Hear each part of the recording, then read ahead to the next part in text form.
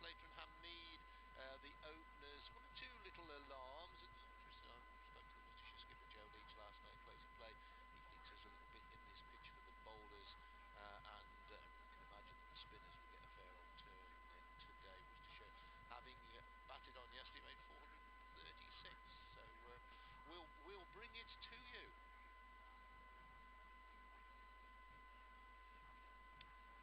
Yeah, it is nice. It's a pity there's no crowding, but the crowd will be back. Was it about a month from now? We will have spectators back in the ground.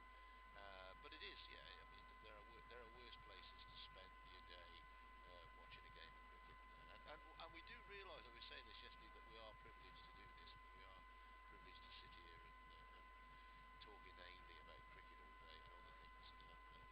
Talking about other things, the chairman's wife has sent us a banana cake today, so there we are. So it's good. It pays to advertise, mate. He said to me yesterday, "Oh, we're starving. We haven't had our lunch yet." And he got a banana cake today. Yeah, it pays to advertise.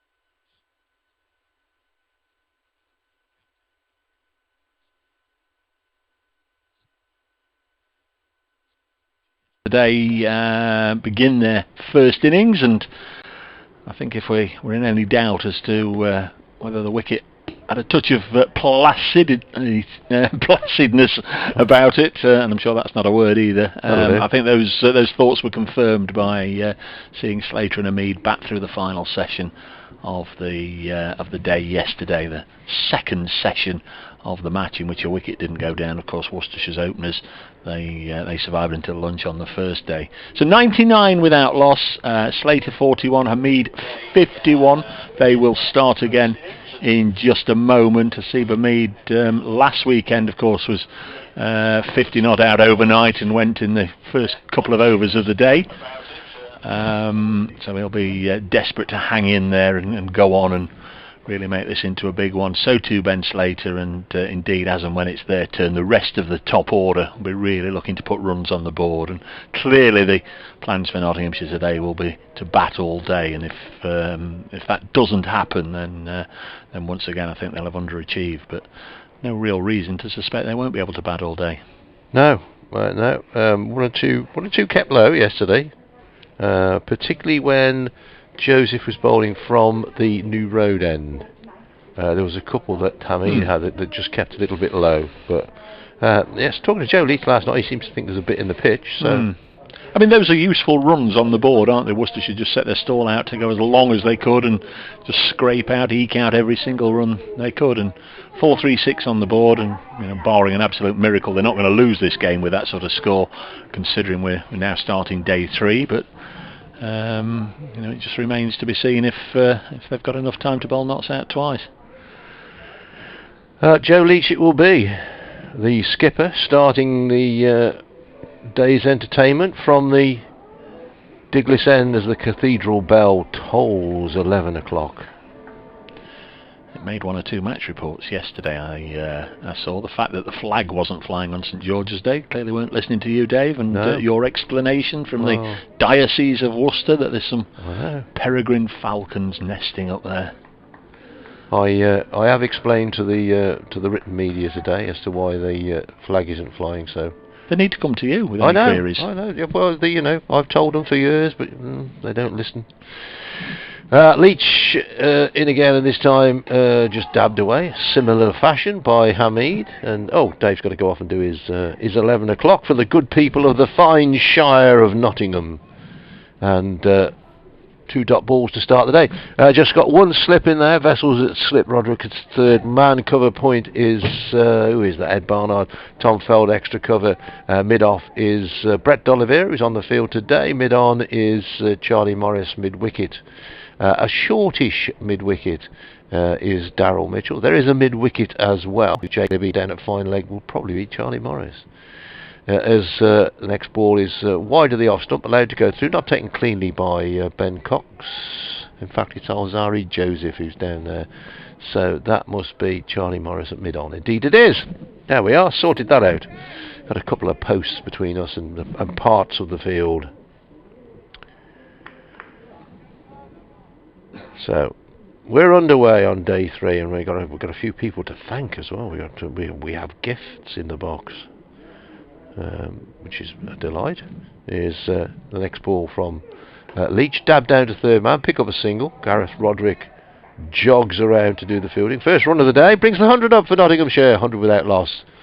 Good start from these two. Worcestershire was put on 140, and then they had a mini collapse between lunch and tea on the first day. Then recovered in the evening session. Added more runs yesterday. The tail very much wagged, and made 436 in the end. We had a very late lunch yesterday, which I'll explain more about while we have gifts today. In fact, while Joe Leach is going all the way back to his mark and altering the field, here's Leach around the wicket to the left-handed Slater, punches it up to mid-on. D'Oliveira fields no run. Fanos, this is from Fanos, the chairman. There you go. For the commentary team, use in case of emergency, e.g. delayed lunch as per yesterday. On behalf of all listeners, banana cake made by Caroline, he thinks. What's that say? May May rotain banana cake. Can't read that. Should have been a doctor. Thanos, can't read your writing. Thank you very much. It'll be very much appreciated by myself and my very good friend Mr. Dave Bracegirdle. We will devour that for you. Here's the next ball from Leach, flicked away through mid-wicket. Might be a couple here now, they'll settle for one. It's Fell who comes round from mid-wicket to do the field on to mid-wicket. One more added. Couple of runs added in the first over this morning. Nottinghamshire 101 without loss, replying to Worcestershire's 436 all out. Slater has 42. Hamid has 52. Could be an interesting morning session here. I think we're going to have spin straight away from the New Road End with Brett D'Oliveira. He could well be the man if he can turn it for Worcestershire today. They might chip away at these Nottinghamshire wickets. 101 without loss. Nottinghamshire replied to 436 all out. Mr. Bracegirdle has talked to the good people. I have. I don't know how recent this was. In fact, the old laptop says it was sent 1 minute ago from Mark. We can't hear you, he says. We can't hear you. They can. So I've just asked him to refresh and also let me know. We're going to have Brett D'Oliveira to bowl. Wasn't on the field yesterday, but able to take his place in the Worcestershire 11 today, and he'll be straight into the thick of things here. 101 without loss. Yeah, we think we're going out to there was this nation and any other nation that wants anywhere to join else in the world. You can listen to us in Vanuatu if you want to. I'm sure they do. Here is Brett D'Oliveira bowling to the left-handed Slater, who allows this ball to pass through to the wicket keeper. Seabermead 52, Ben Slater 42.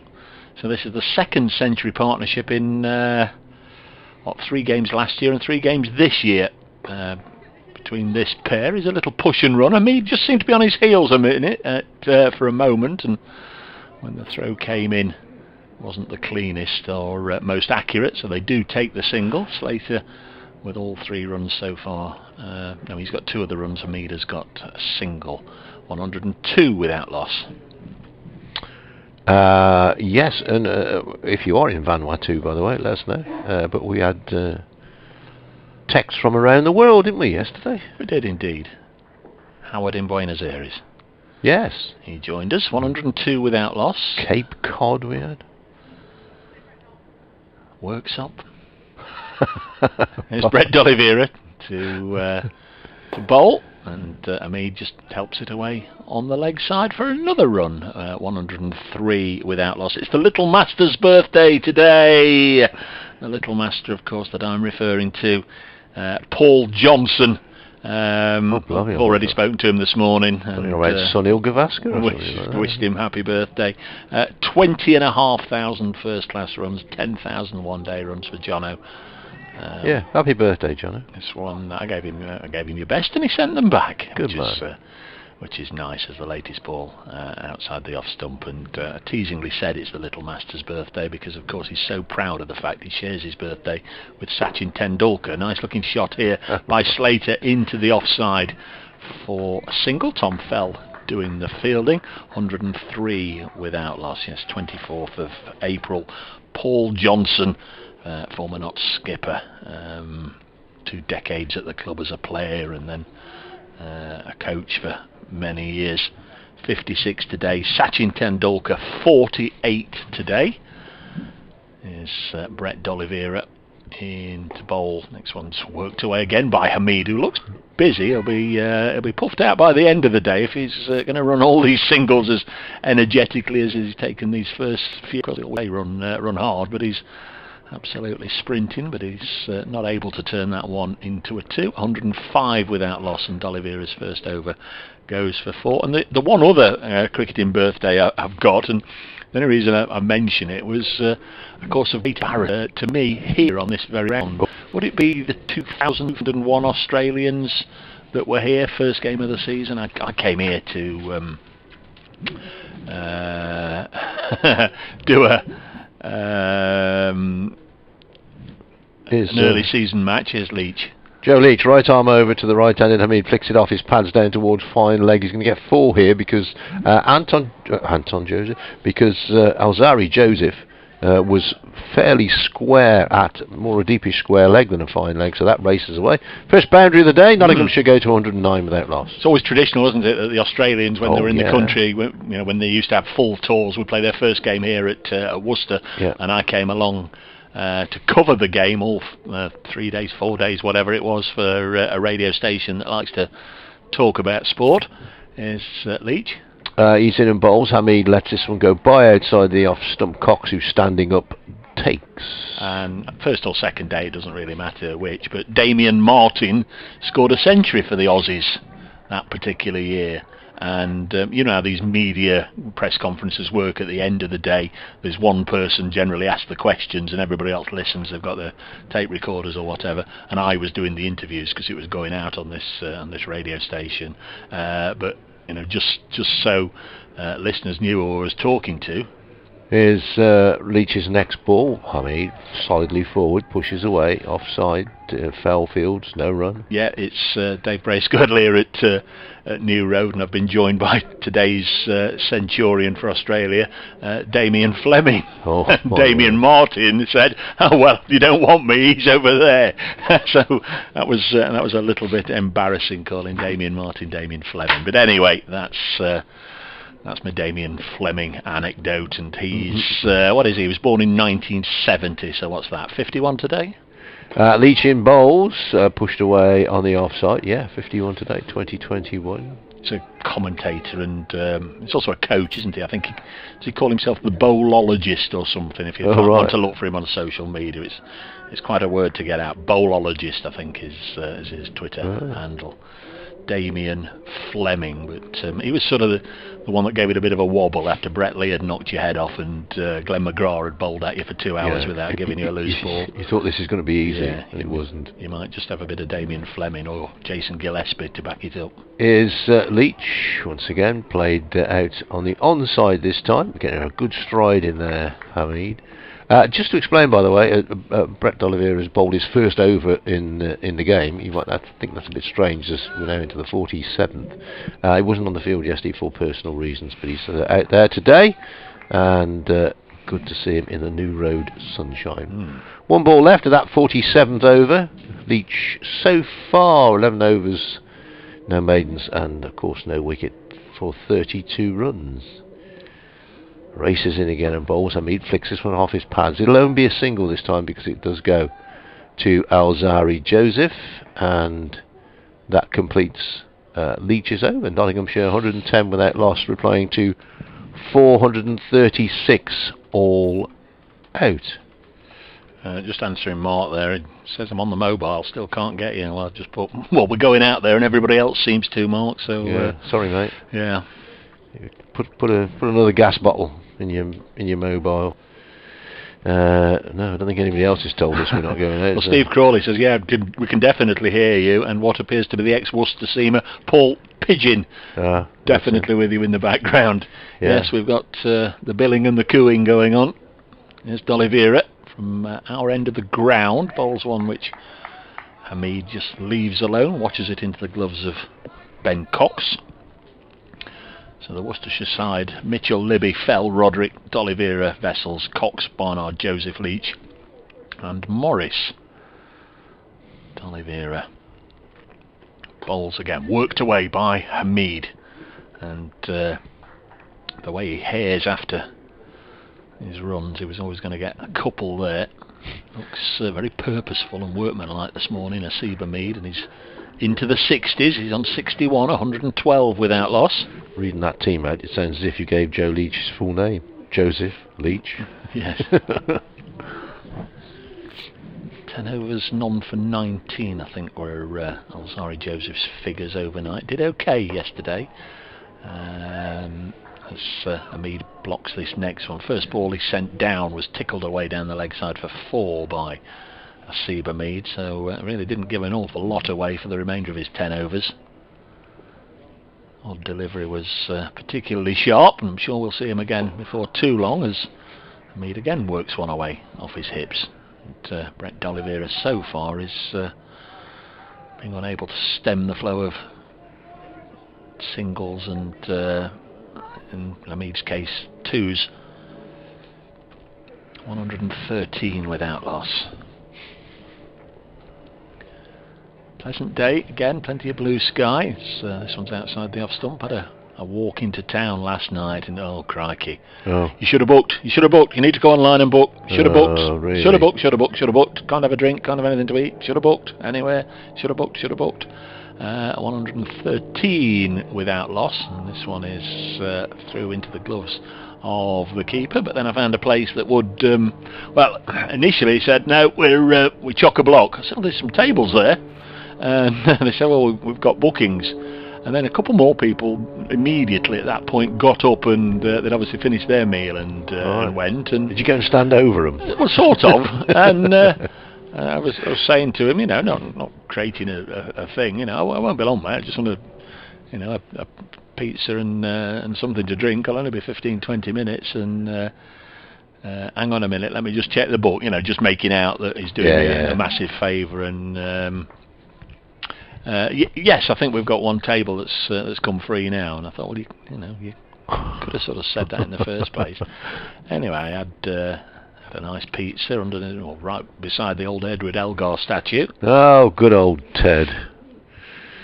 Here's Joe Leach in, bowls, Hamid forward, pushes away, offside, no run, and fell fields. And I thought, yeah, this'll do fine. I'll not want to run into the same problem tomorrow night. So when I'd finished, I said, can you sort me out tomorrow night, exactly the same time? And again, you know, I'll only be 20 minutes, just a pizza or something and a glass of something cold, and can I have your name? Right, can I have a contact number? Right, let me just go and check with the boss. Here's Leach's next ball, which goes wide of the off stump through to the wicketkeeper. Anyway, then this chap, presumably the boss, came back out with the book, you know, the massive great orders book, and he said, I understand you're after a table for tomorrow. I said, yeah, just round about the same time, just for about 20 minutes. I won't keep you for long. Just a table for one. I'm on my own. I'm just working here this week. We can get you in at 4 o'clock or 9:30. So you took the 4 o'clock, and I'll see you later. 4 o'clock or 9:30. Dear me. Yeah, exactly. So well, it's nice to know they're busy, I suppose. Yeah. Here's Leach, comes in and bowls wide of the stumps. Cock standing up takes. Interesting to note, as Joe Leach is running up, the ground is so dry you can see the puffs of dust coming up from where his boots land. A little bit of a breeze as well. We've got Gareth Roderick in front of us. You can see his flannels billowing then. It's supposed to be warmer today, colder tomorrow, and by midweek next week, I think we're back to the second ice age. I think temperatures with the wind chill of around 2 or 3 apparently. Here's Leach's next delivery. Hamid forward once again, solidly in behind it, pushes away on the offside. There's only 4 balls gone in this over, I was going to say. Heading towards the last ball of the over. We didn't work out the follow-on, did we? 150 to 87, 287. Yeah, I'll settle for that. And you would imagine if Nottinghamshire do avoid that, then this game might peter out into a draw. But a couple of early wickets for Worcestershire this morning puts a different perspective on the game, but not going to take one with that ball. Wide of the stumps again, through to Ben Cox, the wicketkeeper. Ground all but deserted, of course, and as we were saying earlier, hopefully in a couple of weeks we'll have folks back in.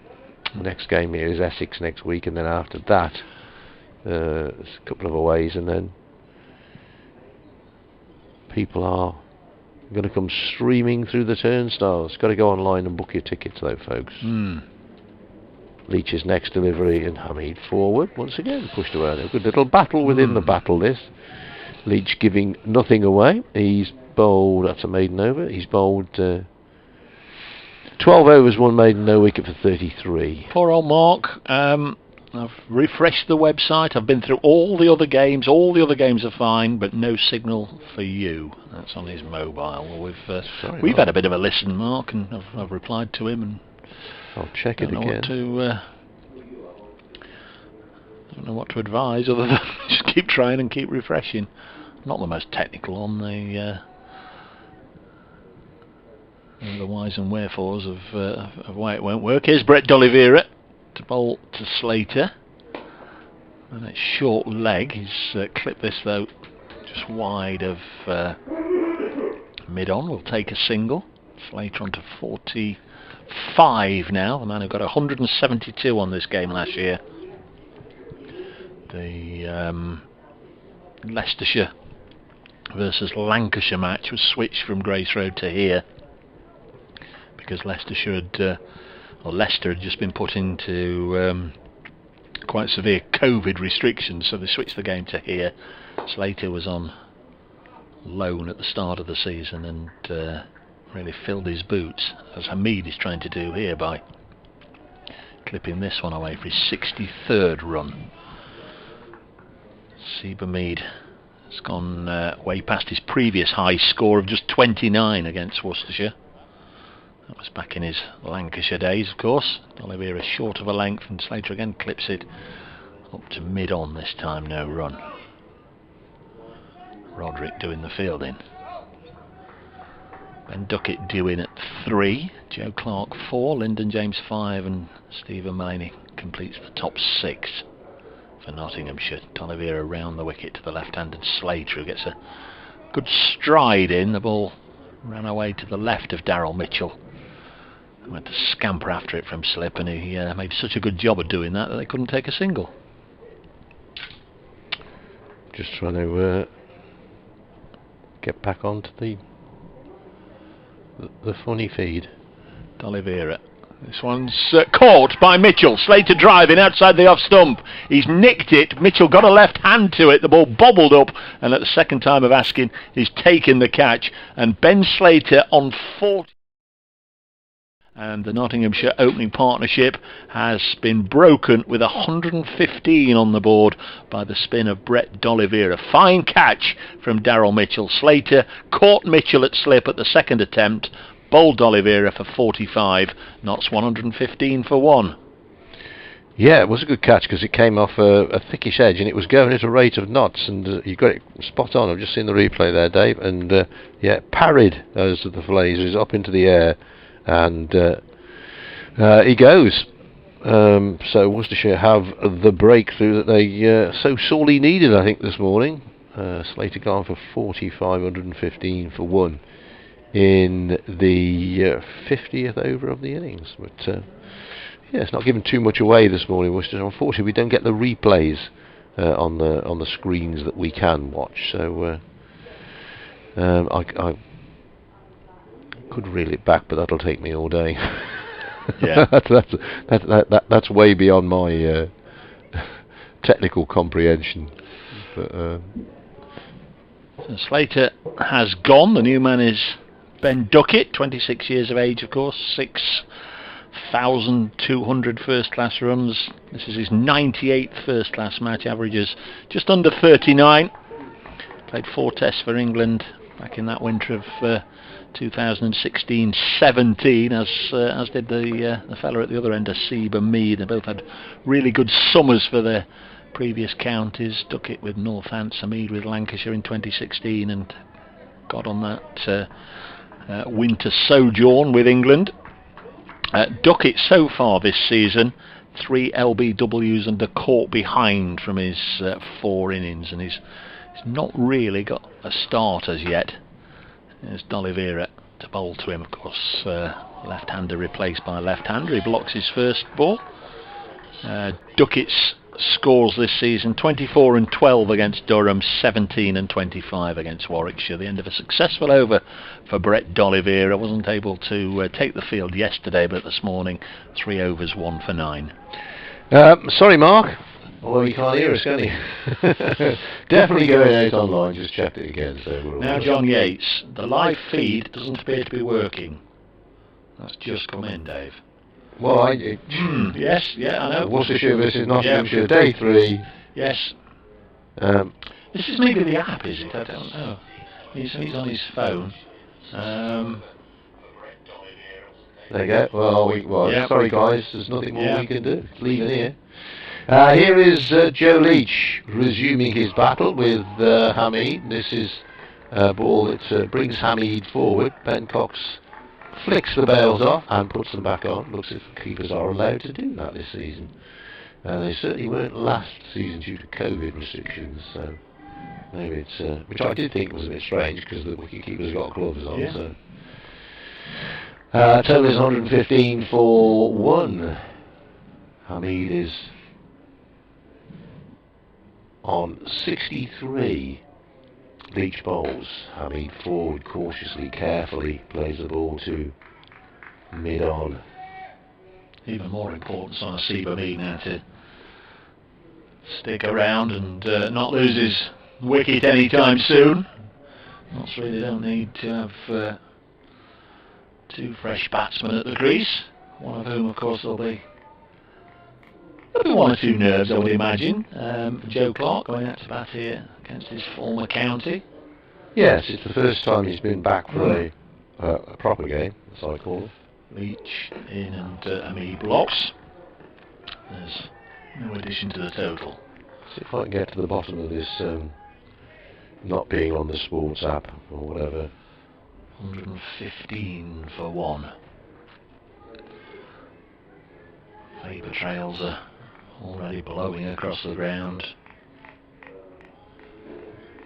Rob's with us, receiving you loud and clear in sunny Breaston, says Rob. The live feed's working from the Trent Bridge website, says Penny. It just seems to be the mobile, I think, that people are having issues with as Hamid blocks this one.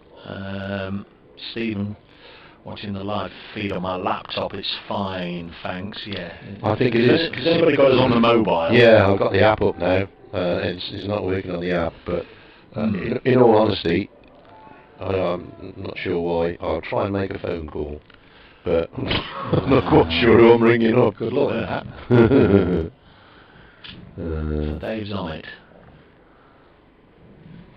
Second sternest man in Worcester after Edward Elgar. As Joe Leach comes in. Good old Ted. Bowls, and it's pushed back to Joe Leach.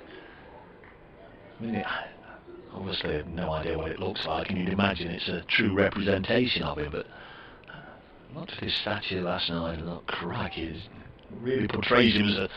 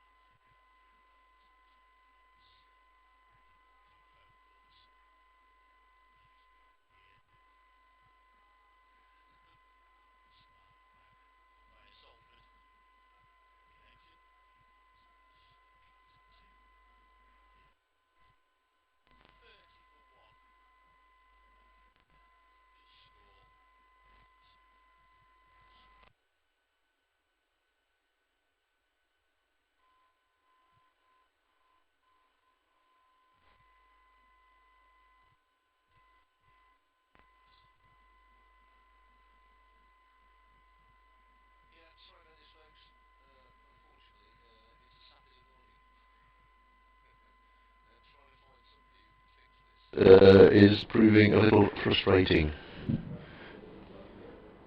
Not that they can hear us. No, we're just waiting for the ball to go to get back to Alzari Joseph. Got Duckett down in his sights, just the one slip. That's Ricky Vessels under the floppy sun hat. 130 for one. Duckett has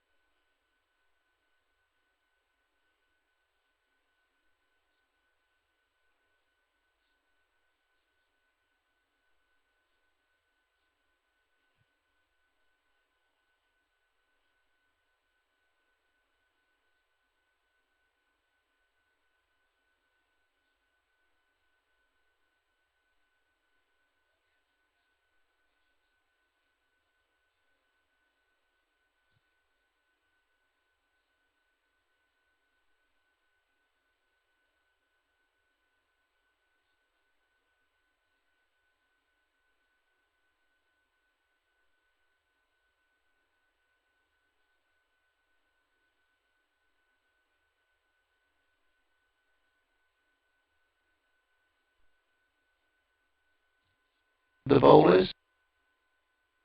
It's always difficult to self out. So Joe Clark will, I'm sure, we're well aware of those all around him. Just a little bit of chirp. It's rehearsing one or two shots. It's the end of Alzari Joseph's over, and I think that's sometimes. It's sometimes nice to get into your work straight away facing the first ball, but on other occasions it is nice to just walk out there and be at the non-striker's end, so you can have a little bit of a look and get reacquainted with your circumstances. Is D'Oliveira in bowls, flicked away by Hamid, who's looked good this morning.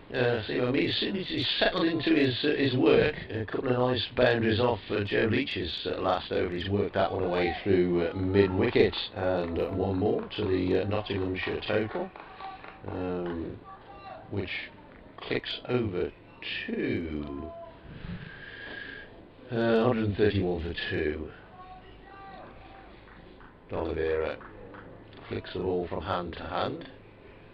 Joe Clark will have faced the bowling of Brett D'Oliveira in the nets a few times. Jogs in, bowls, pushed away on the offside, and there is no run. Apparently we've gone off the YouTube as well now. Well, again, folks, sorry. Don't know why that is. That can't be right. Next ball is played down to mid-on, where Joe Leach is the fielder. Well, that's probably because it does go through an internet connection, whereas the feed to the two counties is direct from us. D'Oliveira's next ball is played back down the pitch. Bowler himself does the fielding. The drone of an aircraft above. We don't get many over New Road. Mostly blue sky, and two little wispy clouds floating around, but another lovely day.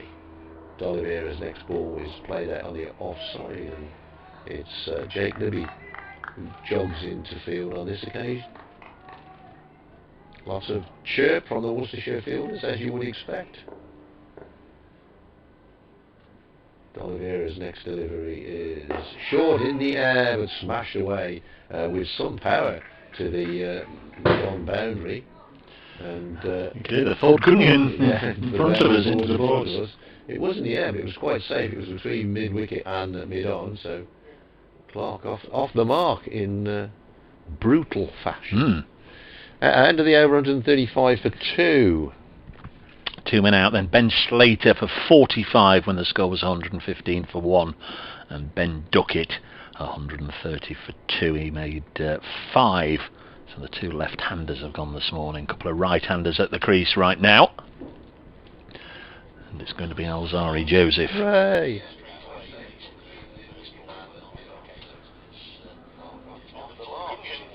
Well, we got 2 now. We got the app and the 2 going out on the same thing there. Live stream. There we are. Anyway, you got something going. So people telling us we're back on. We'll give a bit of a resume in a second. I don't know if you had the pictures and didn't have sound or didn't have anything at all. But 135 for 2. Alzari Joseph just about to start a new over. His second of the morning, and Asiba Mead blocks it. Got a wicket in his first over. Ben Duckett catch at backward point off the bowling of Joseph, taken by Ed Barnard, and both batsmen this morning a sense of feeling a little unlucky in that with both Ben Slater and Ben Duckett, neither catch was taken cleanly on both occasions. A little bit of dexterity from the fielder, and they parried the first one and then reacted quickly enough to grab the ball before it hit the ground.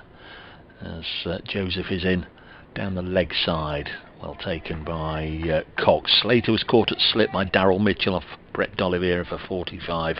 Ben Duckett taken at backward point by Ed Barnard off the bowling of Joseph.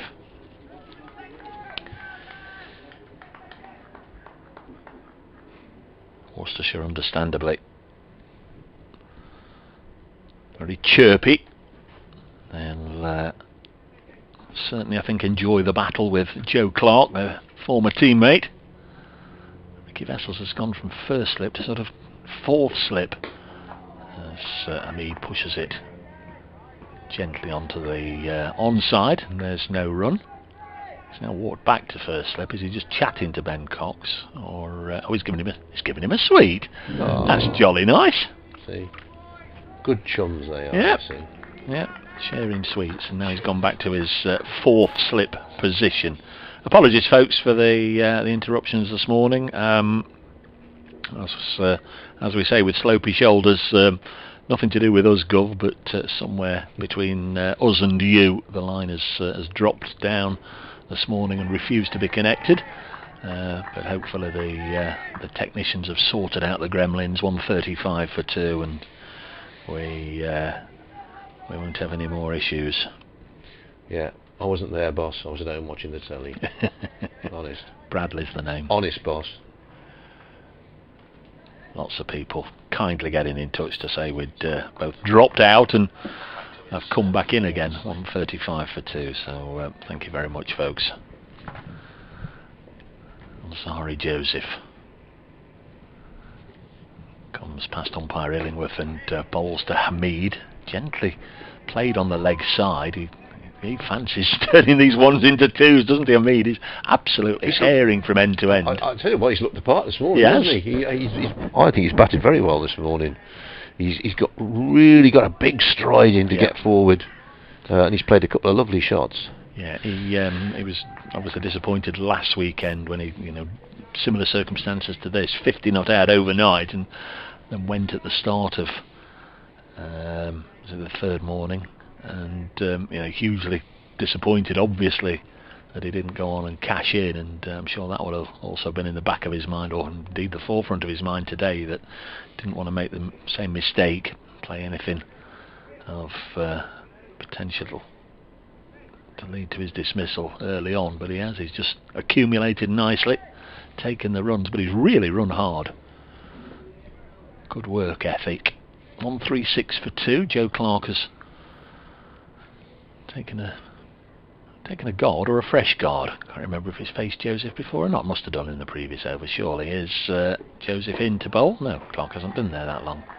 It's played this one anyway, up to mid-on, end of the over. 136 for 2.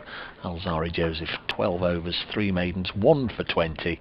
Brett D'Oliveira, 6 overs, 1 for 19. Not so 136 for 2, which means, Dave, I think, if we can do the old Rachel Riley's, they're 300 behind. Very good, that. You've done really well. Poor old Rachel, she must be upset every time you go on there. It's got a strange guard as well, Joe Clark there. It looks as if he's batting off middle and off. And he gets forward. We've noticed that. I mean, I don't know how much he did it at Worcestershire, if it's something that's always accompanied him, but he just like to get forward. It's almost like he's playing on the walk. His bat, when he's out way outside his off stump, when he lifts it up. Here's Brett D'Oliveira starting another over. He's in and bowls, and Hasib plays nicely out on the offside. It's to the left of is that Vessels out there? No, it's Gareth Roderick, and they don't go through for the single. 136 for 2. D'Oliveira in again, this time a shorter delivery, turned away by Hamid. Right-hander turning it against any spin that's there. Cheap Steve has been keeping an eye on that triangular series for us and says he'll be delighted to know the final of it has just finished. Nepal thrashed Netherlands by 142 runs. 238 for 3, 96 all out. Did the good Worcestershire boy do all right? I don't know. Don't ask me what his name is. It's something like Rami Chinand. Next ball is D'Oliveira gets a bit excited here, but it looks like he's got plenty of bat on that to me. And umpire Warren not interested, but there was the proverbial strangled appeal. Jogs in again, and this time forward driving is Clark into the offside, and Libby comes slightly to his right from extra cover to do the fielding. Equal tariff on all our lovely listeners. We love you all, but particularly pleased to welcome Mark to the commentary for the first time this morning. Where you been, Mark? Next bus, you can't get here on time. Don't bother. Because he's the one that had all the issues this morning on whatever device. But he missed 2 wickets, Mark. Slater out for 45, Duckett for 5. Not so 137 for 2. Glad to have you along. You haven't missed much, mate. Got a swarm of locusts across the ground, but apart from that. Here's the next ball, which Clark lashes into this one, but straight again to Libby at extra cover. That completes Brett D'Oliveira's over. He's bowled 7 overs and taken the one of the wickets to fall this morning. 1 for 20. Alzari Joseph, 12 overs, 3 maidens. He too has 1 for 20, and he will continue from the Diglis end. Now you're all with us. Just remind you, this is live cricket, representing BBC Radio Nottingham, BBC Hereford and Worcester. All the BBC radio stations. We're on apps. Well, we're on apps now. We're on platforms, and we are also providing commentary for the pictures as well. So there we are. Commentary for the pictures. There we are. We did mention at the start of the day Paul Johnson's birthday as well, former Nottinghamshire captain and coach, very fine top order batsman. Alzari Joseph comes in to bowl to Hamid, who defends this. I was just looking, Bradders, in his career, just a sign of the times, the different ages that we live in. Paul Johnson played 25 first-class matches against Worcestershire, 45 in 1,600 runs at an average of 41.5, 2 centuries and 10 50s. But just imagine 25 first-class games against the same county. You wouldn't do that. Well, you would do that these days, but you'd have to play for a long time to do it. You'd have to play, at least 13 seasons, wouldn't you? Yeah. Oh, you look at some of those old. I mean, those old players. I think Norman Gifford. I think did he play 1,000 games or something ridiculous? Yeah, I think he did. Yeah, those guys who had a long career when everybody played everybody. Here's Alzari Joseph in again. Hamid will play this out on the offside, and of course Jono was at the crease. That famous match here. Sorry, Worcestershire fans, I'll just dwell on something positive from a Notts angle for a moment. 20 years ago, 2001, when they got their record run chase, 4th innings run chase. Notts chased down 461 here.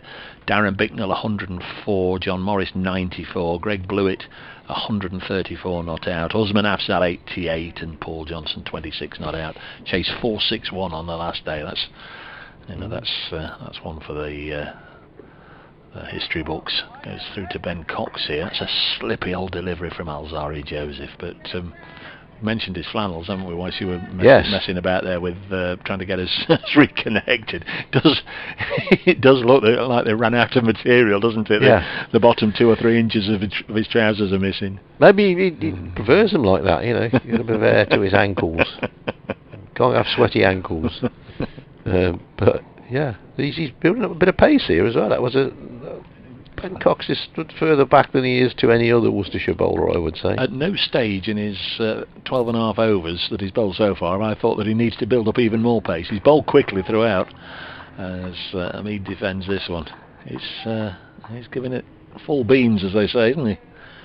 Interesting article in the Times today by Mike Atherton mentioning all the former England openers, of course, of which Hasib Hamid is at the moment, you might say, because he's not playing, but you know, people like Sam Robson and these sort of people who Alex Hales, Adam Lyth, they're all getting runs. Ben Duckett. But they've all had a chance to open the batting for England, and you could say didn't really take it. Yeah, there was certainly a period where 2-3 games was the norm. This one's banged in short, goes through to the keeper.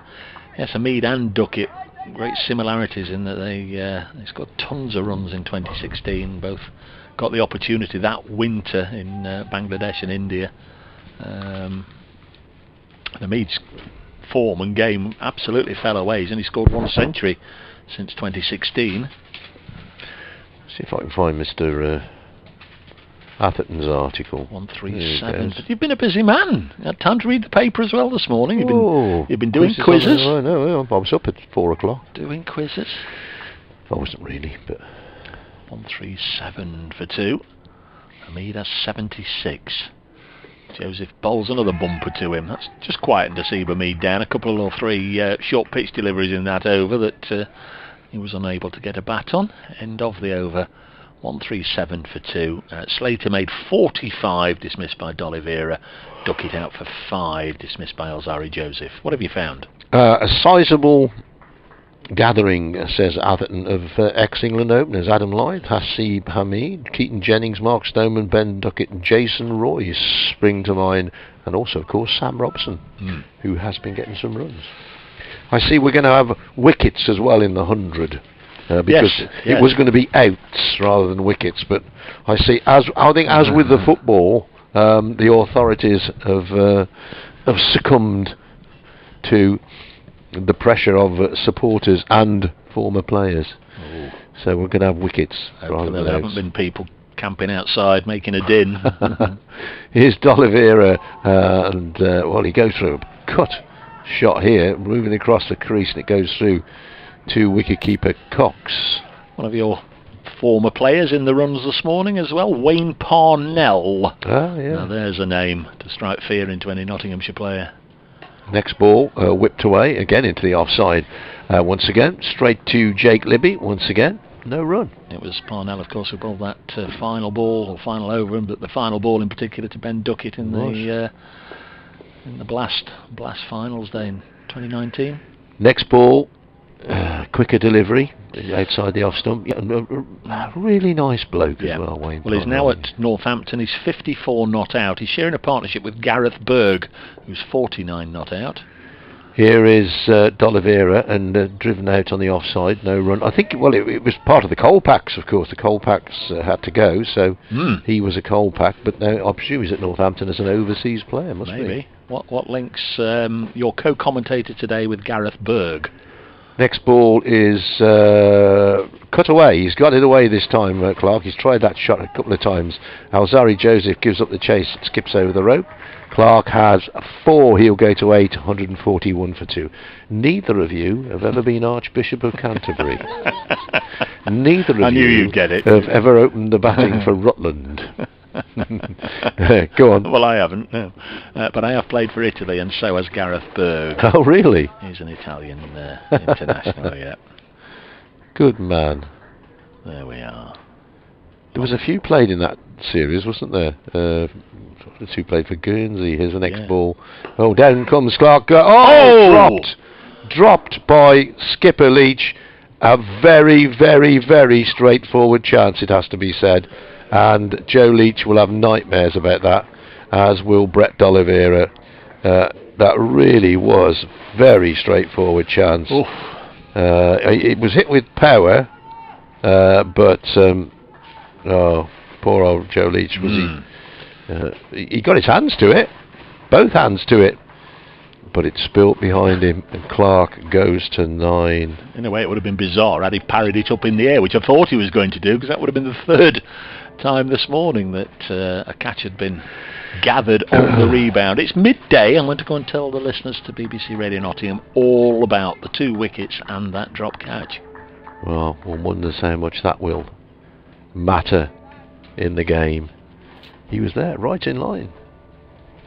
Joe Leach, he's still standing at mid-off, got his hand on his head. It's, oh my word.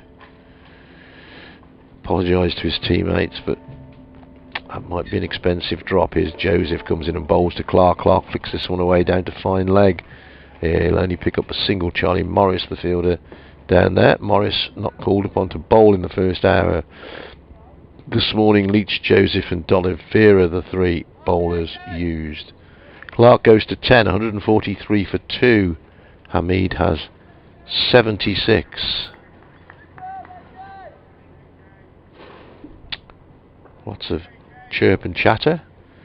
Now, Vessels, who was at first slip, has gone across to a more of a 4th slip gully position. He's so wide that Roderick at 3rd man has to move away to his right, or he would have been stood right behind him. Next ball jabbed down into the ground. The aforementioned Vessels jogs across to do the fielding. 12 men are busy jobs these days, going out with hats and taking hats off and helmets and drinks and all sorts of other paraphernalia. Come on, AJ is the call. Makes his way back to his mark. Very, very lithe is Joseph. You'd imagine he might have been a 100-metre sprinter. Comes in and bowls. And forward comes Hasib Hamid. And no addition to the total, which is 143 for 2.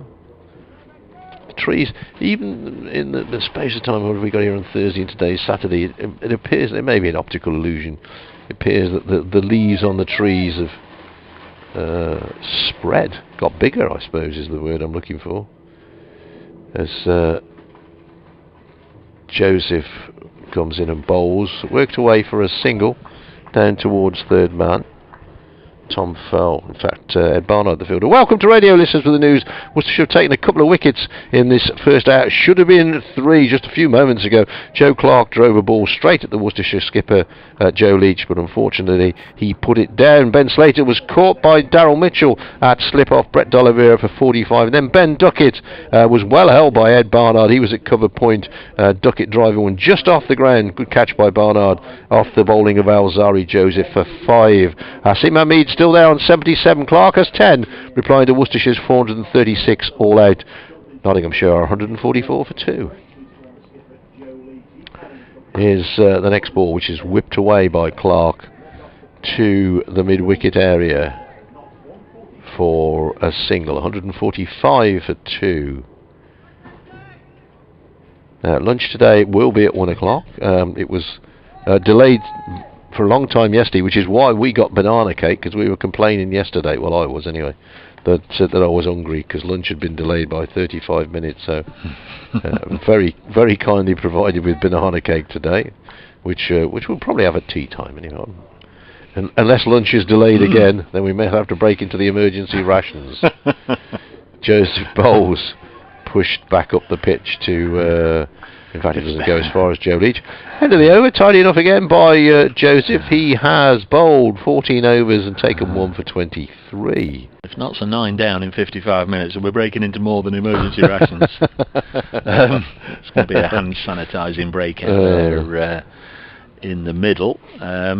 1 or 2 other scores we haven't given you. Yorkshire 2-2-3 for 6, leading Sussex by 152. Good game bubbling up there in Group 3 down on the south coast.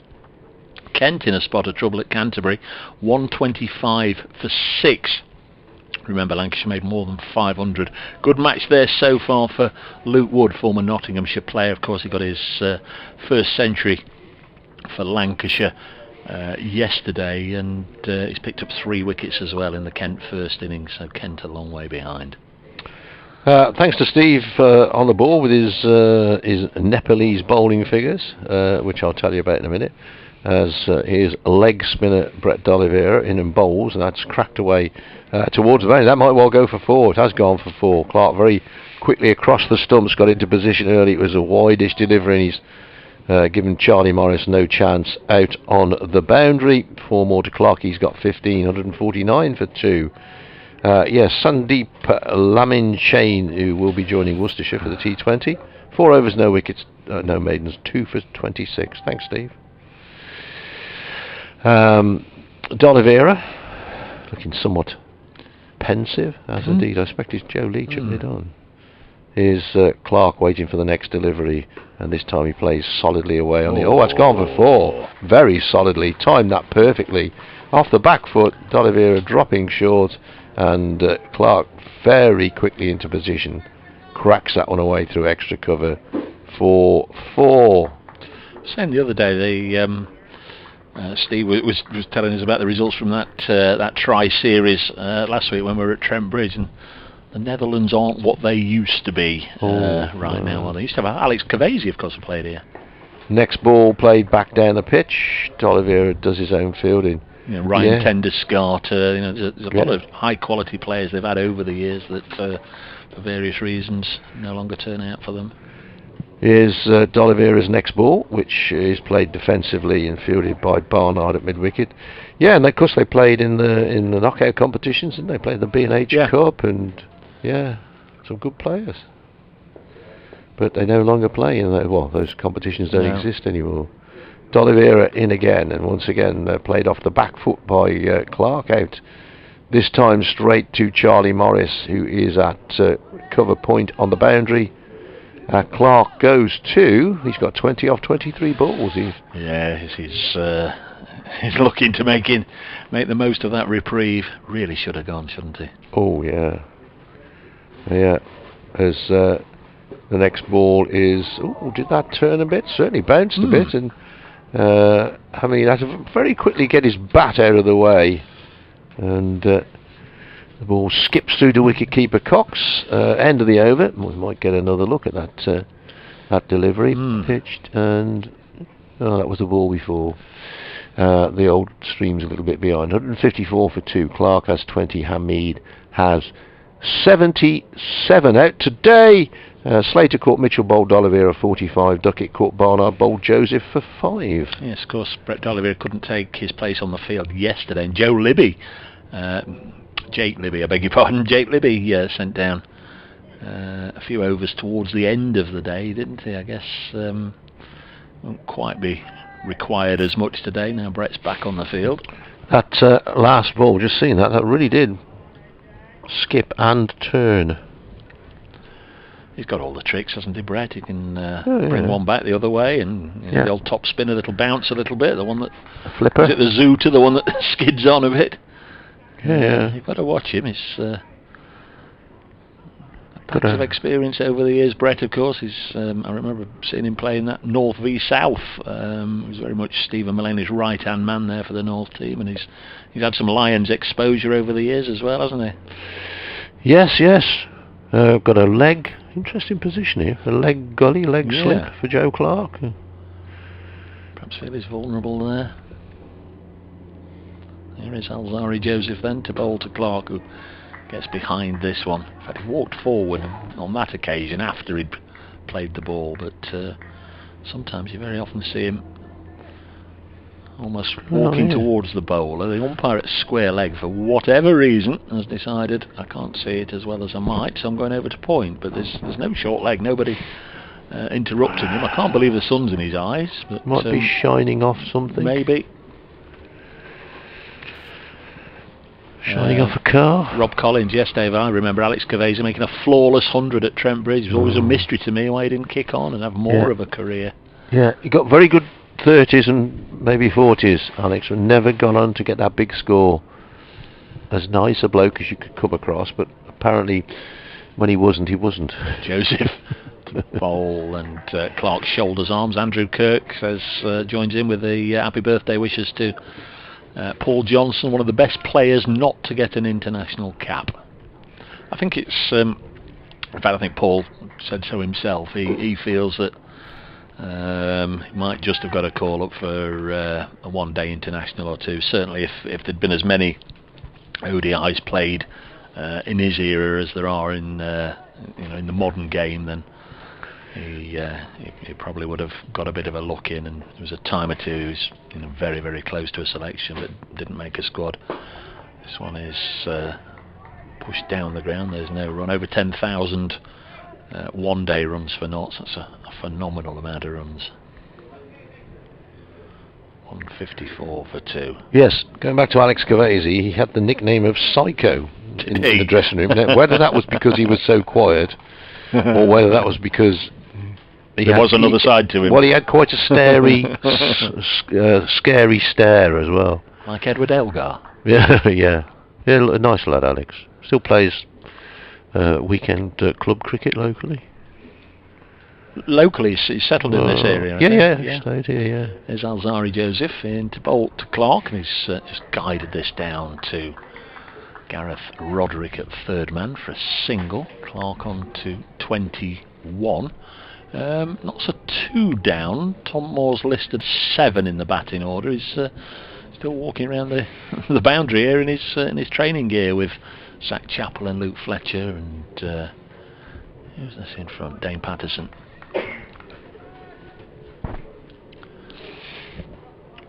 Not suggesting he'll need to stick his pads on yet, Tom was. In fact, he'll dearly be hoping that he won't, but wouldn't be that many wickets need to go down before he needs to get his whites back on, you'd imagine, as Alzari Joseph is in and clipped away by Hamid for a single. Moves on to 78. Just lost the strike a little bit of Seba Mead, and he was in good touch, wasn't he? Has been for most of the morning, but since Joe Clark's come in, he's faced most of the deliveries.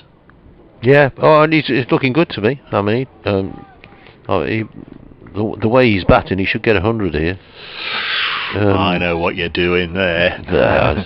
Well, he's not scored one yet for Nottinghamshire, so. No, but he has. He's looked very controlled this morning. He's played a couple of nice shots, but he's been very patient as well. When you sort of look at that stat, only 1 century since 2016 for a Seba Mead. You wonder why, don't you, when you see him playing like this, as Joe Clark lets this one go past his nose on its way through to Ben Cox. 156 for 2. Quite easy to add the runs scored this morning, because Notts were 99 without loss overnight, so 57 for 2 this morning. Live cricket from New Road in Worcester. Dave Bradley and Dave Bracegirdle bringing you commentary. Charlie Morris is doing some warming up on the cathedral side of the ground, so maybe he is on for Alzari Joseph very shortly. Different 12th man today for Notts. Closest to us, just running out there with some spare gloves for Joe Clark. Number 15, Toby Petman. Interesting acquisition in the close season. Quick bowler, former Oxford University captain. We had his dad following us through the game. Toby has been playing for the seconds this week, but he's here as 12th man, yet to make his Notts debut. Not playing club cricket. Quick bowler, Toby Petman. Normally play club cricket Saturdays, don't they? Here's D'Oliveira twirling away, and this is played, just pushed away in the end by. It looks as if he almost got in the wrong position there, but then got his bat in the right position, which is what it's all about. So he picks up another run through the onside. The field changes. It's a shortish mid-off or a shortish extra cover as Clark drives into the offside. Misfield there by Jake Libby, who can't have too many complaints. He's probably fielding on the practice wickets there. He's certainly on the square, but there are some practice pitches which maybe the ball took a little divot from. Concedes a single. Between them, they're warmly welcoming Joe back to the to his former stomping ground. They've put him down now. They've gifted him a run. 158 for 2. D'Oliveira's next ball to, I think that's turned a bit. He turned one in the last over. The last over turned and bounced. That one looked as if it might have gone a little bit off straight as well. He didn't chase it though, did he? No, he drew his bat at the last second, but it put a bit of doubt in his mind maybe. Here's D'Oliveira again. This time he goes back and there's some oohs and ahs as the ball, that probably is the one that went straight on with the arm, manages to keep it out. Joseph's had 5 overs this morning. You'd imagine Charlie Morris would be next in line. Here's D'Oliveira's next ball, once again pushed away on the offside. And I'm just looking at that one that went out past the outside edge of Hamid's bat. It did go a fair bit. He's got a bit of a rip on it every now and then. D'Oliveira's next ball is cut away straight to Joseph, who's a backward point. That completes D'Oliveira's over, 158 for 2. Clark has 22. Hamid has 79. Deduct 149 from 436. Good luck. 287 is what Nottinghamshire needs to avoid the possibility of a follow-on, and from here you'd be very surprised if they didn't get there. Clark 22, Hamid 79, 158 for 2 are Nottinghamshire. Occasionally, like a broken clock, I'm spot on. Joseph out of the attack. Charlie Morris too have a bowl. 158 for 2. I hadn't seen him warming up, honestly. He's going to be bowling from the Diglis end in front of the Basil D'Oliveira stand down there. Third different bowler this morning from that end of the ground. Joe Leach started and he gave way to the Antiguan, and now Joseph has handed on the baton to Charlie Morris, who bowled 9 overs yesterday, none for 14, so certainly no liberties taken by the Nottinghamshire batsman. Morris bowled nice and tightly yesterday, mainly from this end, if not exclusively from this end, and he comes and bowls onto the pads of Joe Clark, who helps it out through mid-wicket for another single. 159 for 2.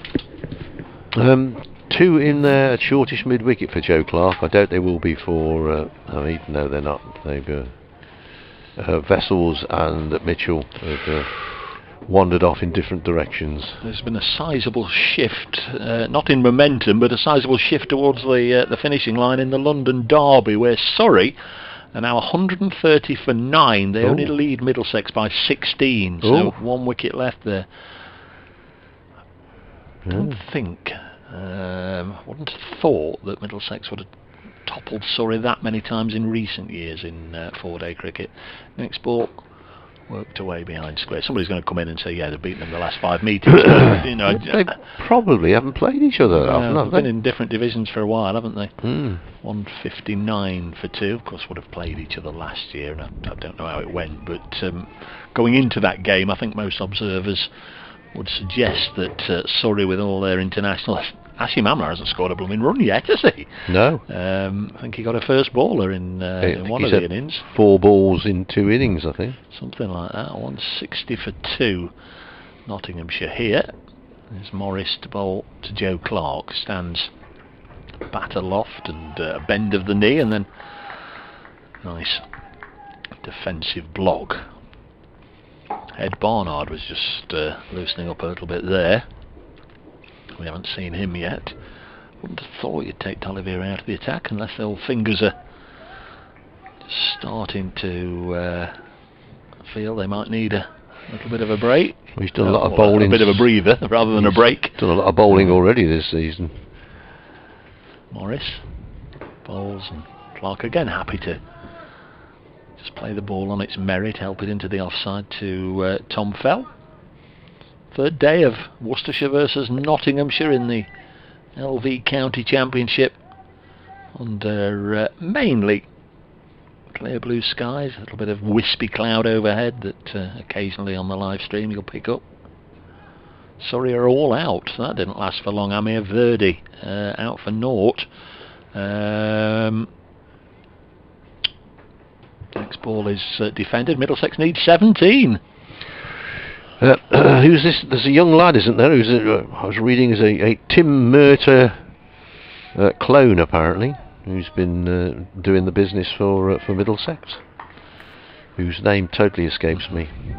I'll have a look on the card, see if there's a name that I'm not too familiar with. Bamber, Mr. Bamber? Yeah, I think it was him, yeah. Ethan Bamber? Luke Holman? Next one is driven through the offside for 4 by Clark. He doesn't move a muscle towards running down towards the other end. Holds the pose for any snappers that might have their camera lens trained on him. Very, very elegant shot from Joe Clark indeed. And Clark is on to 27. 164 for 2. And it's the end of the over. Lovely, lovely shot. Luke Holman and Ethan Bamber. I'm not too familiar. Ethan Bamber, that's him. Yes. Yeah, 3 for 30 in the second innings. But Surrey 130 all out. Middlesex needs 17, and then they can go off and watch a bit of club cricket or whatever they do this afternoon. Watch a bit of football. Well, they can't actually go there. Yeah. You're not supposed to go to club cricket, but well, you're not. No. 164 for 2 here. D'Oliveira into bowl, pushed away on the onside. It's daft because if you have a bar, you can provide hospitality, and if there happens to be a cricket match on in front of your bar, then you're all right. Are the mighty Martles playing today? Next ball is pushed away on the offside. The Martlets. The House Martins are in action at Avencroft today near Bromsgrove. Oh, they're away. Yeah, lovely little ground at Avencroft. So. And due to the amazing technology these days, I can tell you the score. Not already? Pushed out on the offside. Bit of bat and pad close together there. D'Oliveira allowed appeal. Maybe the ball brushed the pad first, but umpire Warren not interested. Where are we? 12:30 start in the local league. By Joe? Yeah, not quite yet. Now what about the Worcester Warriors? They're playing today, aren't they? They're playing today, yeah. Here's D'Oliveira's next ball, pushed out back down the pitch. Are the County and the Forest in action today? Or? They are indeed, yes. Well, we might keep you up to date with those. And Mansfield Town. And the Stags, the mighty Stags. We'll keep you in touch with all those as well. We won't dwell on it too long because we get a lot of complaints from people who say, talk about the cricket, you don't know much about that. Here's the next ball pushed out on the offside where it's Gareth Roderick who's at mid-off who does the fielding. 164 for 2 is the Nottinghamshire total as D'Oliveira strides in, and this is dabbed away on the offside for no run. Over ends at 164 for 2. Slater caught Mitchell, bowled D'Oliveira 45. Duckett caught Barnard, bowled Joseph 5. Those are the wickets that have fallen this morning. And I have news from Mrs. Bradley, who had a flat tyre on her car this morning, called out the breakdown. Apparently she needs 4 new tyres. £400. I've never seen a flatter tyre than the one that she had this morning. I tried to pump it up, but gave up. So there we are. No, that is a flat tyre. That is a flat tyre. That needs 4 tyres to replace it. Yeah. Yeah, so she's not happy about that. She hasn't got a car till Monday, so I'll be walking in tomorrow. Oh, crikey.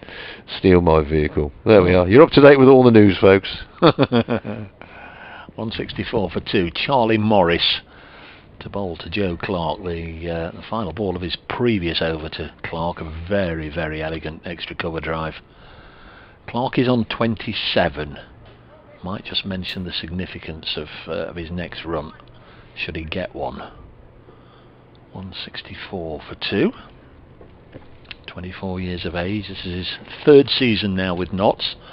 And he's been bowled. Lost his off stump to Charlie Morris. And Joe Clark goes for 27. He won't get that extra run, which would have 1,000 first-class career runs. He's going to sit on 4.999 for a while. Clark bowled by Morris for 27. And I think Joe Leach was probably the first person there to congratulate Charlie Morris, having dropped Clark when he got 9, so it's cost him 18 runs, you could say, since then. But yeah, important. I think if Worcestershire take 3 wickets in the morning session, they'll be pretty pleased with their efforts. If they could get another one, they'd be very pleased with their efforts, I think.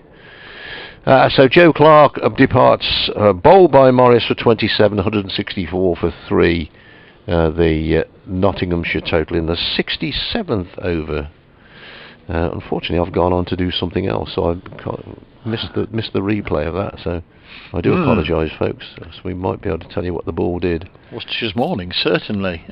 65 for 3 right now, and what we've seen so far. Here's a young man playing his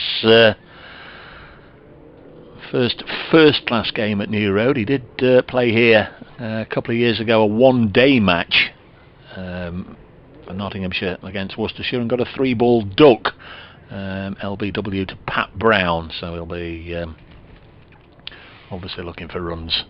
Came back a bit on him, that one. On Joe Clark, that is. Yes, well bowled, Charlie Morris. Lyndon James is the new man then. He's in at 5, still Stephen Mullaney, Tom Moores, Liam Patterson-White, who top scored last week with 73 not out. He'll be due in at 8. And then Zach Chappell, Luke Fletcher and Dane Patterson. 164 for 3, Nottinghamshire. Mead is 80 not out. Mandy says willing a Seabond for 20 more runs. Says what?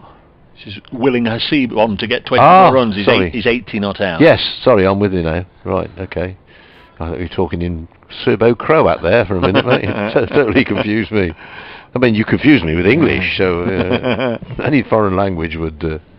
Luke Fletcher's lost some of his chums. He's going to do another lap of the ground, still in training gear and shorts, but he did have Tom Moores, Zach Chappell and Dane Patterson for company on his last lap. He's left them behind. Here's Morris in to bowl, and Lyndon James is away first ball, a single into the leg side. He's up and running. 165 for 3. Lyndon James with a single, got 79 not out in the first match against Durham at Trent Bridge, having scored a century against Warwickshire's Spears in the warm-up game the week before. So a few runs, the early stages of the season for Lyndon. Not amongst the wickets in this particular match. Was very late getting into the attack as Morris bowls to Hamid, and he blocks this one. Something like 130 overs have been bowled before Lyndon actually turned his arm over. Of course, Notts have got a vast number of bowling options right now. The big game of the day, though. Martley lost the toss. They're batting. Was this in the Worcestershire Premier League? Oh God, no! It's in Division 3. Oh, right. Blimey. And your second, third, and fourth, and fifth team, or we know second teams are in Division 8, and that's about it. Next ball was blocked by Hamid. 165 for 3. A successful over for Charlie Morris. Has not yet come to an end. I thought it had. There was a lot of movement out there, but No, there's still 2 balls left. He's 1 for 21 in his 11th over. On his return to the side, came in for Dylan Pennington in this game. Yeah, on the old rotation system, he took 3 for 95 and didn't take a wicket. Oh, he might have done in the second innings. I haven't completed my thing there. Against Essex. Here comes Morris and Bowles. This has helped up to mid-on, and there's no run. Essex only had 1 innings in that game, didn't they? They did bat again, but they only lost 1 wicket, which is why there's nothing in that column. Where are we? We're nearly at 12:30. I think we want more delivery before we do the fandango along the corridor. Well, we pray that 6 wickets don't go down in the next half an hour, and lunch is delayed again. Can't have that happening too often in the season, by Jove. It was getting desperation stakes at one time yesterday. 165 for 3. Morris to Hamid. I just sense he's getting now very much within sniffing distance of an important milestone here as he defends this one. He remains on 8. He's faced 211 balls in his innings. 165 for 3. Slater for 45 was the first wicket to go down. That was 115 for 1. It was 130 for 2 when Ben Duckett fell to Alzari Joseph for 5, and 164 for 3 when Joe Clark was bowled by Charlie Morris in the previous Morris over. Brett D'Oliveira to continue. He's bowled all 11 overs from the New Road end so far this morning. At the moment the board tells us that 73 remain in the day, so that suggests that unless Worcestershire bowl 11 in the next half hour, which is highly unlikely, that we may be slightly behind time, if you want to call it behind time, behind overs. Ball pushed away on the offside, and there is no run. Yeah, we had we actually had lasagna for lunch yesterday. Very nice. Bit of jerk chicken on the first day. Thank you very much, whoever provides that. It's most welcome for us poor old pensioners. Next ball played back up the pitch, and I was going to say it's been fielded by Ricky Vessels, but the ball had actually stopped before he had strolled in from extra cover. 165 for 3. D'Oliveira twirls, and that's flicked away. That's gone away nicely. Couple here for James, one would think, indeed. By the time who's that out there? Tom Fell gets round to field. They have come through for the second run. James has moved on to 3. Hamid has 80. 167 for 3. Next ball is cut away, and going to get a single. Morris is the fielder way out on that cover point boundary. Quite a tall man, Lyndon James, and somehow the helmet sort of makes him look even taller, of course, rather than just the extra inch or 2.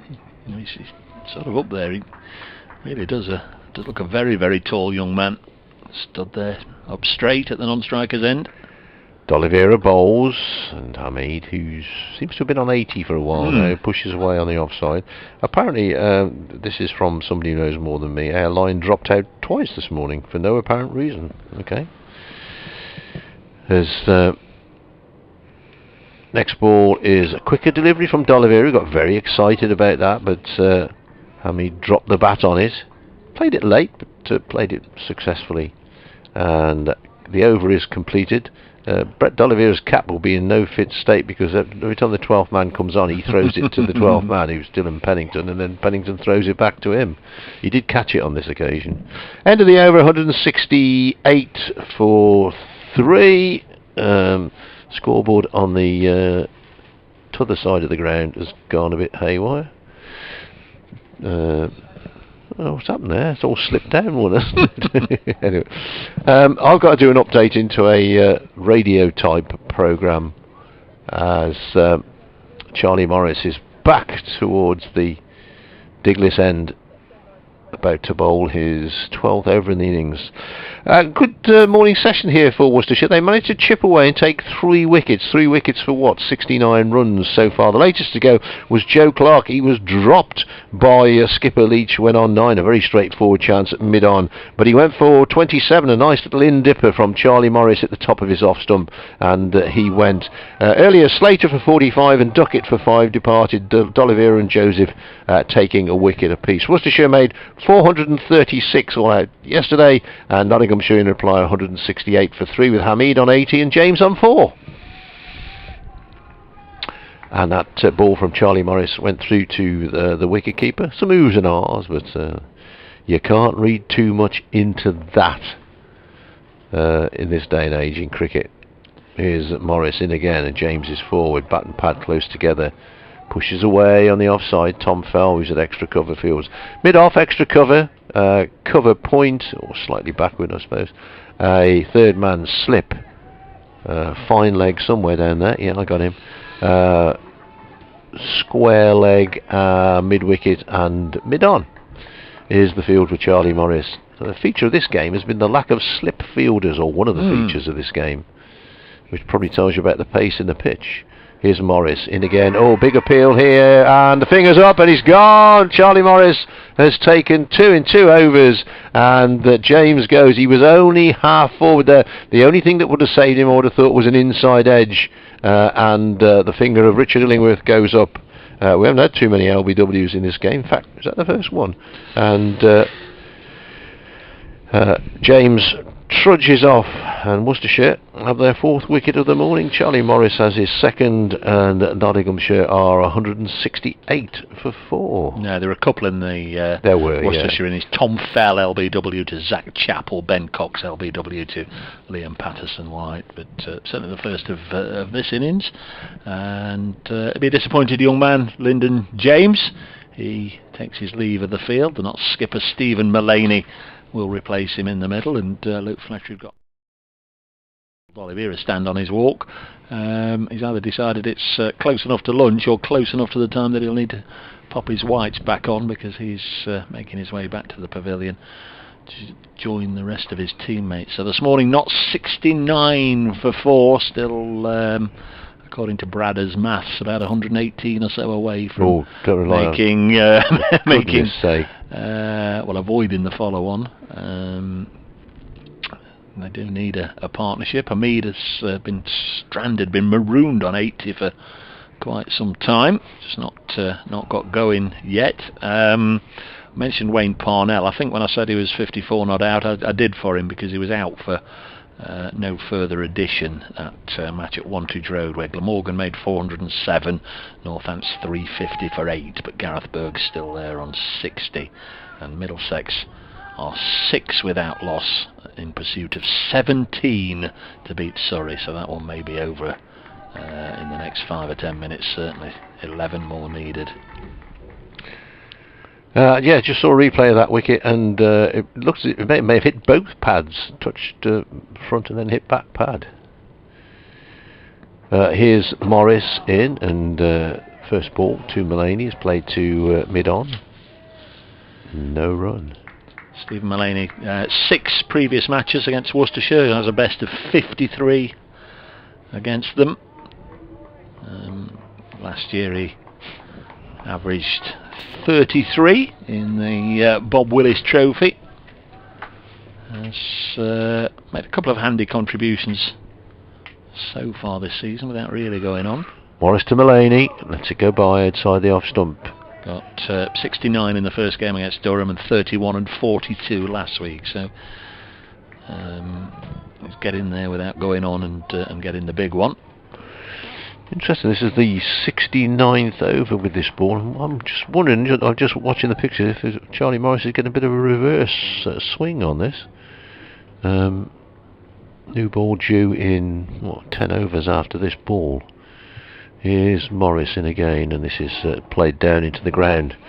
There will be no run. We can't really see what's going on live, as it were, because we are well, Gareth Roderick's been fielding at third man and we're right behind him, so that tells you where our position is when the bowling is from the Diglis end, and trust me, we don't move our position when it's from the New Road end, but it's a different... we did play Nottinghamshire early season once, a few years ago, and we ran our lines out to the front of the stand, and, well... Dave Bracegirdle, I think, got warm on Boxing Day that year. it was cold. It was chilly out there. It was cold. I looked at my hands and they were blue. We are older and wiser. There's Brett D'Oliveira from the New Road end, our end of the ground, and Hamid is off 80 on to 81. His score for Notts is 87 that he got against Leicestershire last year in the Bob Willis Trophy.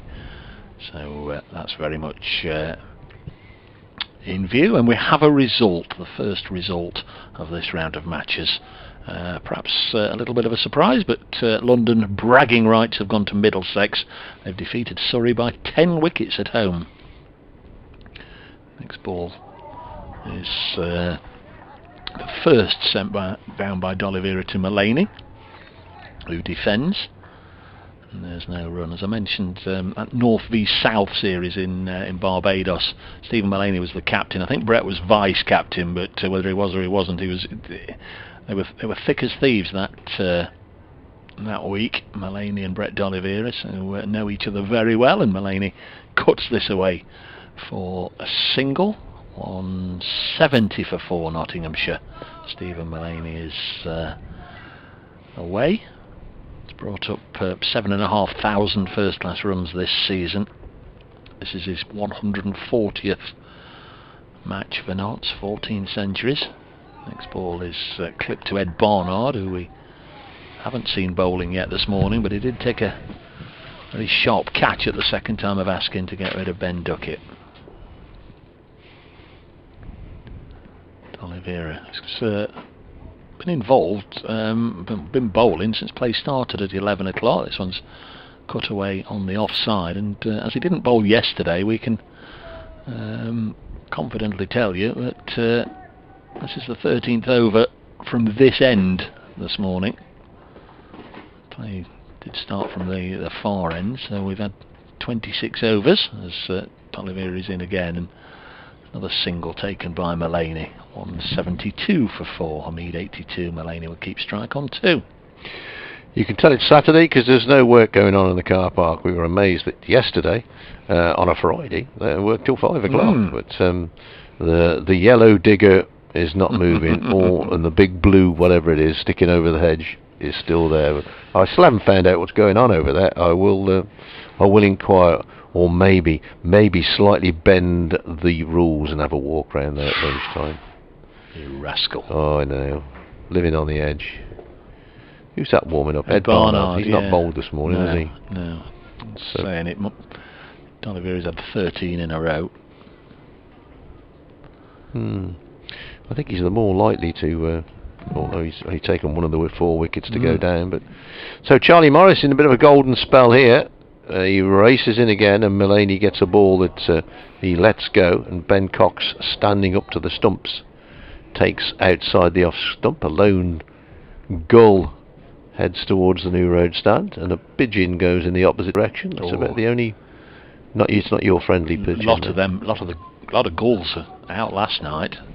And they don't Friday night. They don't pay a slightest bit of notice if you just try and shoo them away. Oh no, they have no fear.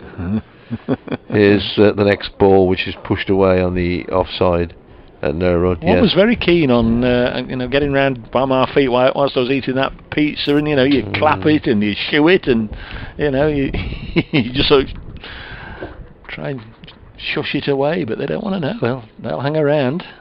Yeah. Friday night's a big night out, mate, for the Gauls in Worcester. Yeah. Is that all you've got? It seemed to be saying, as it they looked at me. Need more. Here's the next ball, which bowls in. Mulaney lets it go, and it hits the top of his off stump, and Charlie Morris has taken 3 wickets. Overs, and has changed the complete complexion of this innings. 164 for 3 becomes 172 for 5 and we'll just get the replay up of that in a minute, in a few seconds, hopefully. But Mullaney just didn't play the shot. He's gone, bowled by Morris for 2. I think this is the ball. Let's have a look. Yeah, it comes back at him. Yeah, lifts his bat and it just comes back in and hits the top of off stump. Stands there for a while, Stephen Mullaney. Can't believe what he's done. But Charlie Morris, 3 wickets in 3 overs, and Nottinghamshire 172 for 5. Yeah. Now, this is a bit like the Worcestershire innings. A good opening stand, 115 on the board, and then the wicket started to tumble. Real miscalculation by Stephen Mullaney.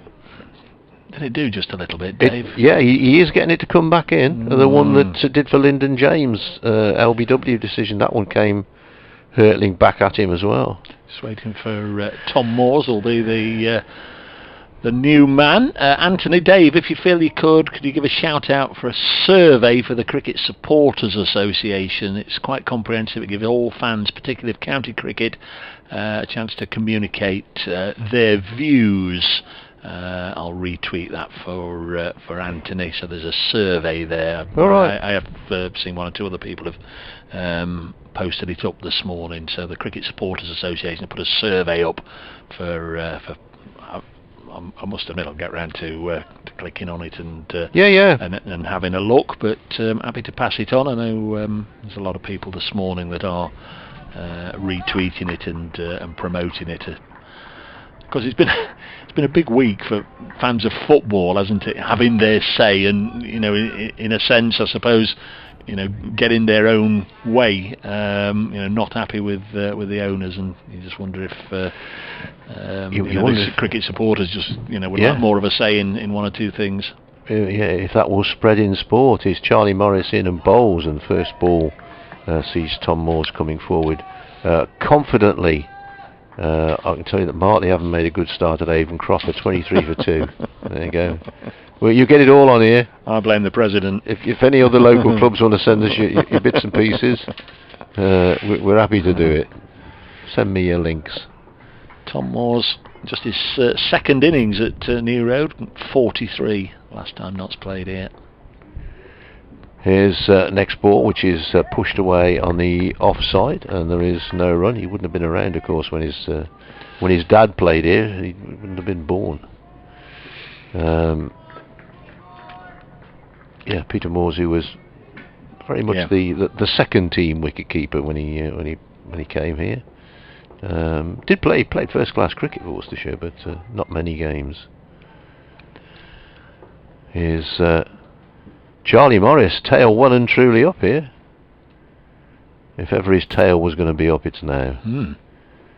Bowling around the wicket, bowling the ball into the left-handed Moores, and taken by Cox, who flicks the bails off. End of the over. Charlie Morris has figures of 3 for 21 off 13 overs.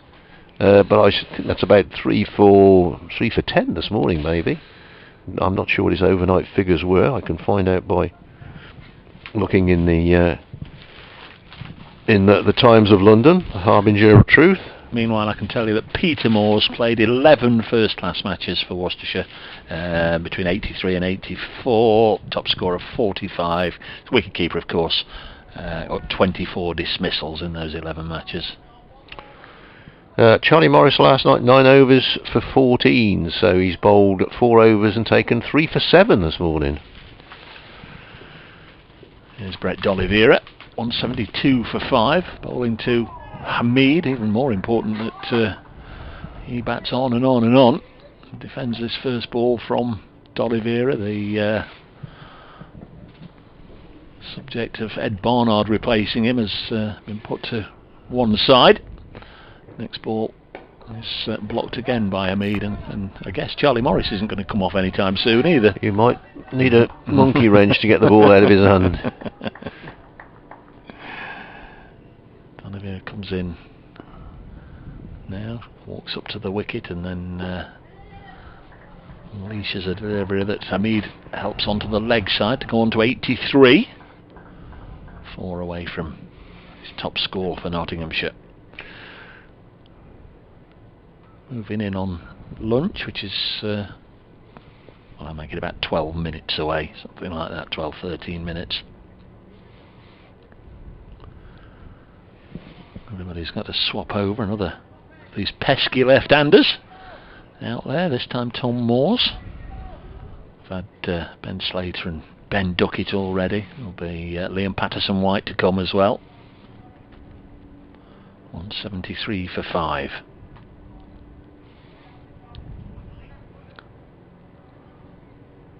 Scored an unbeaten 96 against Durham in the first innings of the first match of the season. Tom Moores ran out of partners at the end. First ball he's faced is helped out. First ball from D'Oliveira, helped out into the covers. Barnard Fields. There's no run. Slip and a short leg in for the new man. Umpire is Russell Warren. Watches on as Moores defends. So one result already. Middlesex defeating Surrey by 10 wickets. It'll be a real tonic for them, a real fillip for Middlesex. Bit of a blow to Surrey. This one's short and pulled away by Moores. Cries of catch it, but it's gone all the way for 6. Didn't clear the rope by much, but of course it doesn't have to. It's 6, whether it lands an inch over the ropes or disappears 20 rows back. It in fact thudded into the advertising boardings in front of the scoreboard over there, the side of the hotel. So Tom Moores away off the mark with a 6. Bet you used to do that, Bradders. Oh, very often. Yeah, especially after a decent leg spinner.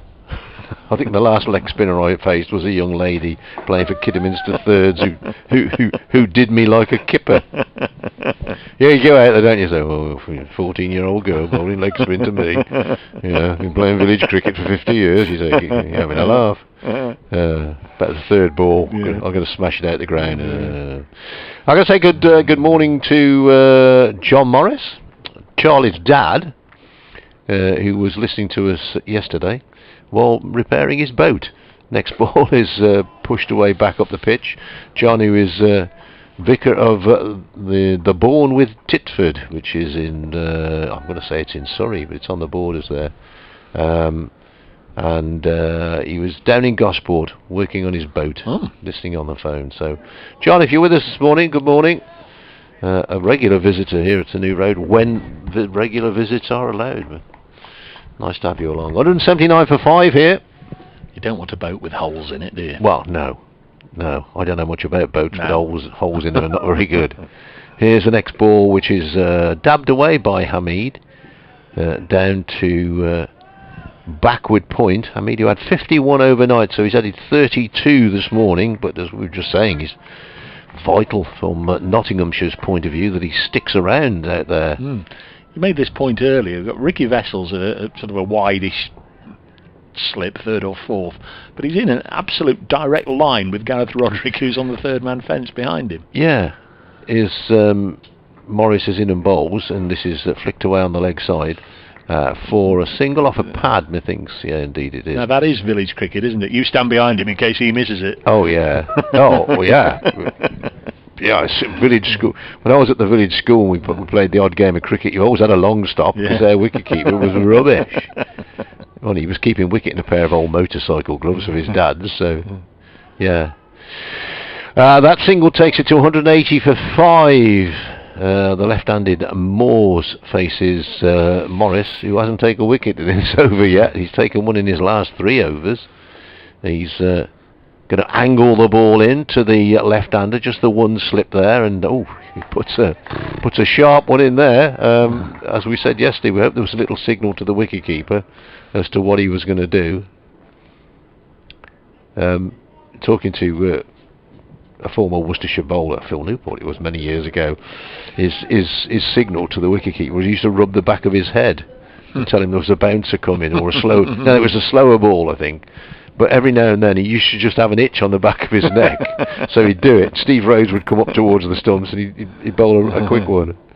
Here's Morris in bowls, pushed away to cover point. Yeah, different people, different signals, or maybe as you walk past the keeper at the end of the over, fourth ball will be a bouncer. 180 for 5, replying to 436 all out. 287 to avoid the possibility of being asked to follow on. Time and the situation of the game comes into all that, of course. And the tiredness of the bowlers as well, really. Yeah, an aeroplane rumbles above us. Morris bowls, nice shot, but for no runs. Straight to Barnard at cover point, all along the ground. End of the over, Nottinghamshire are 180 for 5. Hamid has 83, Moores has 6. Out today, Slater 45, Duckett 5, Clark 27, James 4, Mulaney 2. 3 wickets for Morris, 1 for Joseph, and 1 for D'Oliveira. Absolutely spot on. 12 men from both county sides rushing on with bits of kit and other paraphernalia, and we're now just about ready for a Seba Mead. Long on and long off have been pushed back. You fancy Brett D'Oliveira wants to have a bit of a bowl at Tom Moores in the pre-lunch stage, and now that's exactly what he can do as Mead clips this onto the leg side out to Tom Fell. So up they come. Gareth Roderick from long off is brought up saving 1, so too Joe Leach, the captain, and the field generally closes in around Tom Moores, who has only played 1 scoring shot, but it cleared the ropes. What will D'Oliveira do here? If he drops it short, he'll disappear again. This time Moores gets a good stride in and blocks it. Very much be the icing on the cake if Worcestershire get greedy here and get another one before the break. D'Oliveira to bowl. 2 Moores, he's driven this towards us for 4. Nice looking shot. So 2 scoring shots, and Tom Moores is into double figures, a 6 and a 4. Yeah, nice juicy half volley, and he was very quickly onto it. You have to be careful now. I think that's the one that got Ben Slater, really, isn't it? He went hard at his and nicked it to Darryl Mitchell at slip. That was the first wicket to go down. Mitchell needed 2 attempts before gobbling it up. D'Oliveira tosses it up, and Moores will go again for 4 more. This time square it and through the offside, 4 more, and he's on to 14. Just getting a bit of a hurry up on here, Tom Moores. He faced 12 balls and he's on 14. Push the sweeper out now. Yeah, he's sitting against any spin that D'Oliveira has got, but because the ball's half volleyish, he can do that. 14 off 12. D'Oliveira bowls to him again, and he has to defend this one. Prior to that, he'd been tucking in. 14 off the last 4 or 5 deliveries he'd faced from D'Oliveira. Spread over 2 overs, 189 for 5, so Notts have scored 90 runs this morning for those 5 casualties. Next one is defended. Richard Illingworth striding in. There was no movement at all from Russell Warren, but clearly Richard Illingworth had done the county, and Russell Warren was just waiting until the ball had gone dead before calling over. 189 for 5. Moores 14, Hamid 84, and he was quickly out of the traps, Hamid, wasn't he, to get into the 70s, but since then it's been a little bit laborious, and overall this morning he's added 33, but he's still there. I'm not sure he's had his share of the strike this morning, but he is indeed still there, and from a Nottinghamshire point of view, I want him still there at tea, never mind at lunch. Here's Charlie Morris, in he comes and bowls, and Hamid flicks this one away down to backward square, where Alzari Joseph is the fielder. He didn't fancy throwing it in. He was going to throw it to Jake Libby, but Jake Libby had gone in the opposite direction, so he did have to throw it in the end.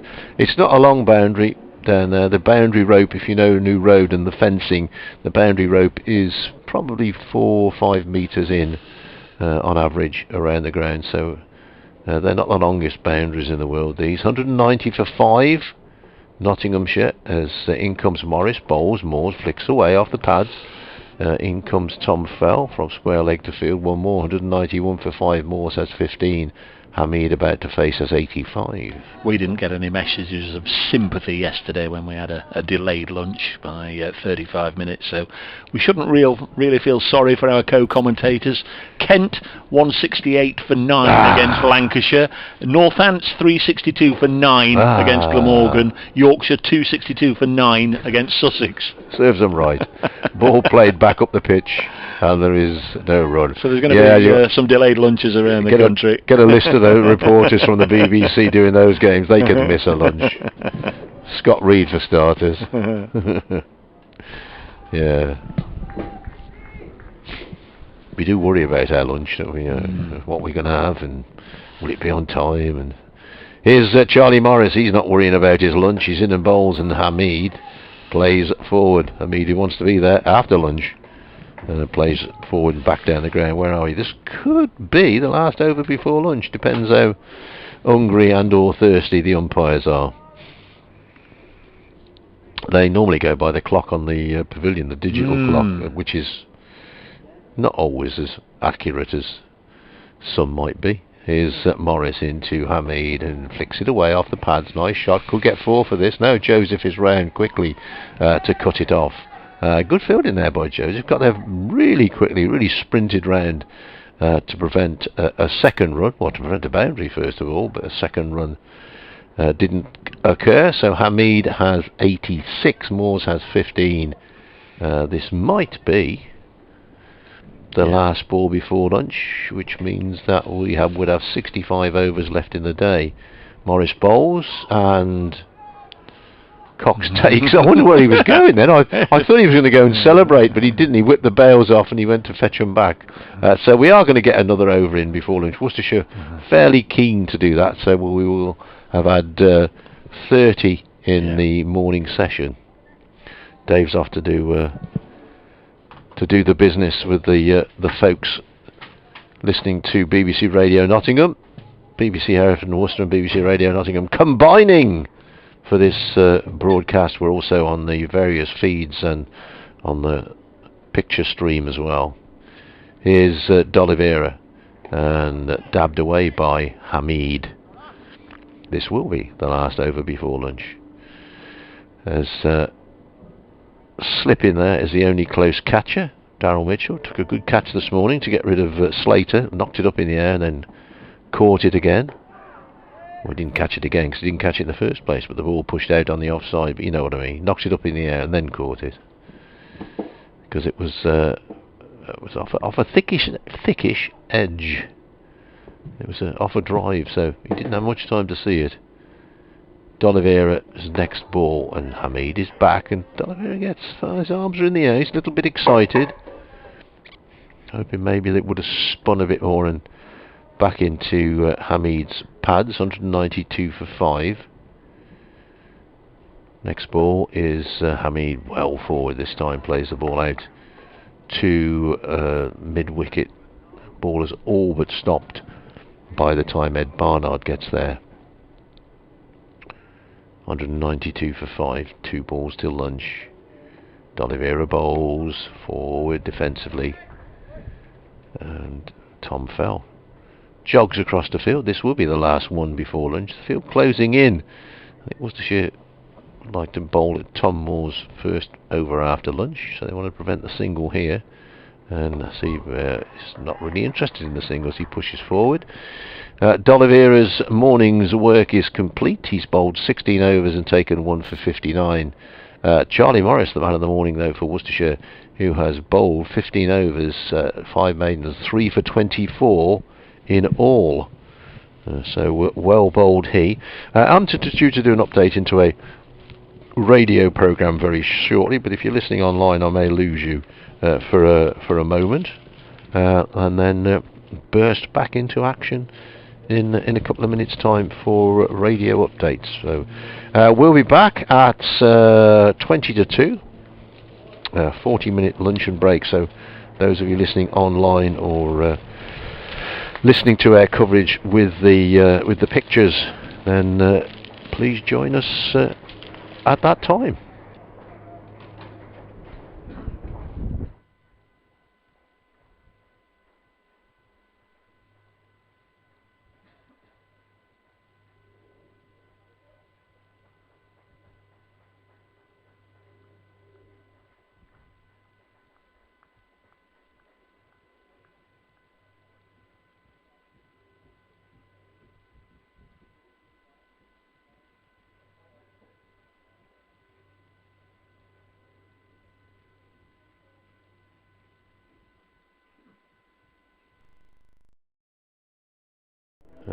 Is a delight. Here's the next ball from Leach. Dab down to third man. Pick up a single. Gareth Roderick jogs around to do the fielding. First run of the day. Brings the 100 up for Nottinghamshire. Back onto the funny feed. D'Oliveira. This one's caught by Mitchell. Slater driving outside the off stump. He's nicked it. Mitchell got a left hand to it.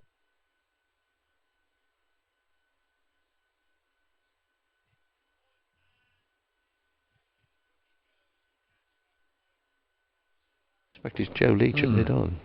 Here's Clark waiting for the next delivery, and this time he plays solidly away on the... Oh, that's gone for 4. Very solidly. Timed that perfectly. Off the back foot. 4 years of age. This is his 3rd season now with Notts. And he's been bowled. Lost his off stump to Charlie Morris. And Joe Clark goes for 27. He won't get... One of the features of this game, which probably tells you about the pace in the pitch. Here's Morris in again. Oh, big appeal here, and the fingers up, and he's gone. Charlie Morris has taken 2 and 2 over. Need more. Here's the next ball, which he bowls in. Mulaney lets it go, and it hits the top of his off stump, and Charlie Morris has taken 3. Bit of a blow to Surrey. This one's short and pulled away by Moores. Cries of catch it, but it's gone all the way for 6. Didn't clear the rope by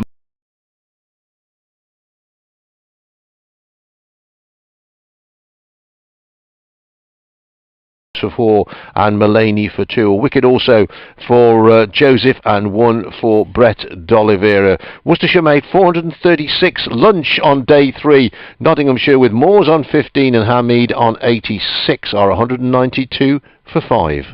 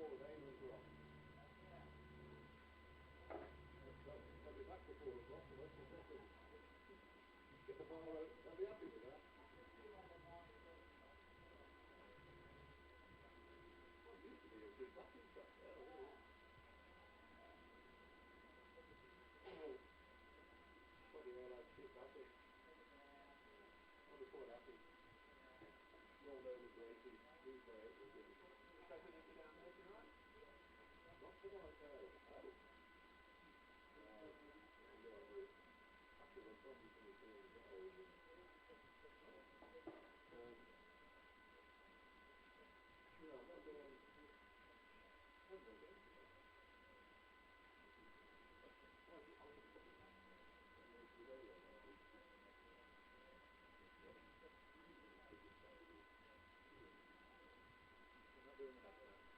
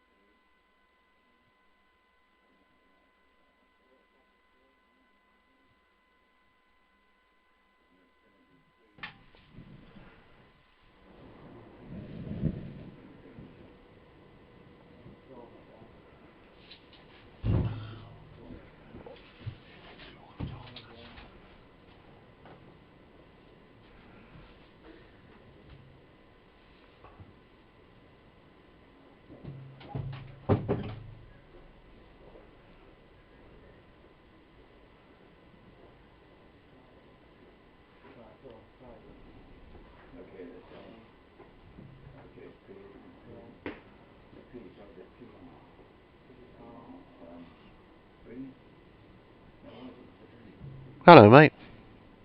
Do you want an update? No, I can do an update now if you want, and then we just start talking at like 1:40.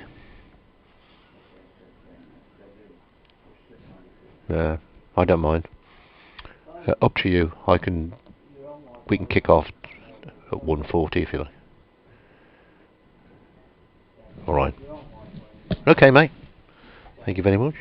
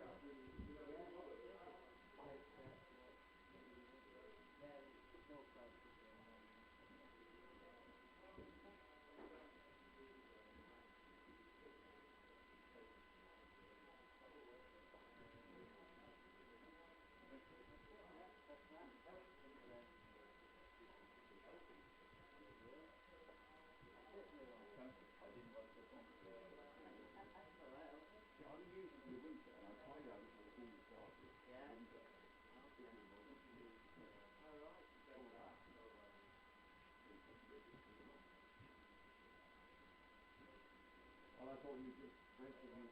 Yeah. So you're on Wi-Fi now. So next time I'm here, right? Well, just switch it off and It should pick it up straight away. So you should be alright. Because you got the free Wi-Fi. Okay. so how are you and I'm not too properly. Oh, I'm very well, yeah. What did you do? I just had a office Wednesday with the COVID and what have you. Well, couldn't be the rugby club. No? And 2 or 3 tables. Oh, really? Is It's that? not in range. Yeah. Naked radio. Okay. They don't do because Right. doesn't make not make a book issue. Okay. But what you want is to do their radio. And it's just over. And it's on a communication. Oh, really? Good. No, we don't have any calls. So you do, oh, you don't I'm call it. doing it last time. Okay. So you just do end of day. End of day. Right. That's the black country. And the end of the match. I do on separated. Okay. So the one we've gone is from Worcester. Right, that's good.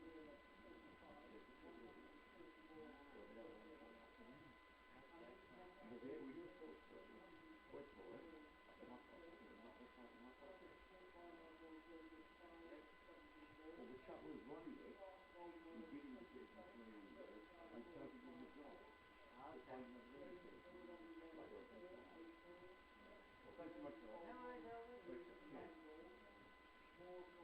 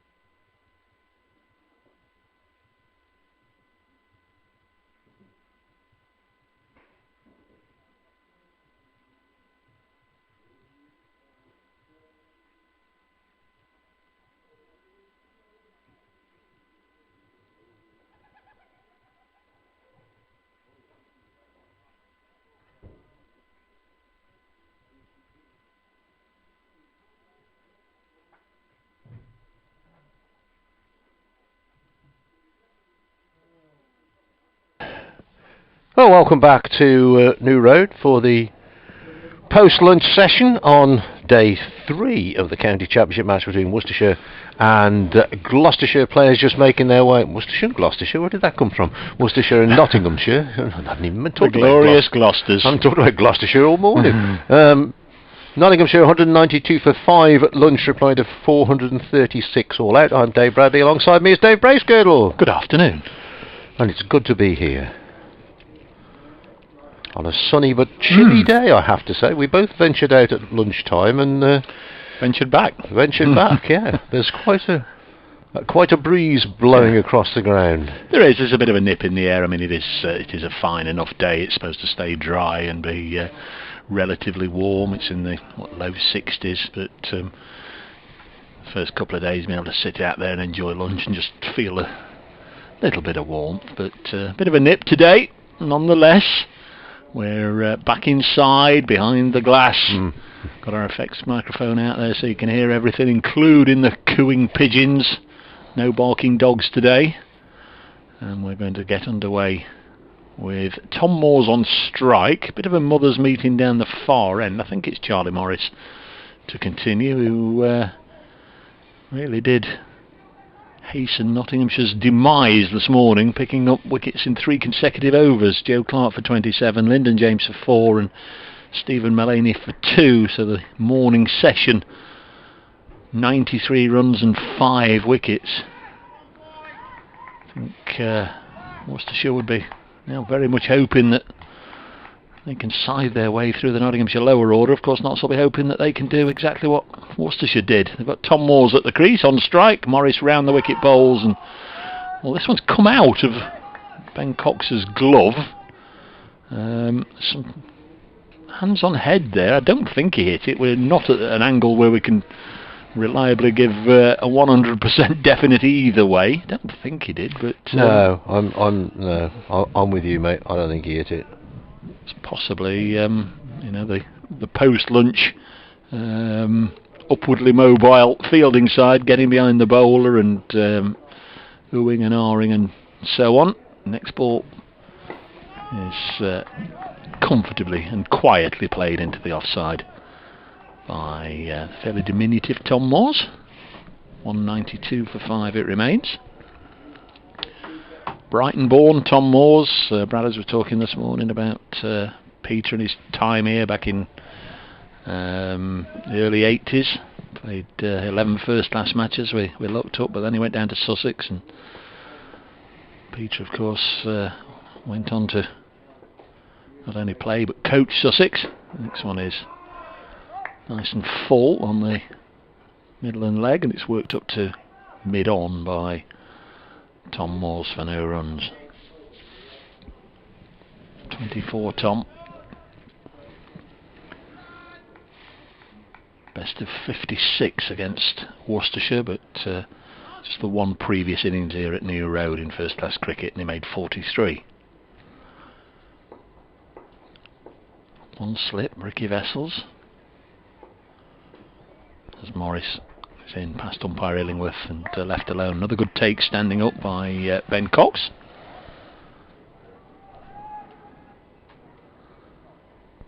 Suitably replenished thanks to hospitality here at the club.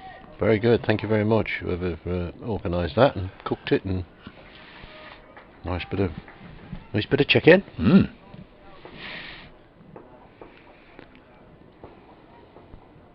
Comes Morris again.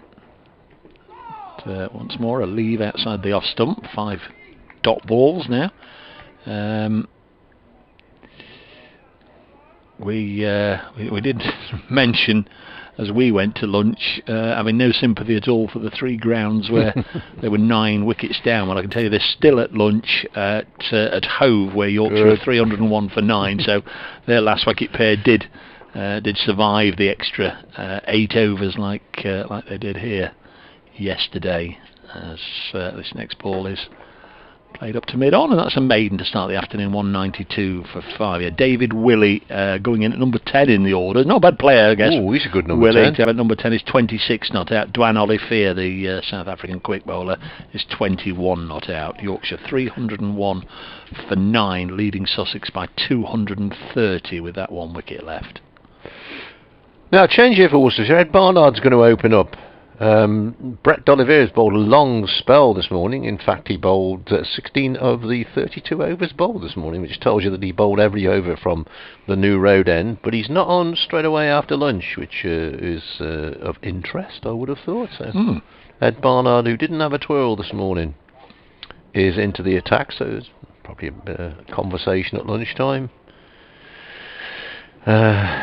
Perhaps he went and got the captain's lunch for him, you know. Maybe. Yeah, got him a bit of dessert. Essex got out of jail last week at Chelmsford against Durham. Again, They're 25 for 4 in their second innings against Warwickshire. 2 wickets for Craig Miles, 2 for Hannon Dolby, including Alistair Cook. So Essex lead Warwickshire by 36 with 6 wickets left. Here is the first ball to be bowled today by Ed Barnard, driven down the ground, where it's fielded by Alzari Joseph, who's instantly recognisable from his grey socks. And Kent, who are one of those sides who were 9 wickets down as we went to lunch, were bowled out for 169. They've been shoved back in by Lancashire, so they're following on a million behind, 352 behind.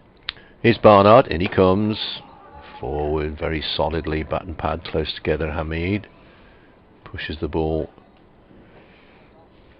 back down the pitch.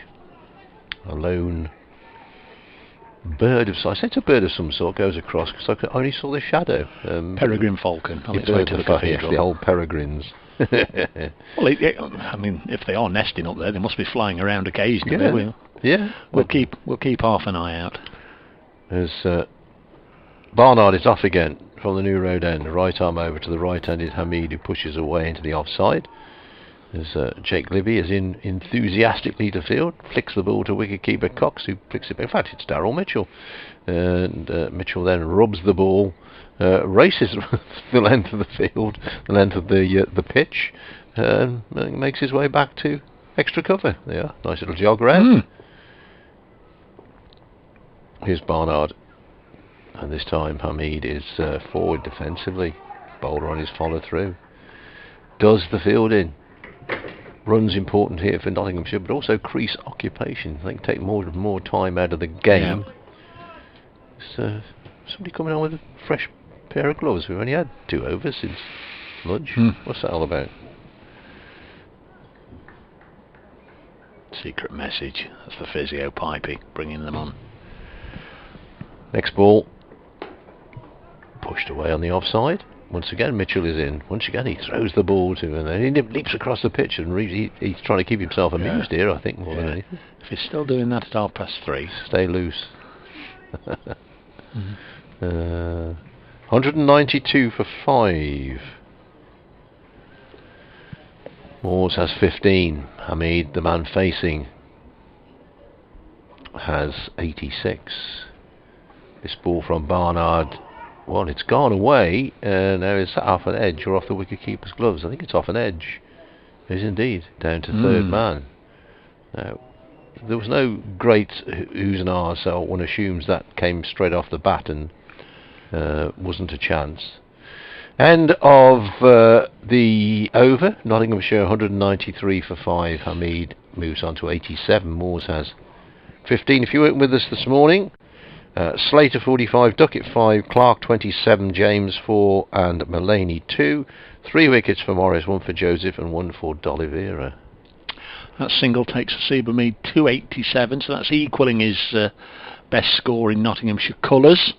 He got 87 last year at Grace Road against Leicestershire in that opening partnership on that day, worth 200 with Ben Slater. Today they were parted for 115, but he's on strike, and Dave Palmer's been in touch. I know the answer to the first one, but I'll read it out. Hi Dave, could you ask your colleague if Kevin Sharp is still associated with Worcestershire, please? Director of Cricket? Or? He is, yes. Okay, I met Kevin many years ago, he says, through an old boss of mine, a really nice guy who gave me a Duncan Fernley 365 bat as Morris starts a new over. Hamid leaves it alone. An old boss of mine, he was a really nice guy who gave me a Duncan Fernley 365 bat, but it was a bit of a waste on a bowler, but a very nice gesture nonetheless. I've suddenly got you coming in my cans. 193 sure for 5. See if I can find out. It's all a bit weird. Okay, I'll try and find out what's going on. Morris to bowl to Seba Mead. Again, can't get his 88th run, which would be a Nottinghamshire best as he helps this into the offside. Who was that feeling there with the floppy hat in the covers? I'll have to have a bit of a look. Bradders is preoccupied. Sorry, I'm trying to get rid of this. It's a sub-fielder. Here is the next delivery from Charlie Morris. And Hamid again defends. Let's have a look, see if we can lock the binoculars on that particular young man. I can't, it didn't turn round. Yeah, I think it's gone, isn't it? Don't know, no idea what that was all about. 193 for 5. Your next task is to identify the young man at extra cover, number 36 on his back. I saw that as he picked it up, but I didn't catch his name, and ever since he's not turned round. So there's a sub-fielder on for the home county as Charlie Morris comes in again to Hamid. Edge, he's going to get runs. In fact, he's got a boundary. Gareth Roderick couldn't stop it on the boundary edge down here. It was it's a decent effort from Roderick. Having got there, he'll be disappointed he didn't stop it. It went very quickly off the edge, flew down to third man, and brings up a boundary. So a Seba Mead with his highest score for Nottinghamshire now, on to 91, 197 for 5. Well, Jack Haynes was on as 12th man yesterday. Brown, it says. Pat Brown. Yeah. That's not Pat Brown, surely. Whiskered? Be whiskered? No, he's got Pat Brown's shirt on. Long sideburns. No. Next ball in to Hamid, drops it down on the leg side. And there's no run. So again, we need to have a bit of a look, I suppose, who's not on the field for Worcestershire. We can see, or I can see, Alzari Joseph and Jake Libby, Darryl Mitchell, Ricky Vessels, Ed Barnard, Joe Leach, Mitchell obviously bowling, and Dolly Vera. So there's a name there I've not read out. Might be Tom Fell. Don't think I've seen Tom Fell. Here is the next delivery. Is defended, and that's the end of the over. Don't think we've seen Tom Fell, or I can't see Tom Fell amongst this 11, Dave. He's just coming out. There he is. The chalkers say that it is Pat Brown out there. Yeah, now he's striding off. He looks a bit more like him. Extremely long sideburns and go all the way down under his chin. 197 for 5. As it's going to be Ed Barnard to continue, as you would suspect, because he's hardly bowled this morning, but he's having a bit of a turn now. He's faced 244 deliveries now for his 91. Matthew says it's Pat Brown, number 36. Yeah, well, he is number 36, but we just, because every now and then, particularly on a Saturday. Yes, if you have a young academy lad or somebody that wouldn't have a normal Worcestershire shirt or been allocated a squad number, it will be, go out and field in that. I'm still not so sure. It doesn't look like the Pat Brown I wouldn't recognise it as Pat anyway. Here's Ed Barnard. First ball of his new over is deflected down to fine leg for a single. Do you want to have a peep? The chalkers say it's him. So. Oh, right. Well, thing is, they all look the same. These adult policemen, they all look the same, don't they? Young cricketers. He's sat down now with a yellow bib on, contemplating Look the this meaning way. of life. Meanwhile, Ed Barnard to bowl to Hamid, who's on 91, and he blocks this one. No addition to the total. Moores has 16. They came together when the 5th wicket went down. Stephen Mullaney, Yeah, that's him. not as if he shouldered arms a little bit to try to leave it alone and lost his off stick. One that just nipped back by Morris, 172 for 5. He's eating his lunch. Here's Barnard into Hamid. Wicketkeeper stood up, no slips. Hamid forward defensively plays the ball back up the pitch, and Barnard scoops it with his bottom of his boot to one of his colleagues to pick up and field. The club cricketers all in action today. Good luck to them all. These league fixtures now, isn't it? Yeah, Are underway. yeah. Here's Barnard in bowls outside the off stump. Yeah, they've had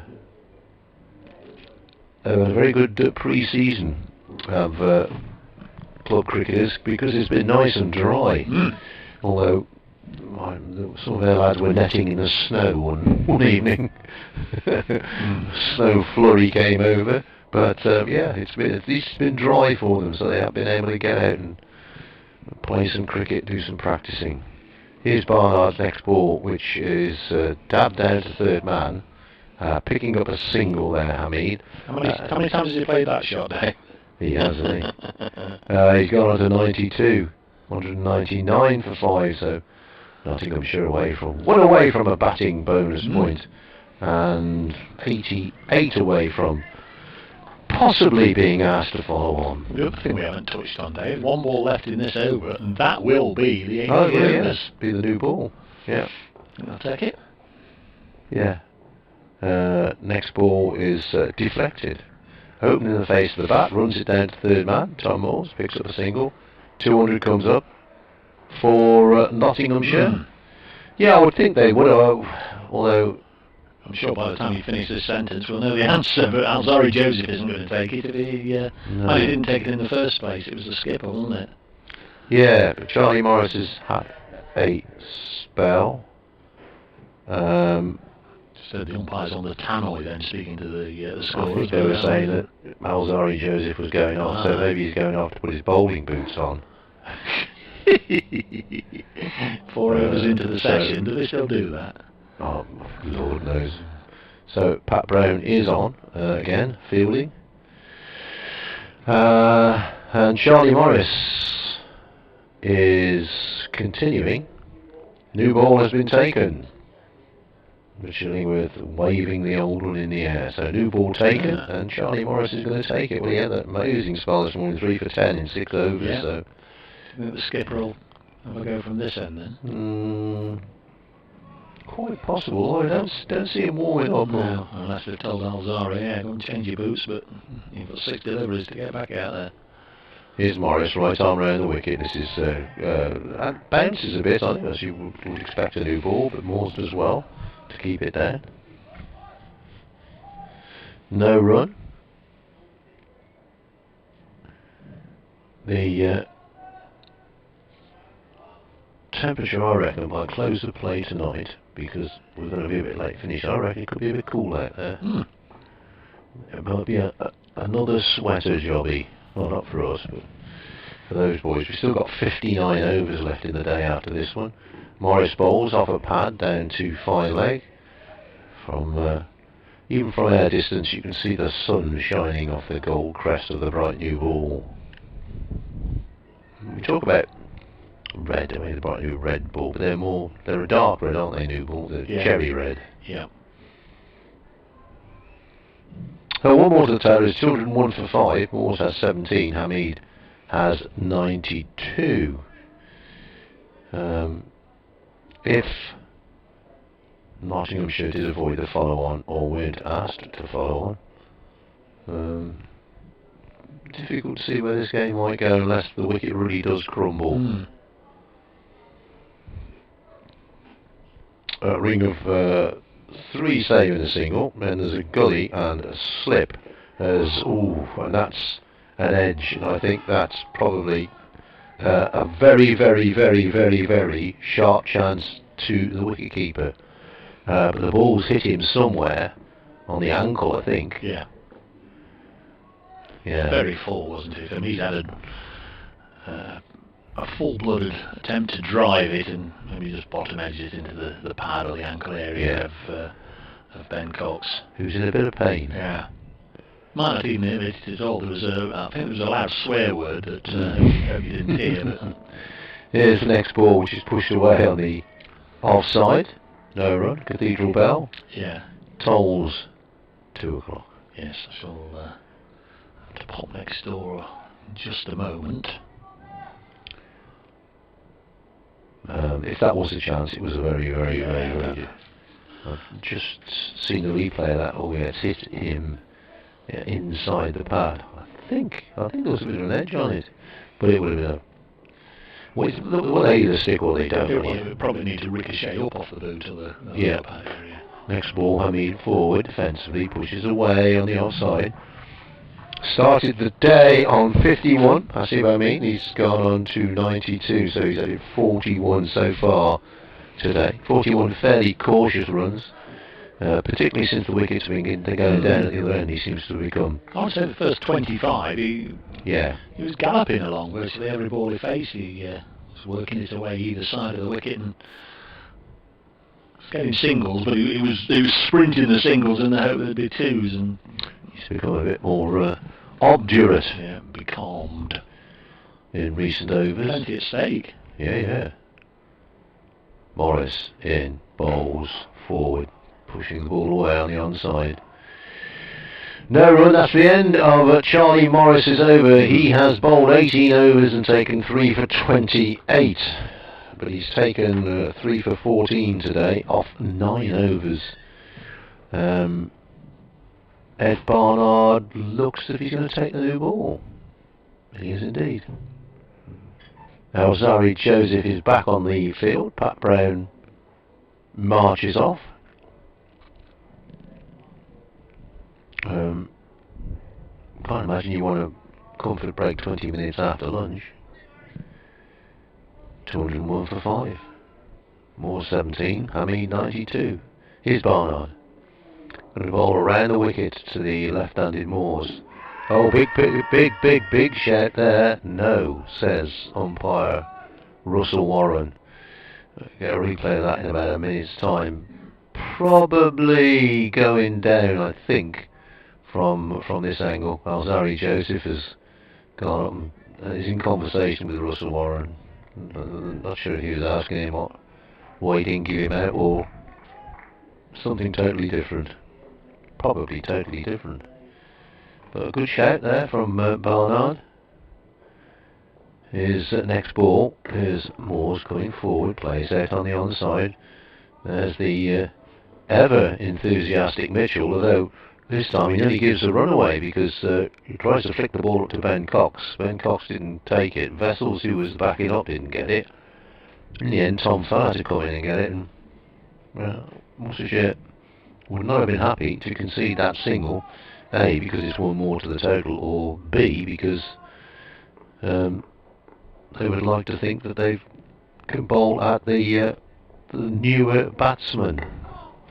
I've got to do an update into a radio programme.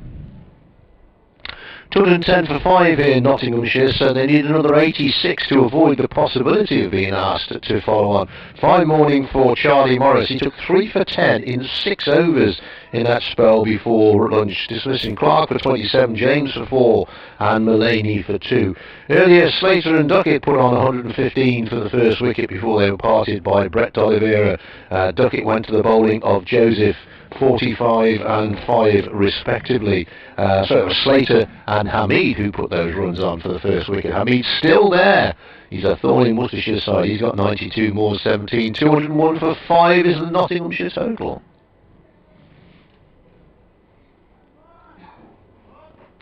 he missed one ball, which was a dot. No run occurred from it. Here is Barnard, races in again, and this time, oh, it was a big shout this time, and ooh, well, that looked a better shout than the first one, to be honest, and umpire Warren, maybe, did Ben Duckett get across, maybe going down leg side, difficult to tell from our angle. Be interesting to see a replay when we get one. But causing a few problems here. Away he goes. And this ball is, once again, a bit of pad in that, but this time no real appeal from the bowler or the wicket-keeper. Good over that from Ed Barnard, 201 for 5, Nottinghamshire at the end of it. And with 17 to Moores and 92 to Hamid. Yeah, just looking at that replay, the second LBW, that really was a good shout. It just about going down the leg side, I would have thought. And that's probably what Russell Warren thought as well. 201 for 5. Charlie Morris. To continue from the Diglis end of the ground. The field, there is a slip gully. The only close catches are slip and gully, as in comes Morris and bowls, pushed away on the offside.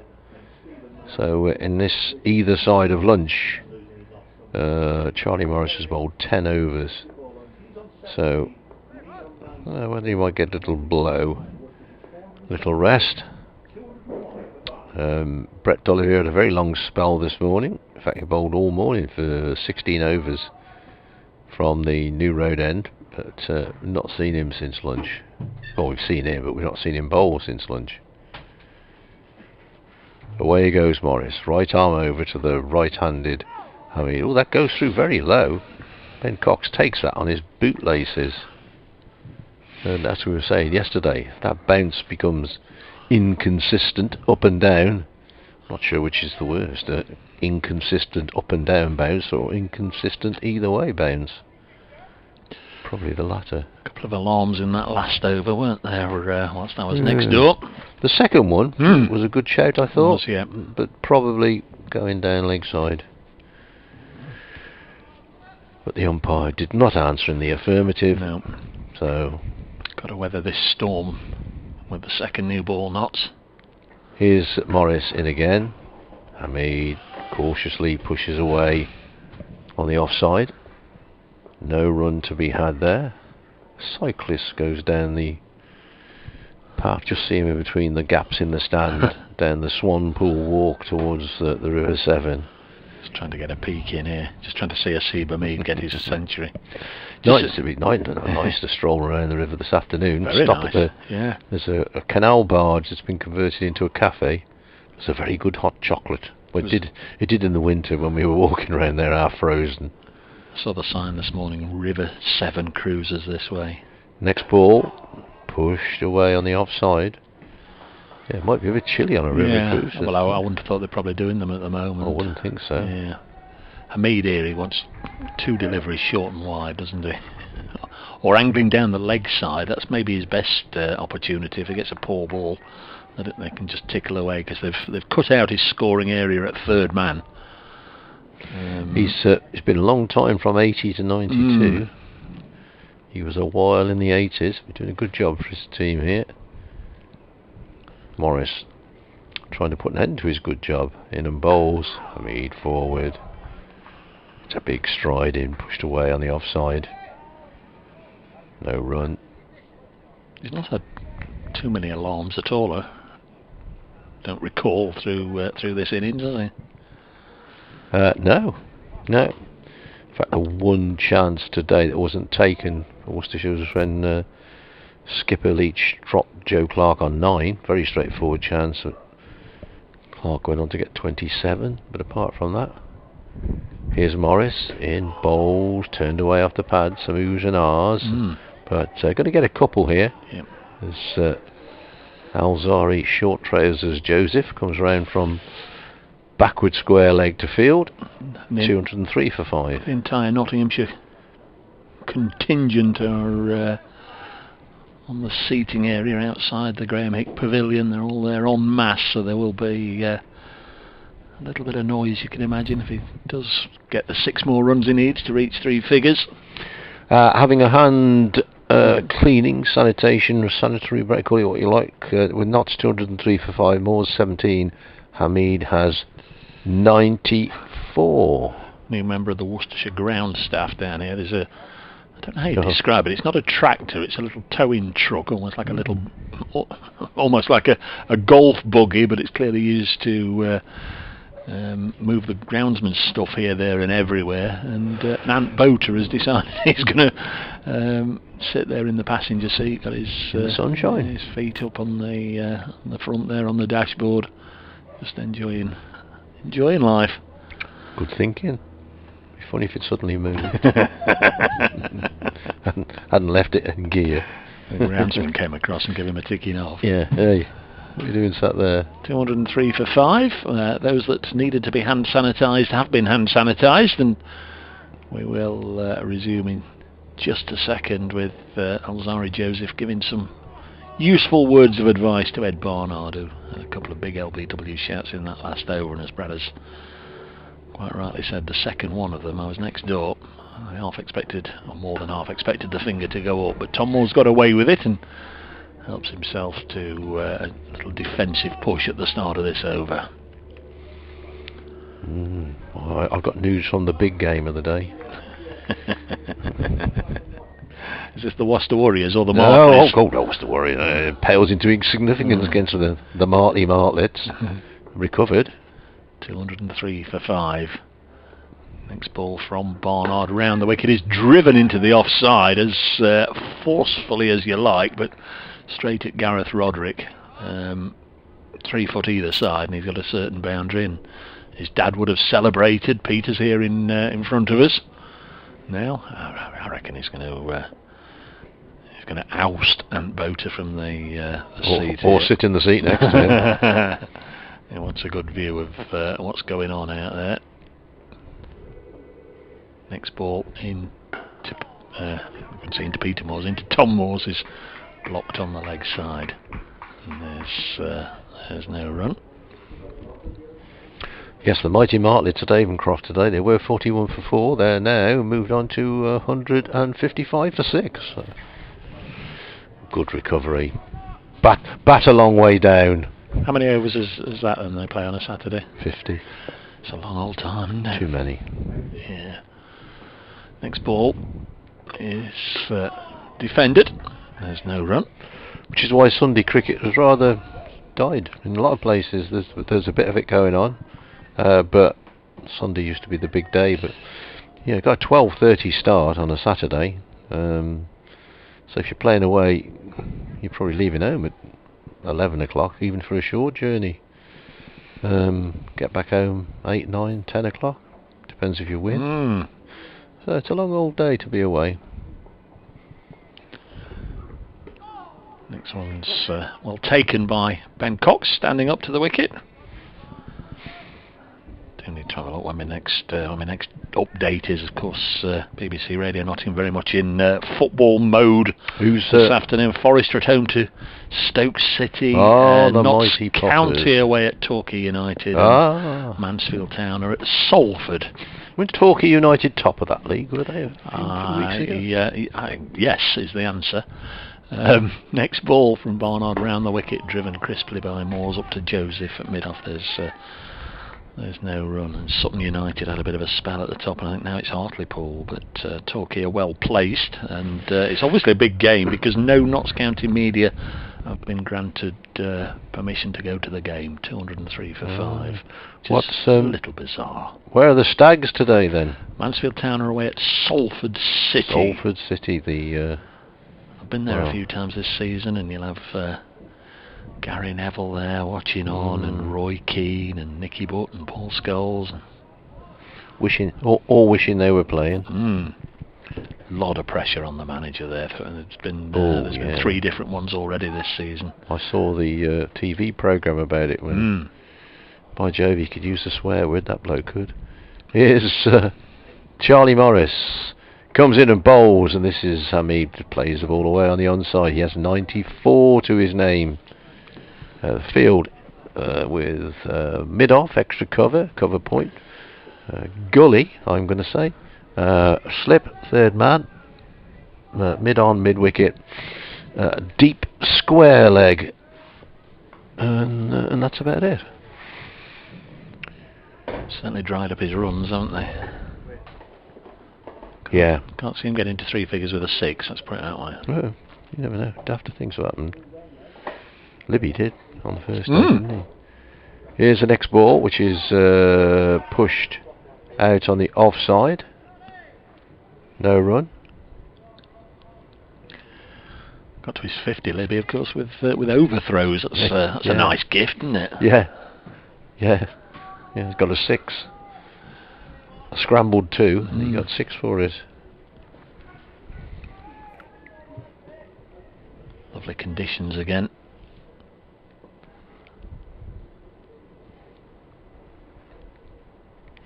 Here's Morris. Bells are whipped off by Ben Cox, but Hamid had his back foot firmly planted behind the line. And as we've seen in recent weeks with various TV replays, it has to be behind the line. Oh, yeah. No good being on it. That's not good enough. No.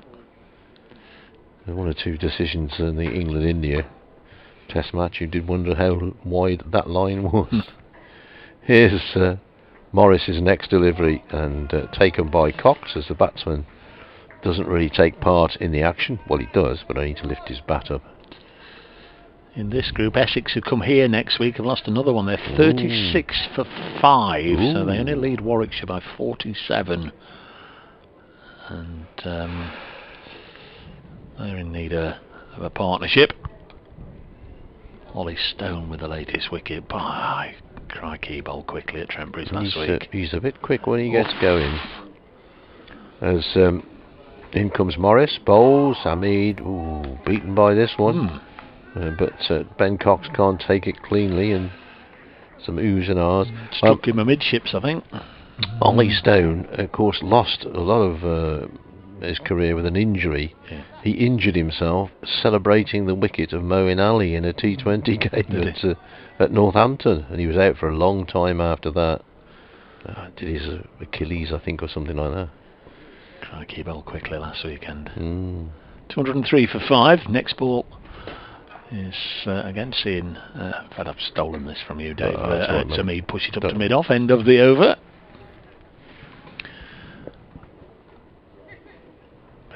Tom Moore's on 17, Hamid 94. We've just had 11 runs now in 40 minutes, 35 minutes in fact, since lunch. But crucially for Notts, no wickets. They lost 5 in the morning session. Live commentary. It's New Road in Worcester, where we are. You probably worked that out for yourselves. Where Worcestershire and Nottinghamshire are into day 3. And it's in the balance of it this afternoon. 203 for 5 here. Nottinghamshire, Moore's waits. Barnard bowls can go to 204 for 5 as he just plays it crisply. Backward of square on the leg side for a single. It's quite strange because the press box here at New Road today has only got 1 member of the written press in it. And there's normally, even in this day and age, you could normally find 3 or 4. But only a very good friend, Paul Edwards, here today. There's us 2 Muppets on the radio. We've not seen any photographers either. No. They're all at the association football, the rugby. Next ball from Barnard has gone away down towards fine legs. Off a pad, is it? No, it isn't. It's off the bat. So it might have been bat onto pad. And 1 more to Hamid, who goes to 95. He's creeping towards that century. He's batted well, though. Passive one. Looked really good this morning, I thought, in the first hour when he came out. Got right into his rhythm straight away. Had to earn the last 15-20 runs. Barnard's next Sharp. ball driven away through the offside for 4.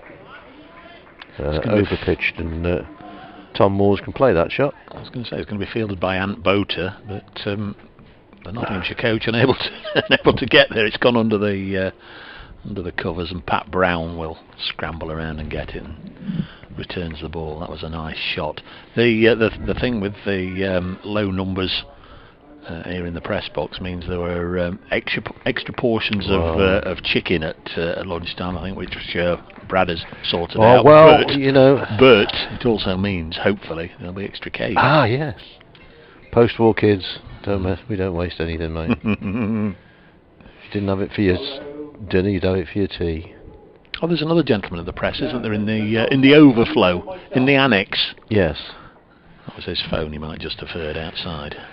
Ed Barnard bowling around the wicket to Tom Moores. Moores pushes away on the offside. These two have put on 37 valuable runs for Nottinghamshire after they lost 4 wickets for 8 runs in 3 Charlie Morris overs. They lost a wicket in the 67th, 69th and 71st over. Joe Leach is getting ready.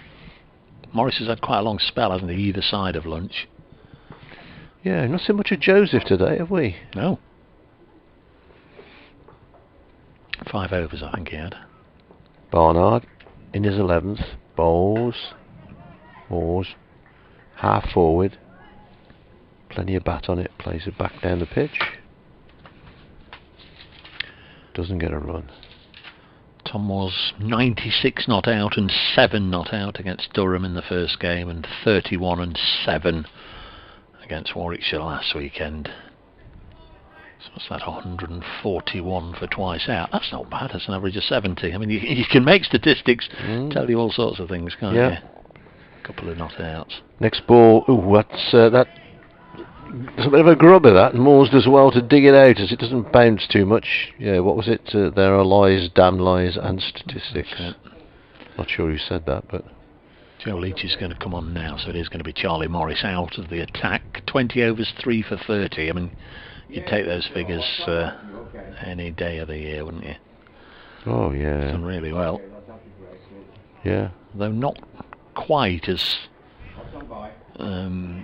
threatening, perhaps, with the second new ball as it was with the old one. Just the way it's worked out. Which, yes, led us to think that maybe he got a little bit of reverse swing, but those wickets that he got, certainly the wicket of James and the wicket of Clark, were balls that ducked back into the batsman. Well, Mullaney, shouldering arms. Yeah, the wicket of Mullaney was another one that came back in. 2 bowled and 1 LBW. The value of targeting the bits of wood at the other end. It's going to be Joe Leach then, the Worcestershire captain, who made 84 in the first half of yesterday. We've also got banana cake as well that the chairman left us. Very kind. 209 for 5. Here comes Leach to bowl to Hamid on 95. That's short and it's pulled away for 4 by Asib Hamid. He's been waiting for a loose one from somebody, and he's got this one away. I must admit, I was looking square of the wicket on the leg side. It's gone a lot finer, clearer than I was expecting, and I'm sure he was expecting. Anthony, can you remind us of the follow-on target, please? 287, we believe. 287, we kind of worked out. 149 behind, isn't it? The Worcestershire score, if we've done our sums right. 213 for 5. That's a major if, that is. Yes, Leach in again and bowls, and Mead now on 99, the same number as his shirt number.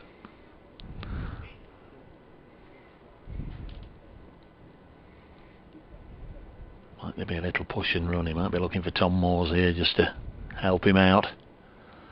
Of course, you don't want to do anything too silly and get run out, but if there is the opportunity just to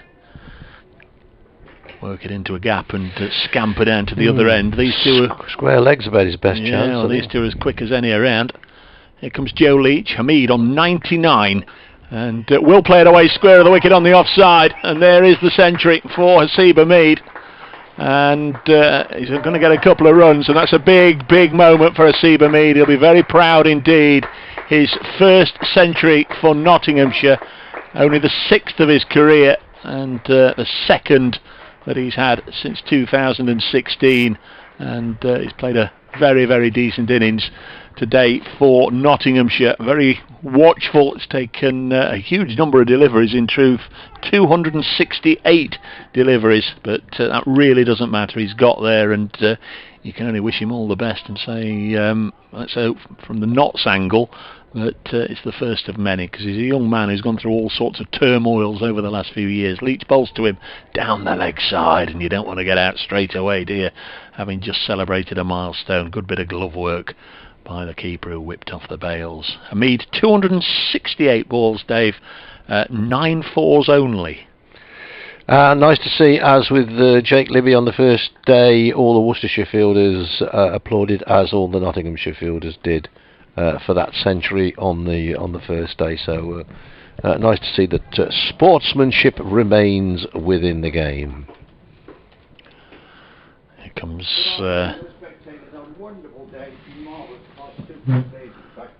Leach in again, bowls, and Hamid defends.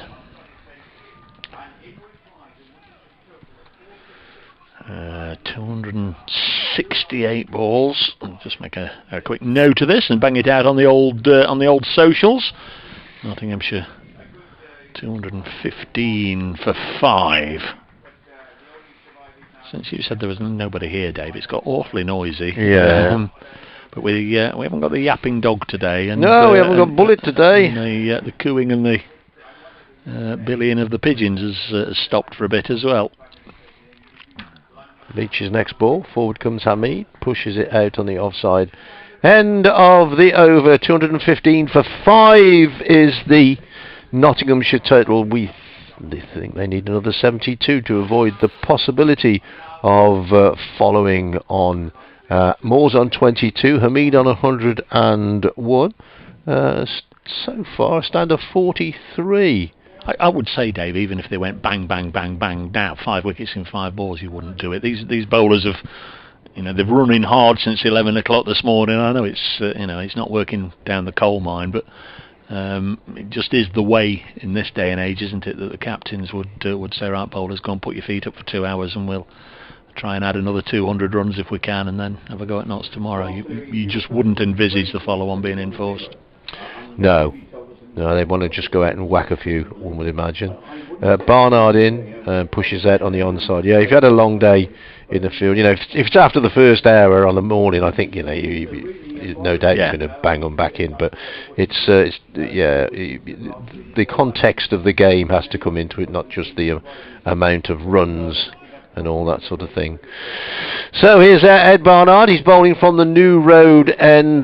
No wicket so far in this innings for Ed Barnard. He races in, angles the ball in to Tom Moores, who comes forward and plays it to a short extra cover, where Ricky Vessels is the fielder.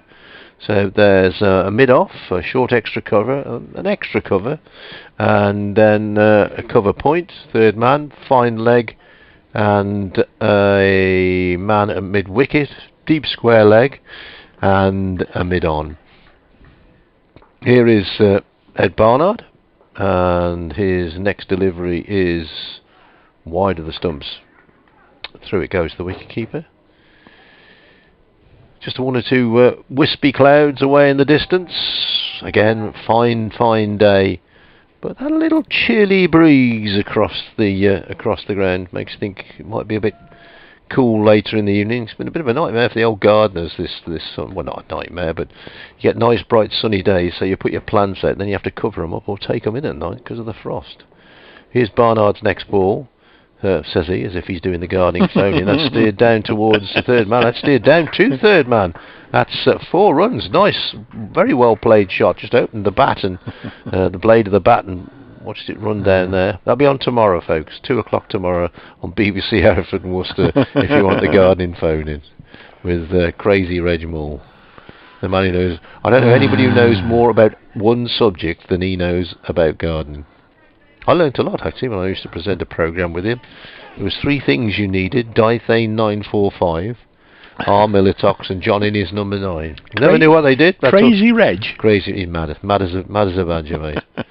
His next ball pushed out on the onside, and there is no run. I heard a phrase last night. Actually, I had the radio on going home, and somebody said that somebody was as mad as a badger in a hen house. Which I've never heard the phrase before, and B, I've never heard of a badger in a hen house. No, you get a fox in the chicken coop, don't you? Yeah, as mad as a badger in a hen house. There we are. 219 for 5 here. Moore has 26. Hamid has 101. Barnard once again in.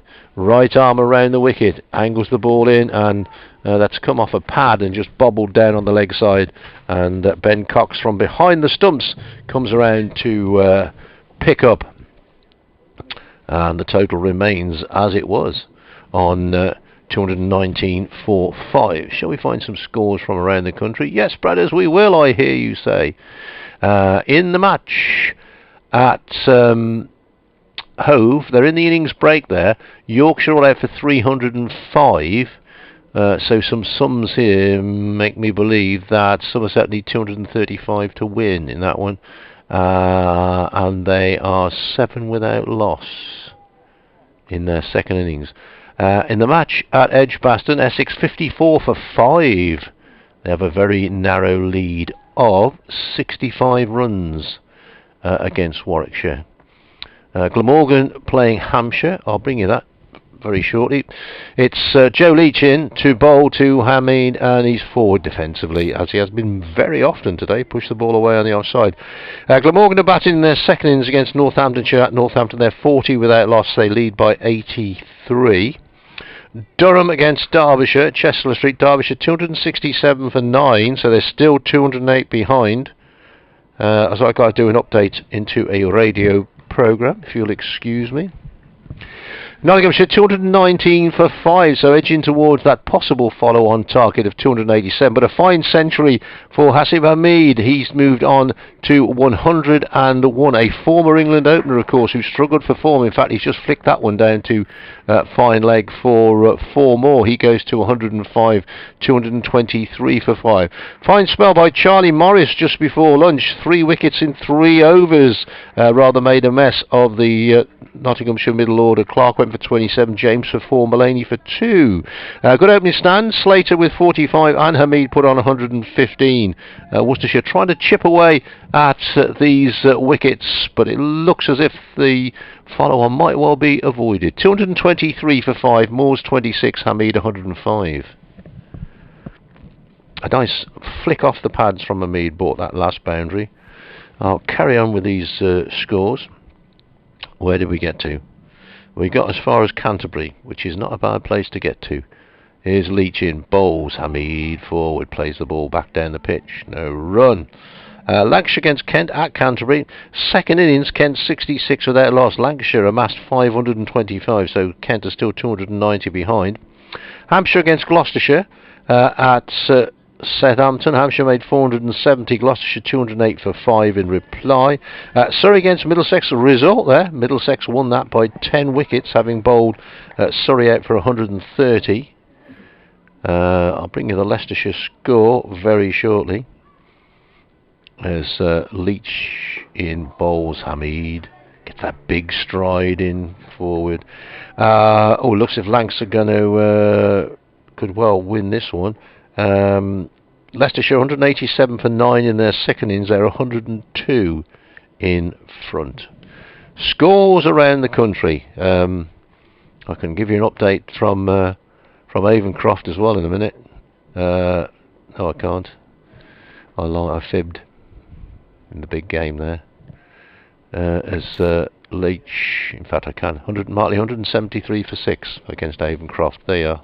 That's the most important one. Here's Leach in and bowls. Oh, that spits a bit. That's well played by Hamid. Takes his bottom hand away as he plays it. Just jumped on him a little bit.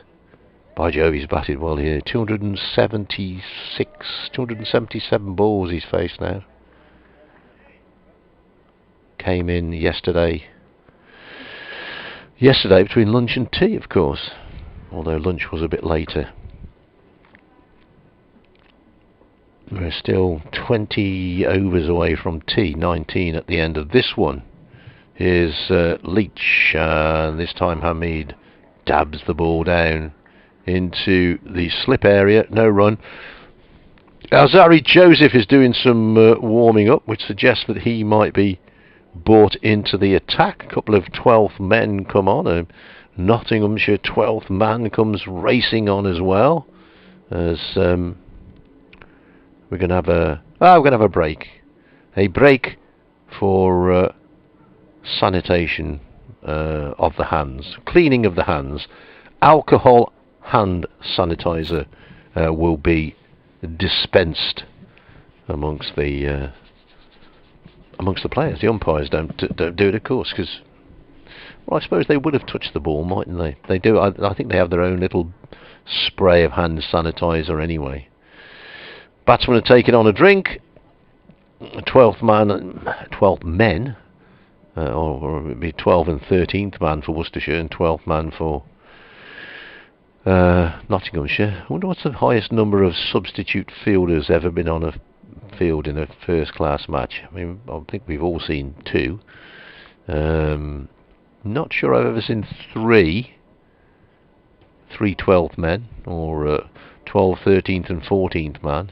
Not sure I've ever seen 3 on a field. Definitely seen 2. I've seen 2 runners for batsmen, which is very confusing. When you look up, there's 4 batsmen in the middle of the pitch. You think to yourself, well, I'm never going to have a drink again. Gloucestershire here I saw come out with 4 batsmen one morning. 10 and 11 and 2 runners. Right, some changes in the field here. Now Brett D'Oliveira has come across to extra cover. There's a short extra cover as well. Cover point, slip, 3rd man, fine leg, deep square, mid on, and a mid off. And that, I think, is about it. Here's Joseph, high stepping, races in, bowls, Moores, lets that one go by, but there's a puff of dust as the ball pitches there, which suggests that maybe the top of the wicket is going a bit. It may be that he pitched it way up. It didn't look that far up to me, and he did pick up some dust from the boulders followed through, but definitely made a little bit of a mark there. Come on, AJ, is the shout from the Worcestershire fielders. And AJ turns. Away he goes, and this ball, once again, not on target, and left to go by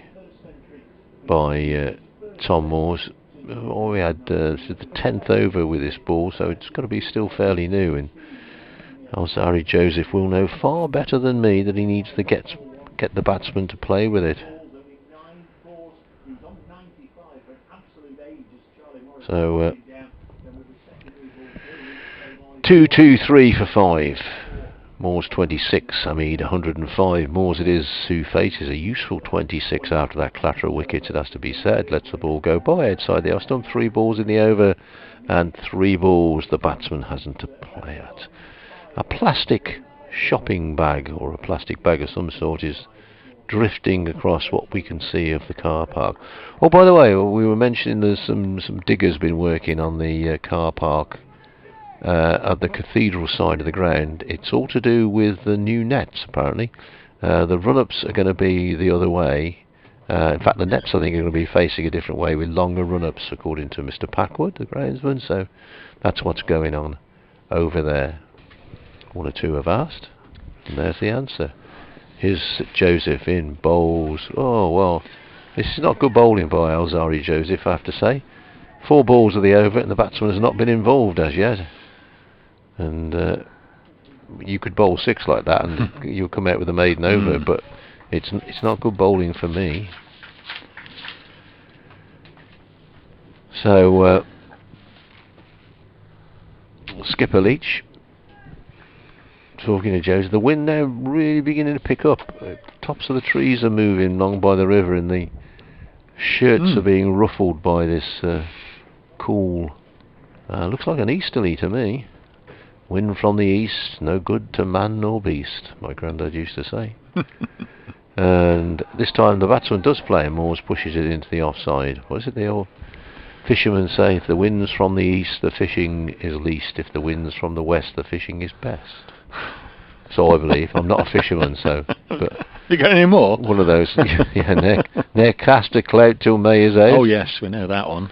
Yeah, my granddad used to know all of those, and he used to come out with them as well, on a regular basis. Never had a real conversation with him. He just used to talk to you in phrases. Never eat a sprout till Jack Frost's been out. Here's another one. That's flashed away. 4 runs. Nice shot. Lovely shot from Moores. Well, I've got to say that was not a good over from Alzari Joseph. He bowled 4 outside the off stump and a half volley. So you could say 1 decent delivery in the whole over. 227 for 5 at the end of it. And we've got 19 overs till tea. Derbyshire all out at Chesterley Street, 267 all out. They trailed Durham by 208.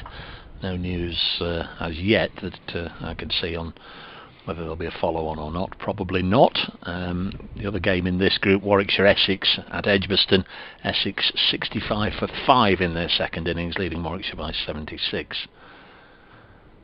Go around the grounds during the course of this over. It's still going to be Joe Leach. In fact, he's a minute or two away from sending down the first ball. At Southampton, Hampshire made 470, Gloucestershire 209 for 5 in reply. Here's Leach to bowl to the Centurion, who helps this up to mid-on, and there's no run. At Grace Road, Leicestershire 193 for 9 now in their second innings, so they only lead Somerset by 108.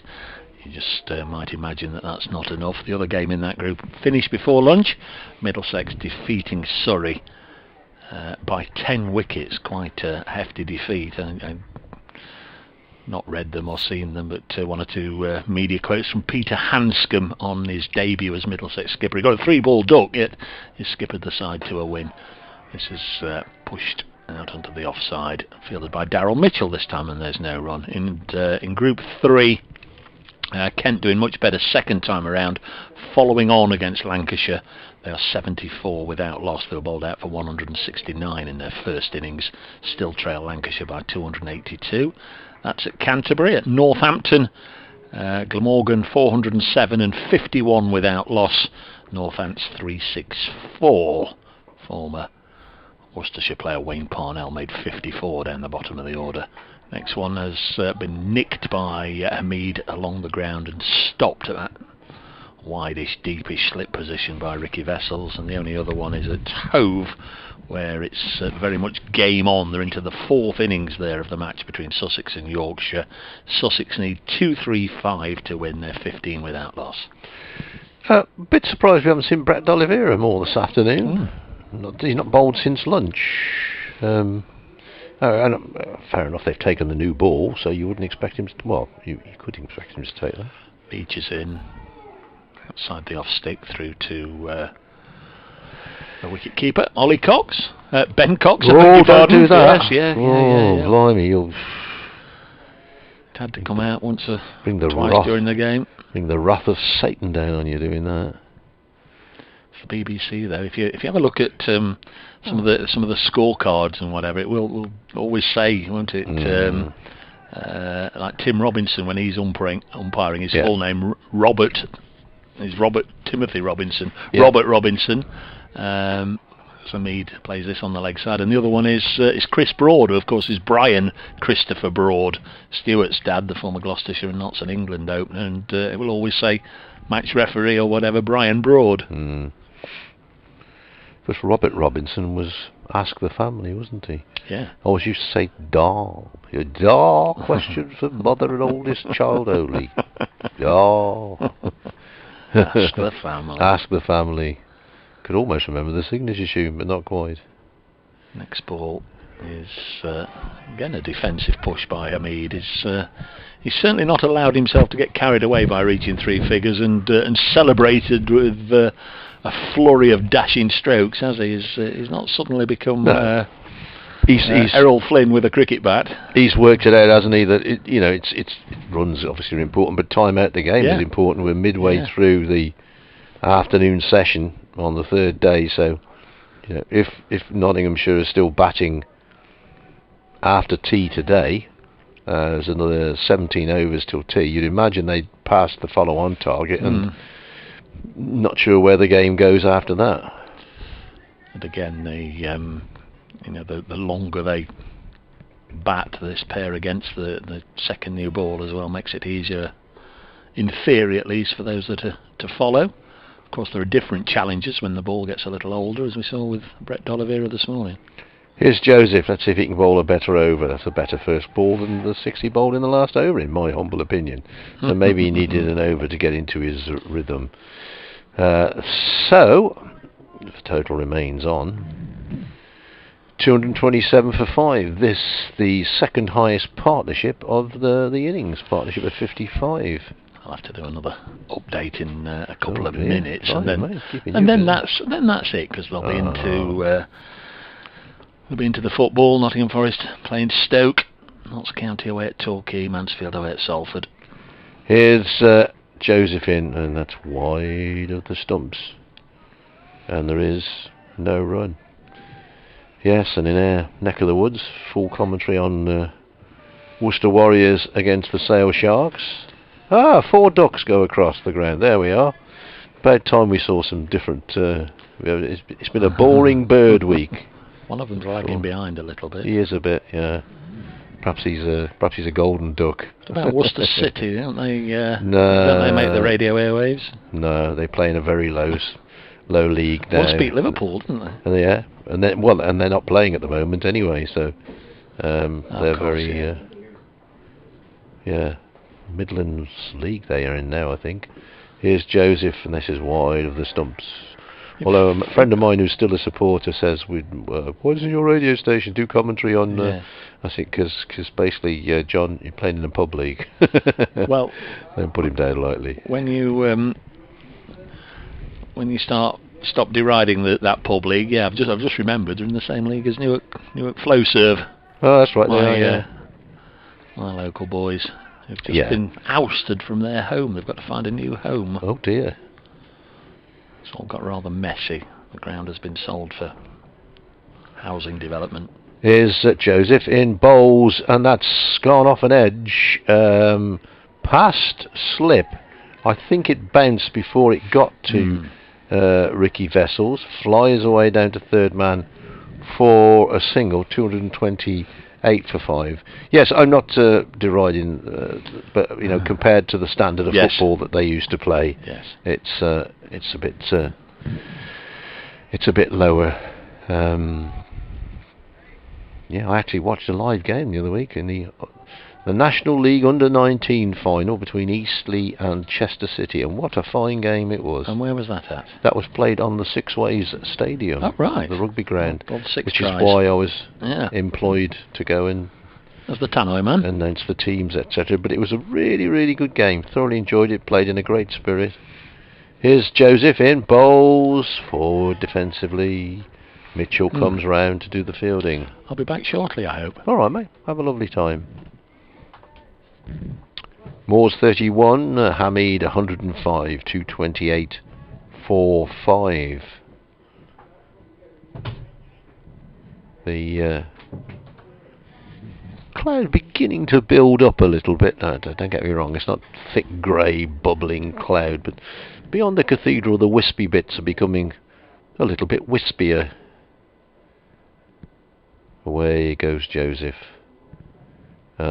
This time punched away into the offside, and it's been diverted by Jake Libby, but diverted out of the path of Gareth Roderick. So what might have been a single becomes 2, although Libby didn't know that. He was just determined to get down and stop it, and stop it he did.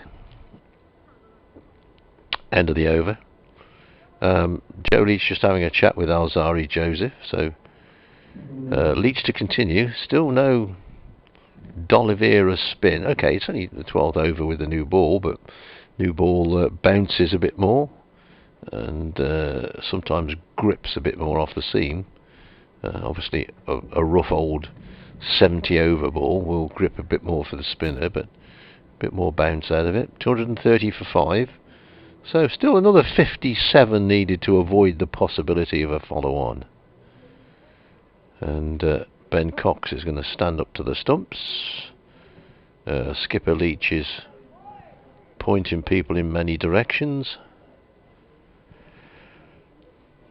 And we're about to burst into more cricket.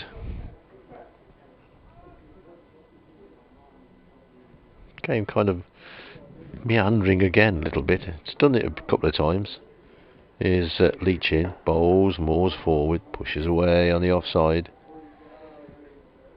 Batting at the moment looking relatively comfortable. Every now and then there's one that maybe hasn't bounced as much as the batsman would like, but no great alarms in this pitch, which is why I wonder if the third afternoon if it would take a bit more spin. Here's Leach. Next ball is flicked away. Going to get 4 for this, I think. Roderick's not going to cut that off. Genuine leg glance. Maybe glance it even a little finer than he expected, but picks up 4 more. Moores. He advances to 35. 2, 3, 4, 4, 5. There we are. We get on the board. 2, 3, 4, 4, 5. Which is not as good as 1, 2, 3, 4, 5. But 2, 3, 4, 5. I'm happy with that. Keep me going for the rest of the day. Keep me going till we have cake at tea time. We got banana cake, which actually contains bananas and cake, so I'm told. Scary. Leach's next ball is played back down the pitch. Could be 4 more there. D'Oliveira's got a hand to it. If he hadn't, that would have been 4. Good diving, tumbling stop by D'Oliveira. Saves his team 2 runs, but they come through for the second. 2, 3, 6 for 5, which rather ruins my numerical fun. Moores goes to 37, very useful 37. Came in at 172 for 5. So they put on 64 now, these two. The pattern we saw in the Worcestershire innings, lower order batsmen getting runs. Leach in, bowls, Moores flicks it away, goes into the ground, and then bounces up to Ed Barnard at cover point. Moores goes for a little walkabout towards square leg, flexing his knees. And Skipper Leach wanders back to his mark.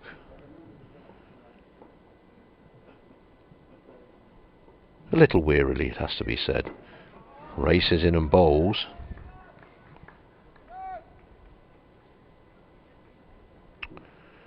And pushed away on the offside. There is no run.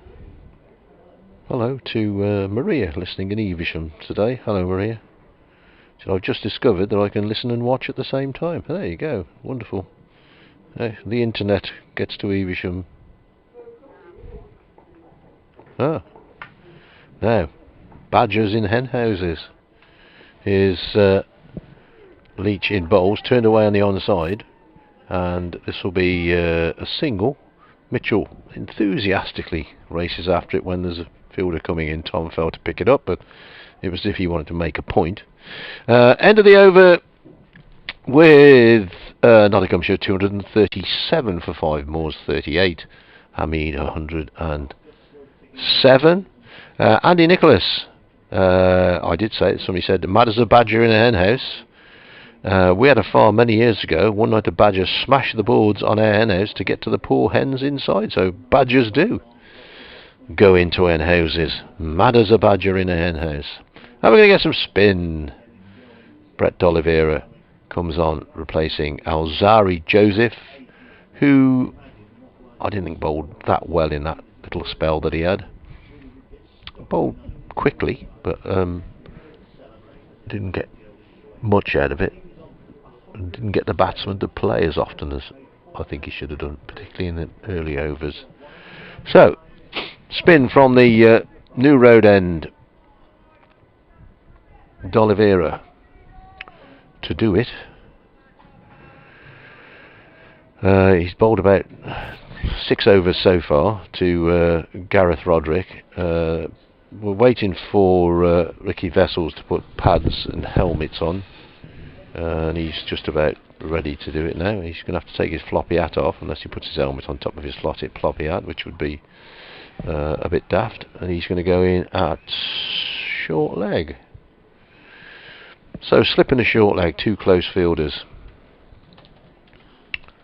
D'Oliveira, right arm round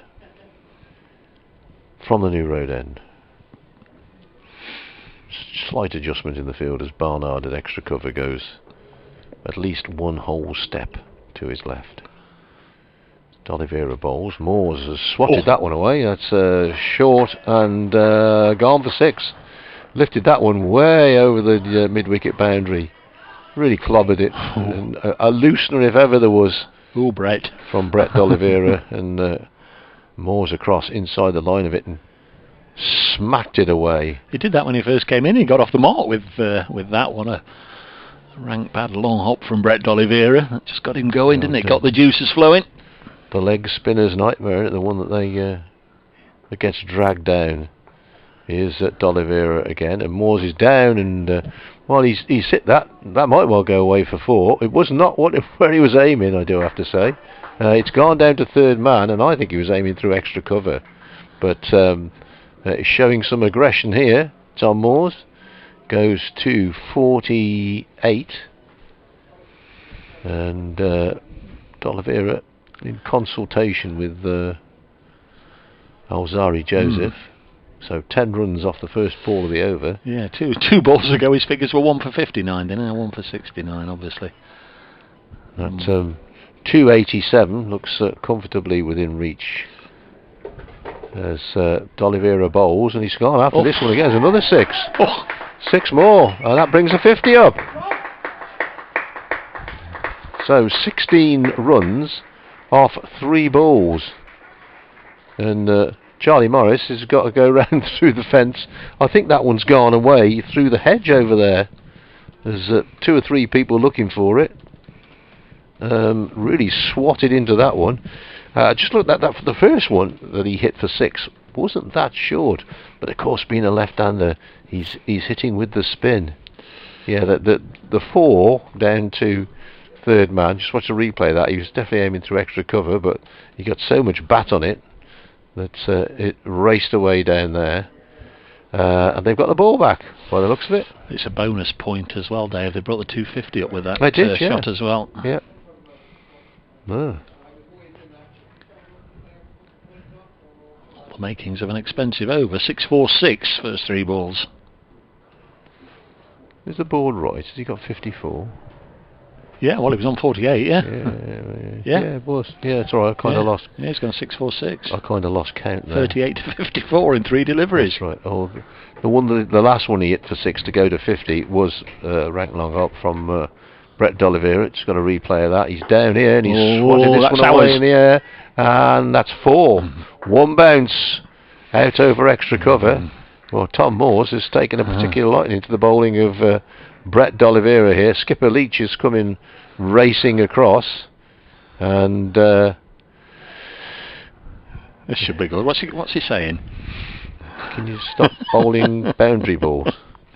That was coming for us, wasn't it? While it was in the air, but then so very often you just sort of fooled a little bit, and the ball lost its strength and dropped trajectory. Moores has gone from 38 to 58 in 4 deliveries. Yeah. It's like watching the IPL, this is. The Inkborough Pub League. Here's D'Oliveira after long consultation with Skipper Leach. She's now got long off, long on, deep square leg, deep fine leg, sweeper on the cover boundary. Who else we got? Deep I don't know if you need a long leg, do you? Leg spinner. If he's going to sweep with the spin, I suppose he thinks. D'Oliveira in and gone for the reverse here, and he's got that away as well. That's raced away to the boundary for 4 more. Well, Brett D'Oliveira's figures are having a literally having a hammering here. He's gone for 24 off the first 5 balls of the over. Now, whether Tom Moores has just set his mind out to have a go, I say that a couple of those balls that he's got boundaries from weren't bad. Well, that one was a rank long up, but some thinking here for D'Oliveira. 261 for 5, 62 to Tom Moores. And he's gone for this one again. It's high in the sky. Could well go here. Leach is coming in. He's dropped one already today. He's caught that one though. Leach catches it. D'Oliveira gets his revenge, and he's got a few words for Tom Moores as he leaves as well. Good catch in the end by Leach. It was up there for a long time. He would have been very disappointed if he dropped it. But Moores' flurry ends as he's caught by Leach off the bowling of D'Oliveira. For 62. Well, it was certainly fun while it lasted, that over. Some will say, and perhaps with justification, that he'd done the work in the first 5 balls, and he took on one big blow too many there. It went a long way up. It's a lovely shot. I was just about to say what a lovely shot the previous one was, the reverse sweep. Sometimes you see them make a real mess of it when batsmen go for that, but he played that beautifully and clearly decided that he was very much in the groove, wanted to go for another big shot, trying to clear the hotel, but was just held up there nicely by Brett D'Oliveira, and Tom Moores had rather too much vertical and not enough horizontal, and Joe Leach took a decent catch in the deep. 261 for 6 means there's another bowling point to Worcestershire.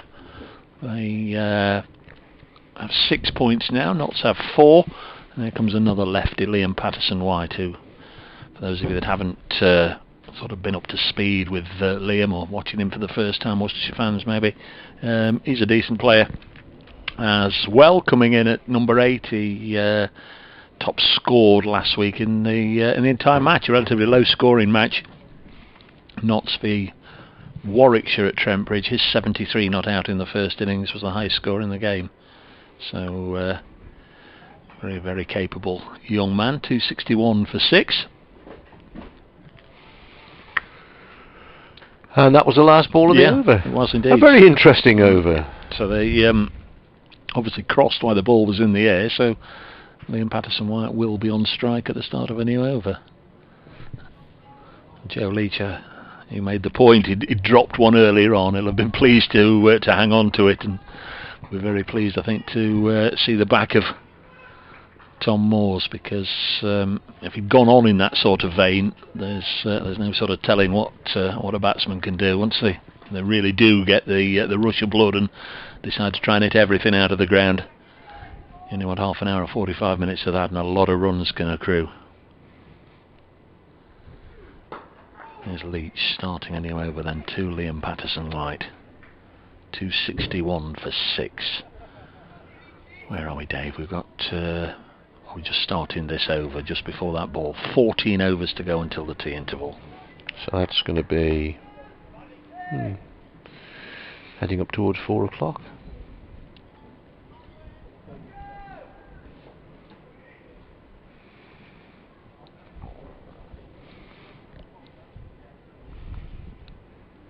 Leach in again, bowls, and it's gone through to the keeper.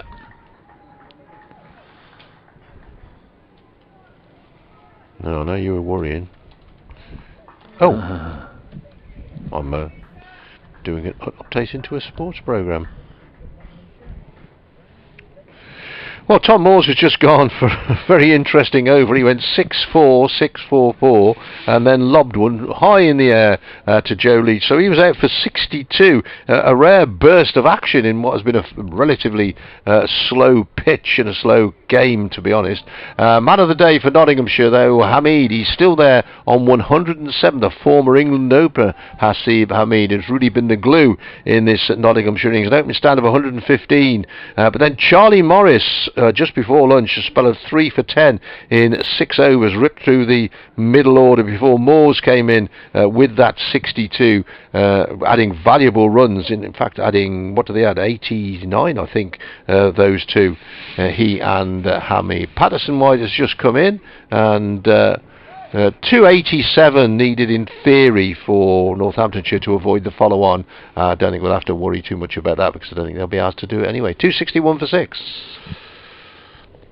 Northamptonshire, you say? What did I say? Northants. Well, I've had Gloucestershire and Northamptonshire today. Been a long life. I'll worry more about getting the score right rather than who's playing. Yeah. I'm sure I've called you Warwickshire a time or two. You haven't pulled me up on it. There's Leach bowling to Patterson White, still looking for his first run. It goes through to the keeper. I know last week I called Warwickshire Worcestershire a couple of times and called the Bears the Pears. I was doing the PA at the rugby one day, packed ground, and informed all the Saracen supporters that Wasps had bought on a replacement. They weren't very happy about that, but there you go. We're very good. I did point out to him I'd had a bottle of gin at half time. We're very good at the old foot in mouth. Oh, yeah. All comes with the territory. Just one slip. Ricky Vessel still as Leach round the wicket poles too. Patterson White hit on the pad, out, gone, naught for Liam Patterson White. And Nottinghamshire just got to be careful. One wicket bringing 2, as so often happens after a long partnership. The next one in is the one to suffer. Good delivery, pitched up right in the block hole, and Liam played around it and went the finger of umpire Illingworth. 261 for 7, and Notsa just been derailed by those 2 wickets. Going to send out Zach Chappell or Luke Fletcher. It's Zach Chappell coming out. Well, he's played a million shots before he's even between the pavilion steps and the rope. Chappell's played a million shots there. Swashbuckling little performance there from Zach Chappell on his way to the middle. Not so for Liam Patterson White, who has missed out on this particular occasion. First wicket for Joe Leach. 261 for 7. Now Nottinghamshire. Still work to do for them. Deserved first wicket for Joe Leach. Had a decent 2 or 3 minutes there. The Worcestershire skipper, a good catch, and now his first wicket. Yeah, wickets coming in clumps in this game. Get a good stand and then a couple go. Be interesting. I mean, we haven't reached there yet. Another 26 needed, which you would expect with Hamid still there. You would expect Nottinghamshire to get those runs and avoid the possibility of. I'm not sure that Worcestershire would enforce it anyway. What we got left in the day? Let's say another 10 overs. Post tea, 30 overs. They've got a lead of. What's the lead at the moment? 180. 175. So, yeah. But that's all conjecture, because Nottinghamshire are still batting. Yeah, we don't know what's going to happen yet, do we? Here's D'Oliveira bowling right arm over the wicket to the right-handed Hamid, who gets one on the pad. It just trickles away on the onside. There's a gentleman doing some strimming away in the distance on the what is generally the car park. There's something that keeps propping up above. Here's the next ball, which is played just backward of square on the offside for no run. Something there, it's come up again, just beyond the hedge. It looks like a pole of some sort. Maybe they're moving some nets around over there. Or maybe there's an international pole vaulter practicing leaping over the River Severn. There it goes again. Highly confusing. Here's D'Oliveira's next ball, which is once again not timed by Hamid as he tries to work it away on the offside, and Joseph with a comfortable pickup. Got a red safety helmet on, I think, the man doing the strimming. D'Oliveira in, bowls, Hamid forward, plays away on the onside. No run. Mike Brown's not happy in Guernsey. Oh, really? Is he playing fullback for Harlequins? Here's the next ball, which is pushed back up on the onside. There is a Mike Brown who plays fullback for Harlequins. Is there, by Jove? Yes. Why do not seem to insist on treating a 4-day game as if it was T20? You don't need to score better than a run of ball to win a first-class game. Patience and application are needed. Ooh. Well, next ball from D'Oliveira.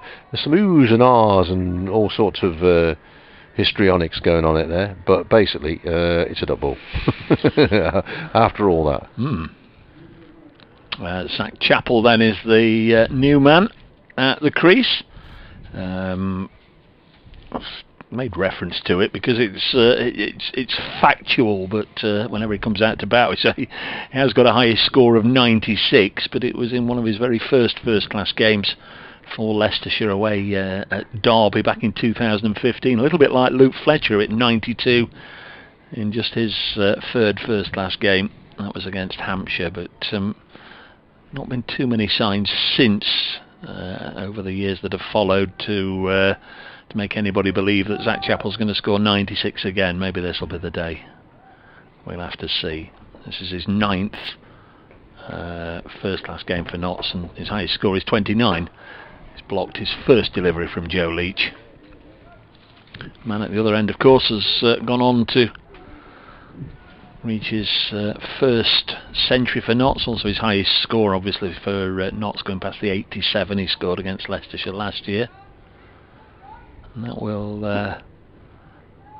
be a great boost to Asiba Mead. He's been given a bit of a vote of confidence in being named the vice-captain, but very early on still in his Nottinghamshire career. He just joined last year and played the Bob Willis Trophy games. Here's Leach into bowl, and Chappell, I was going to say he was away. He played it on the leg side.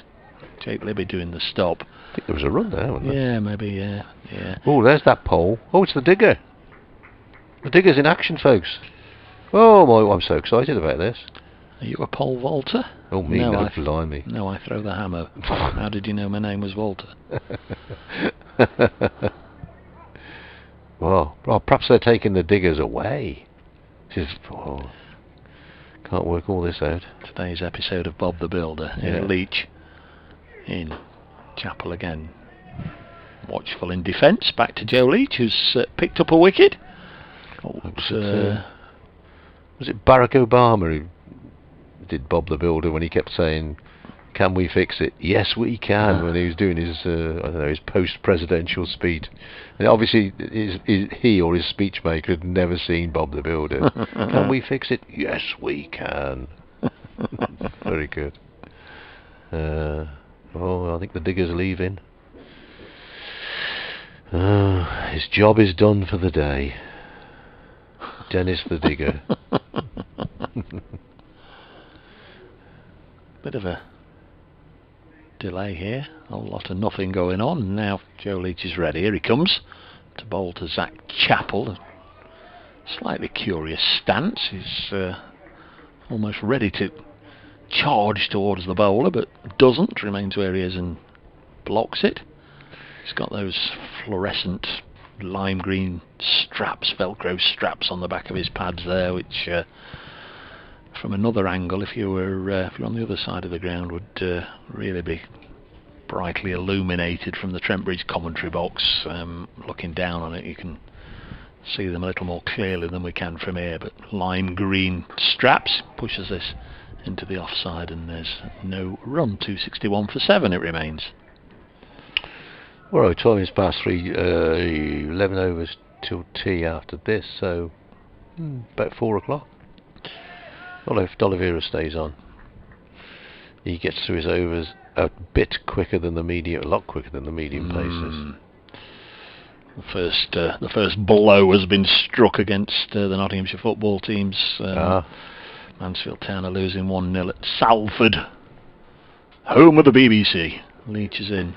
This is hit back to Joe Leach, and there's no run, end of the over, 261 for 7. That's the one that always gets them, isn't it? When your programmes like Tenable, I don't know if you've seen that, Dave, and programmes like that, you sort of name whatever the question is, name 10 English cities or 10 British cities, with the that begin with either RS or T or whatever it is. Everybody always misses Salford out.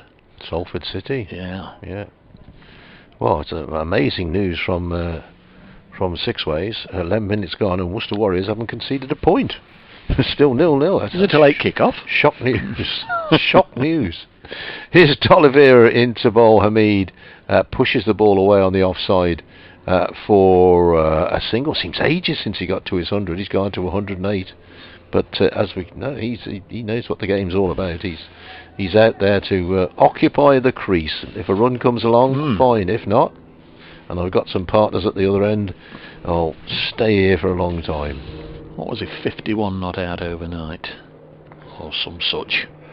He was 51 not out overnight. D'Oliveira.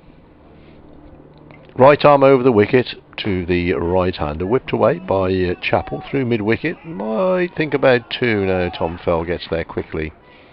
Returns to the non-strikers, and they would have been in trouble taking a 2. Chappell is off the mark with a single. 263 for 7 is the Worcestershire total.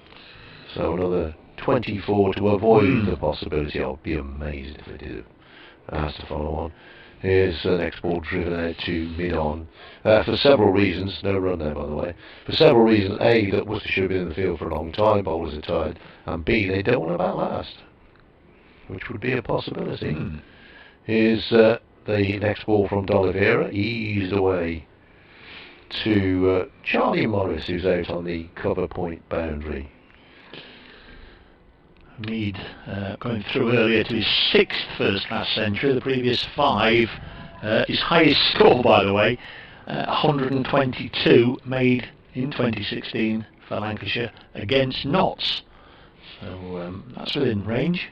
Here's the next ball from D'Oliveira, driven back down the ground. Of course, still playing for bonus points here. With 110 overs for the bonus points. This is the 98th, and Worcestershire have 6 on the game so far. Nottinghamshire have 4. Here's D'Oliveira in again. Played down into the ground about a foot from where he was stood there by Chappell. Completely killed any spin. Completion of the over. 264 for 7. Hamid has 109. Well, Notts can only get one more, can't they? They need 36 runs in 12 overs to get to 300. Because they're not going to get 86 in 12 overs. That's fairly obvious. So they need 36 in 12 overs, but not really got to chase that like Worcestershire didn't yesterday. They've got to look at the bigger picture and think about how many runs they're going to get before they're bowled out, rather than lose wickets in the pursuit of that extra batting point. But I'd imagine if they just tick along nicely enough, they won't be too far away from 36 in 12 overs. Here's Leach, going to bowl to Hamid,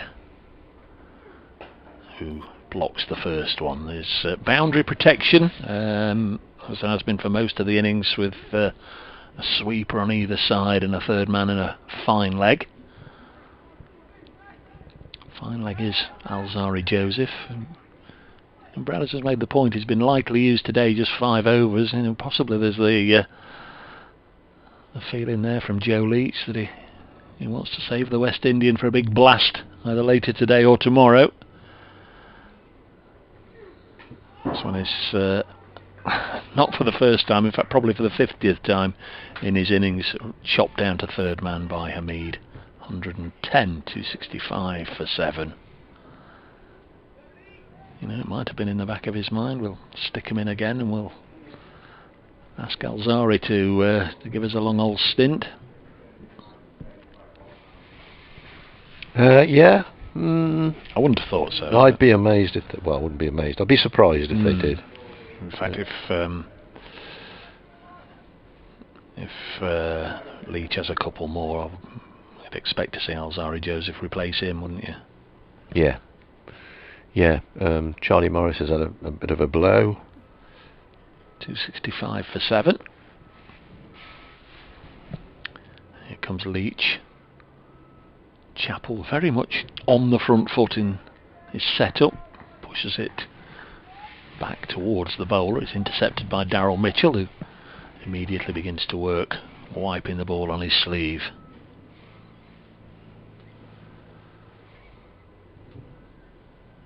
One result from earlier, Middlesex defeating Surrey by 10 wickets. Difficult to suggest where the next one might come, although Somerset only need 100 to beat Leicestershire. I was looking at that. They've lost a wicket, Somerset, haven't they? 14 for 1. 265 for 7. Imagine Somerset will get themselves over the line. Essex are 94 for 6 at Edgbaston, leading Warwickshire by 105. Need their tail to wag, which it's very capable of doing. Next one's pushed out as far as Tom Fell, and there's no run. Peter Siddle back in the Essex ranks. Good player. Very, very good, and a lovely fella as well. Likes a banana or two. Eldis, spelled backwards, you know. They make camper vans. Eldis. And portable toilets. Every time I see an Eldis van on the road, I think, Peter Siddle. Well, it could well be something like that. You know, there's it's old Limahl, wasn't he? The singer Limahl. He was, wasn't he Mark Hamill or something, and he reversed his name. This one's banged in short, and Chappell ducks underneath it, well taken by Cox. Yeah. Yeah. It's not reversed, is it, Limahl? It was an anagram of it was Hamill. something like that, an wasn't anagram, it? yeah. Yes. What question troubled your listeners the most this morning on your Saturday morning pub quiz? I think one of my true or false questions got them a bit about the shortest player in the National Basketball League, NBA. Gosh, that's a tough one. Well, no, the question was true or false. Was he the smallest? But the falsification in it was that he was the top scorer for the Boston Red Sox in 1987, Oh, well. and they're a baseball team. Yeah. So, yeah, it fooled a few. It's good. I do. I love it. What, you like a quiz, don't you? I like a quiz. Yeah. 265 for 7 as Joe Leach comes in, the Worcestershire skipper, to Zach Chappell, former Leicestershire Fox. This is played up to mid-off and there's no run. Chappell without a name or number on his top out there, but instantly recognisable. Just Luke Fletcher and Dane Patterson to come. It's only Patterson's second game, but he did clear the ropes a couple of times last week at Trent Bridge. Just like to give it a bit of a wallop from what we saw. Well, Worcester Warriors lead Sale by 8 points to 0. Amazing. Shilcock with the penalty and Shilcock with the try. It'll never last. So we know all about that. Yeah. Here's D'Oliveira twirling away, and this time the ball whipped to mid-wicket. I thought he got more on that, Hamid, but he was trying to play it sort of square mid-wicket area to Tom Fell, who's out on the boundary, but got almost too much bat on it and played it to Ed Barnard, who is at mid-wicket. Next ball from D'Oliveira, quicker delivery. Really flung that one down, and Hamid just dabs it out. Bowler himself does the fielding. Breeze really picking up here now as D'Oliveira strides in again, wide of the off stump, allowed to go through. Those trees along by the river, their tops are blowing as much as they have in this game. As I say, it might be a bit cool by close of play here, which is probably going to be 6:30 time tonight. is D'Oliveira's next ball, and Hamid plays away on the offside. Jake Libby goes on to hands and knees and bumps a daisy. Might have been a different day for Jake Libby if Brett D'Oliveira hadn't been able to take the field today. Yes, might have been doing a lot of bowling. Belated appeal from D'Oliveira, joined in because his wicketkeeper had had a shout. Ball might have brushed Hamid's pad before hitting the bat, but there was definitely some bat in it. Umpire Russell Warren is literally unmoved. D'Oliveira in again, and this time Hamid will get a run, eases it down to Charlie Morris, who comes in from the cover point boundary. And umpire Warren does move this time, because he moves to say that's the end of the over. Another one for the It's a Funny Old Game brigade is the match at Canterbury, where Kent in their first innings were 169 all out. In their second innings, the openers are still there, 119 without loss. Daniel Bell-Drummond 62 not out, Jamie Cox 50 not out. It's a game you can't explain, which is why we love watching it. Yep.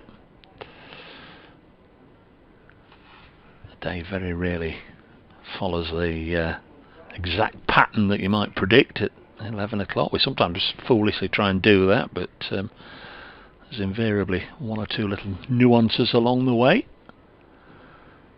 Sometimes when play is in progress, you do get a feel for something that might happen. Certainly you keep an eye on the skipper, you'll get a general feeling of when he's about to make any sort of major structural change to what's going on. Sometimes see him give a certain bowler the eye, and he's about to get ready and come on, but Leach to continue for now, bowling to Hamid, who's on Nelson.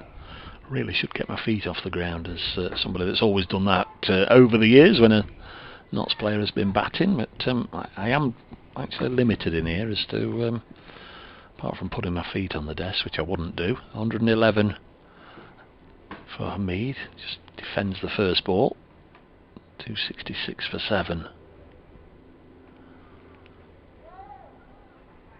Need a little footstool for such occasions. Shep would have been leaping about out there. Pleasant day, but as Bradder says, it's a little chilly. They're claiming a catch here, and he's off. Hamid is out for 111 by wicketkeeper Cox, and Leach has got another one, and the end of a long and very, very good vigil from Hasib Hamid. Caught behind, that's the wicket that Worcestershire wanted. Good catch by the keeper, and Joe Leach has picked up a second wicket. Notts 266 for 8. They've not yet reached the follow-on mark, and Hamid out for 111. He's faced 305 deliveries in all. Good work by the keeper. We saw Tom Moores doing it in the Worcestershire innings, taking a couple of catches, standing up to the quicks, and now Cox has done it as well. Yeah. Well, we still might have that conjecture with 21 more needed to avoid the possibility of a follow-on, but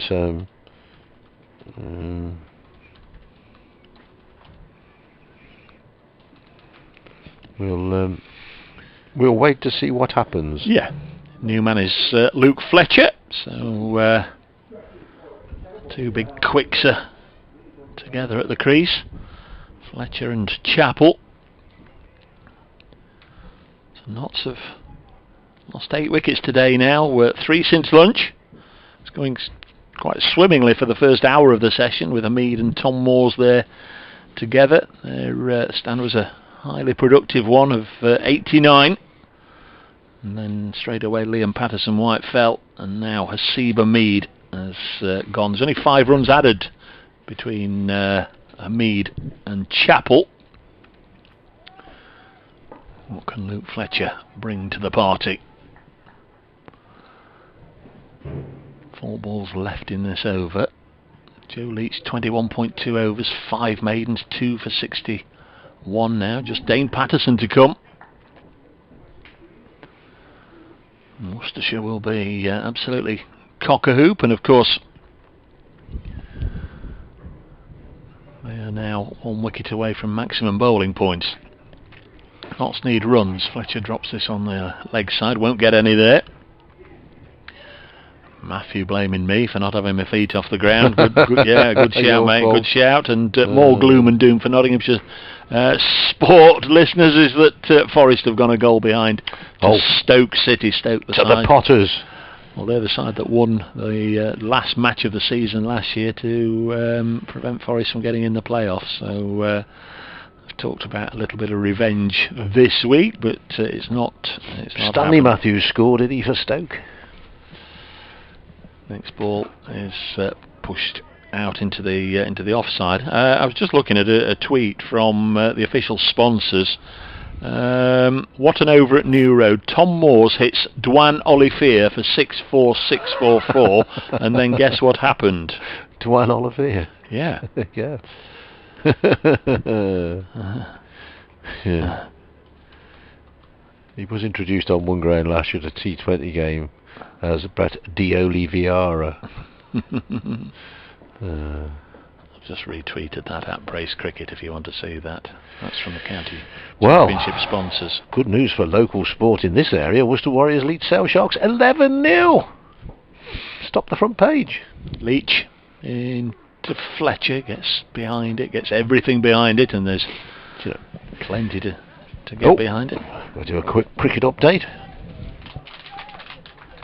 Well, Nottinghamshire now 266 for 8. Joe Leach has taken the prize wicket of Hamid. Batted really well today, Hasib Hamid, and he's rather held this innings together before he was caught Cox off the bowling of Leach for 111. An excellent innings from Tom Moores, which was quite exciting before he went.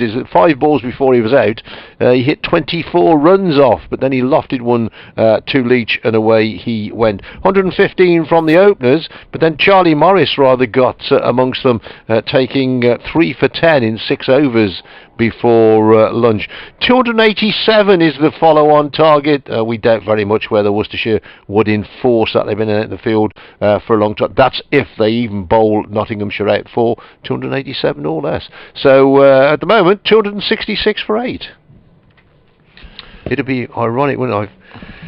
I've been following the Worcester Warriors. They lost 62-14. They were 40-0 down at Bath, and the game I'm not there.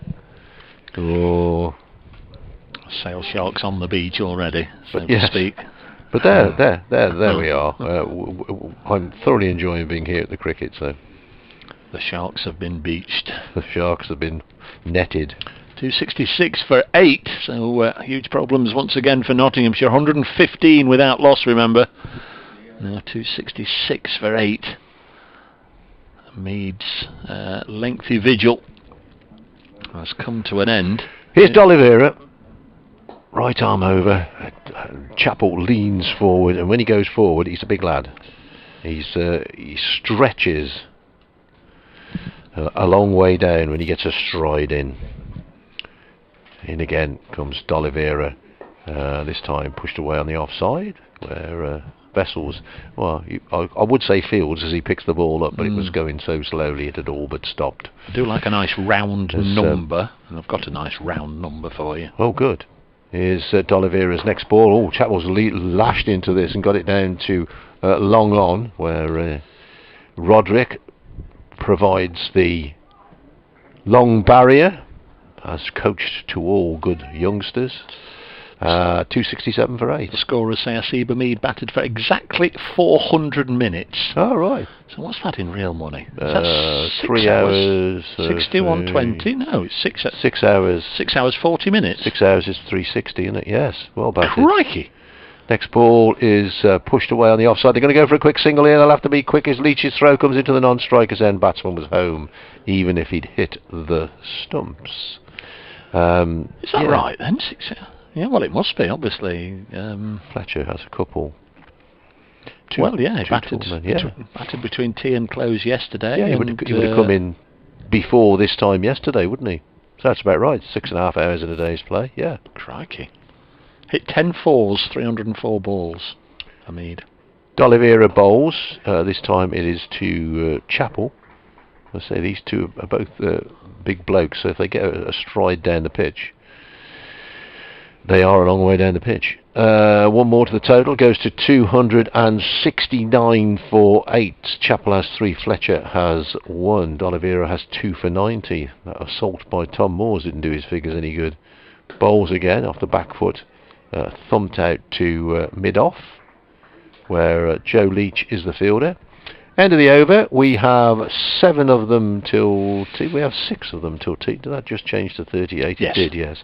Sun shines on that scoreboard and I can't quite make it out. So 6 overs till tea, with its tinkling teacups. Unless, Dave, unless. Well, unless, yes.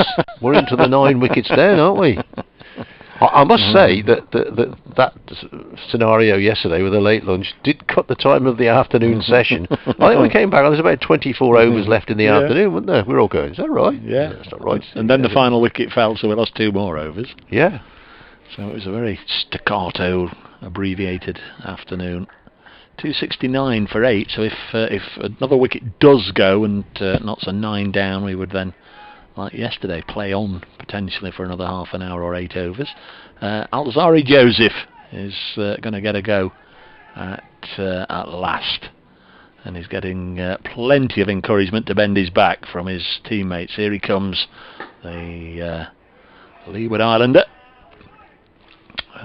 Fields off his own bowling, from Antigua, of course, part of the Leeward Islands, so plays for the Leeward Islands in the West Indies domestic game. He's played for a number of white ball franchises around the world. They didn't used to play in the competitions there, did they? No. The Leewards and the Westwards, they were... Windwards. Windwards, I mean, Westwards. They weren't included in the first class with Barbados, Jamaica, Guyana and all those for a long time. 269 for 8, Trinidad, the other one. Next ball is driven crisply by Chappell to mid-on. There's no run. Getting some noises out of our machine here. It's when the smoke starts coming out, Dave, that we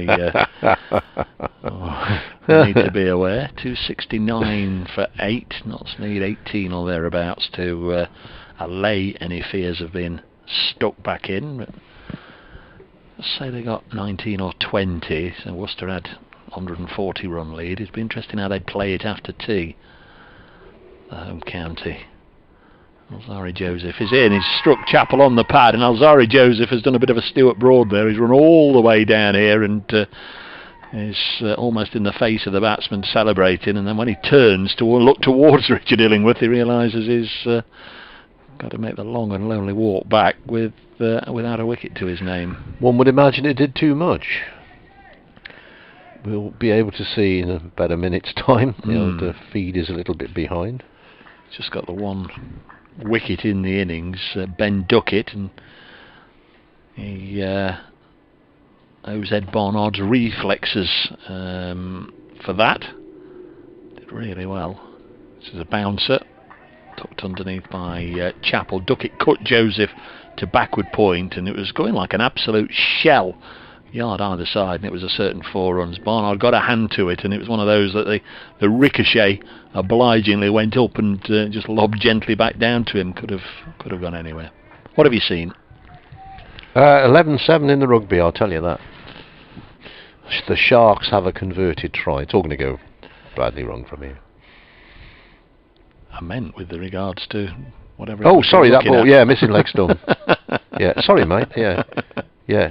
A good shout, but yeah, full length ball, probably swinging and going on, continuing on its way. We're just waiting for a helmet to be brought out. Now this is foolhardy, or a wonderful example of how good a keeper Ben Cox is, because he's called for a helmet and a box, and he's going to stand up. Oh no, it's Ricky Vessels. It's Ricky Vessels who's called for the helmet. I thought Ben Cox was going to stand up to the stumps, but no, it's Ricky Vessels, who of course is also a member of the Wicket Keepers Union. You could imagine that Alzari Joseph might not be too happy if the wicket keeper stand No, up. That's what I was thinking. It's a very slow pitch. That's what I was thinking as Pat Brown took the helmet and pads on.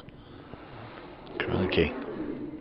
Well, next ball is pushed back to the bowler. Could hear motorbike revving up as Joseph was just setting off from the end of his run. The two that must have coincided. That must have been loud, because you don't hear much traffic in here. No. Yeah, not short of wicket keepers these days. Worcestershire, Cox, Roderick, of course. Vessels. So there's three that Vessels has kept wicket for Worcestershire. Same with Notts. Got Duckett and Clark. Yeah. Notts County lead at Torquay. Oh, come on the Magpies. Sorry, Joseph is in. Oh, that's clipped away for... well, it's not gone for 4. That's a brilliant bit of work down there on the fence. Who's that? Is that Darryl Mitchell? Charlie Morris. Charlie Morris. Wonderful stop. Thought for all the world that was a certain boundary, but a full-length dive keeps them to 1. Good bit of work. End of Joseph's comeback over. 18 overs. 1 for 33 to Joseph. 270 for 8. Chappell has 4. Fletcher has 1. Well, he dived, rolled, came up with the ball, and rolled it back in, Charlie Morris. He's a quick bowler. You're not supposed to do that, Charlie. No. Not in your... Check your contract, mate. You can imagine F.S. Truman doing that, can't you? Or no. Statham, Len Caldwell, Jack Flavel. Any of those old pace bowlers. No. Bob Willis, yeah. No, we don't do that. Might stick out a boot every now and then. D'Oliveira continuing, New Road End. Right arm over. Chappell flays this one away, and it's gone away for 4. There's a dive by Ed Barnard, but he wasn't a country mole. Close to that one. That is the lot of the leg spinner, isn't it? The odd one is going to be flopped down on a sixpence halfway down, and it'll just sit up and be slapped away by the batsman. First ball of the overs on 94. D'Oliveira's conceded in 21 overs, so going at a fair old rate here. Next ball though is driven out 2 long off. Leach, the captain. The total moves to 274. So Worcestershire's lead now is 162. And where are we with the old overs? We're in the 104th over. So Worcestershire need a wicket. Notts need 25 more runs. D'Oliveira bowls, just dabbed away in the offside. Vessels, who is at an extra cover position. I think Notts would be more concerned, as you say, with the 287 than trying to chase down the 300. Next ball, pushed away in the offside, no run. I'd be absolutely astonished if Worcestershire, at this stage, shoved them back in. There's ball played out on the offside, and there is no run. It's like a 2 Ronnie sketch there. I was finishing the sentence for you because I could see you'd got a message that you urgently needed to attend to. I did, yes. Well, I didn't really, but no. Here's D'Oliveira's next ball, and just pushed away into the offside. And there's a single to be picked up there. Who's dropped their bat? Chappell. Yep. Yeah, left his bat halfway down the pitch. But comfortable single. There's a few essential items that you need if you're out there batting, and he's discarded the most obvious. 276 for 8. Fletcher on to 2. Fletcher coming in at number 10 in the order. Of course, Joe Leach came in at number 10 and made his way to 84. Somewhat remarkable if Fletcher could do that. We did even think last night if a wicket had gone down he might even be sneaking out before the close at number 3 in the order, but here he is in a more accustomed position down towards the bottom of the card. Notts need him to make a contribution here, even if it's just stick around for half an hour either side of tea with Zach Chappell. Got... board said 36 overs to go. Surely it should say 35. Next ball is defended. I thought we looked... Oh no, 4 overs to go. 4 overs to go, it's right, yeah. First ball is just blocked by Fletcher, who has a look at the very toe of it. So if he might just have felt something something different. Looked at it as if he might feared as if he'd cracked one of his favourite bats. Joseph into Fletcher, who pushes this into the covers, straight to Tom Fell. 276 for 8. Pipe is off for his tee. Oh no, he's not. Going for a walk around the boundary. Yeah, no, he's not. He's off for his tee. Yeah, well, he's never off duty. Pipey, such is the lot of the physio. Sort of fill in as a doctor as well, don't they, on the away trips? Oh and, yeah. You know, have you got an aspirin? Have you got this? Have Psychologist. You got that? I've got a bit of tummy ache. And next ball, oh, Fletcher's dug it out and he's gone running. Oh, it's a chance for a run out here, and Chappell has to go. A real mix-up for Nottinghamshire. Fletcher. Eventually, when the former Leicestershire man responded, he was well short of his ground, and that's a needless wicket for Notts to give away. Certainly haven't got wickets to spare like that. Second run out of the game. Luke Fletcher was involved in the first one, and he was very much involved in that one, I'm afraid. Chappell run out for 9, 276 for 9. Yeah, good work there from Ricky Vessels, who was actually at short leg, realised what was going on and got to the stumps before Ben Cox and whipped the bails off. But yeah, that was a bit of a Fred Carnose, to be honest. That was like a 9 and 10 batting together. But yeah, so we're back into the will they, won't they? 11 runs needed for the possibility of avoiding a follow-on. But as we keep saying, we'd be very surprised if that happened. One would assume that because we are beyond the tea interval of 340, if Nottinghamshire were to be all out in the next few balls or few overs, they would go to tea, which would be the common sense thing. But we will go for the remainder of these 4 overs if the wicket doesn't fall, and then potentially up to another 8 more. Yeah. So, as we always say, tea is a movable feast today. Well, good job we got the emergency box of banana cake. I like the warning on the bottom. Warning, may contain banana and cake. I like the thing it says banana cake made by Caroline, I think. Oh no, made by Caroline. Oh, I see, made by Caroline Inc. Yeah, well done. Well done, mate. Very nice gesture from the chairman and his good lady. The chairman brought it in here this morning, hours before Brad has got up. Oh. There's Joseph into the new man has bowled, and Notts are all out, and that will be tea. 276 all out. Patterson, and the explosive pace of Alzari Joseph has finished off the Nottinghamshire innings. Notts 276 all out. Luke Fletcher 2 not out at the non-strikers end, and Nottinghamshire are very much behind the 8 ball as they troop off for tea. 276 means they are 160 behind Worcestershire on first innings.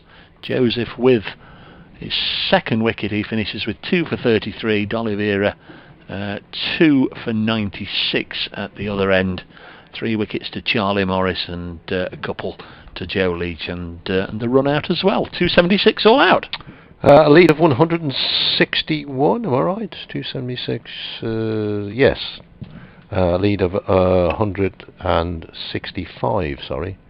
I'll correct myself. Is it 165? A lead of 165, 165. No, 160. 160. We'll get there. I'll get there in the end. Don't worry. 160. Now I'm interested to see what's happening here. Are there any indications? No, they'll have tea. Yeah, but I'm interested to see if they they don't. Of course, if Worcestershire wanted to enforce the follow-on, they could do it during the tea break. So tea. Yeah. Next ball is deflected. In the face. To as quick as any around. Here comes Joe Leach, Hamid on 99, and will play it away square of the wicket on the offside, and there is the century for Hasib Hamid. And 287, but a fine century for Hasib Hamid. He's moved on to 101. A former England opener, of course, who struggled for form. In fact, he's just flicked that one down to fine leg to his left. D'Oliveira bowls. Moores has swatted that one away. That's short and gone for 6. Lifted that one way over the mid-wicket boundary. as D'Oliveira bowls, and he's gone after Oh. this one again. Another 6. Oh. 6 more, and that brings the 50 up. So 6 to Tom Moores. And he's gone for this one again. It's high in the sky. Could well go here. Leach is coming in. He's dropped one already today. He's caught that one though. Leach catches it. D'Oliveira gets his. With the territory. Just one slip. Ricky Vessel still as Leach round the wicket poles too. Patterson White hit on the pad out. Gone naught for Liam. Patterson White and Joe. Pleasant day, but as Brad says, it's a little chilly. They're claiming a catch here, and he's off. Hamid is out for 111. Good catch at the wicket by Psychologist. Got a bit of tummy ache. And next ball, oh, Fletcher's dug it out, and he's gone running. Oh, it's a chance for a run out here, and Chappell has to go. A real mix-up for Nottinghamshire. Fletcher went, Chappell didn't, and eventually when the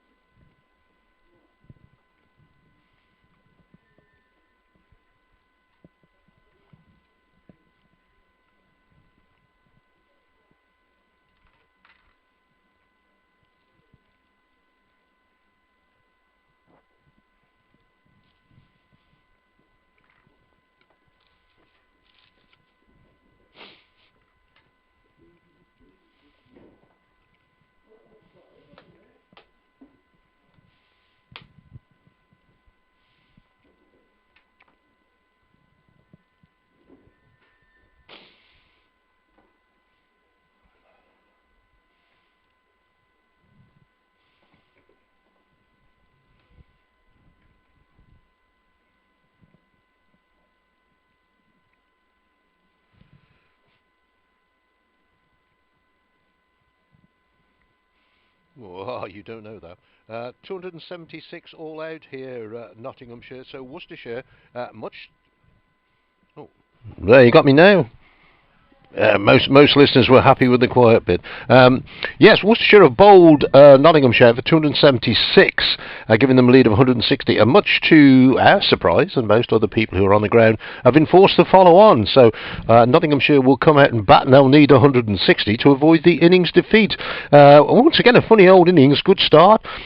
Slater and Hamid had 115 on the board, but then Charlie Morris got amongst them just before lunch, 3 for 10 in 6 overs. But then Moores came in with 62, and Hamid was there throughout all this before he was caught. Cox bowled Leach for 111, and they rather succumbed then, 261 for 5 to 276 all out. The Worcestershire skipper Joe Leach picked up a couple. Alzari Joseph came in, got a wicket. Morris, as I say, took those 3. And a couple for Brett D'Oliveira. So in the end, 276 all out. Nottinghamshire follow on enforced.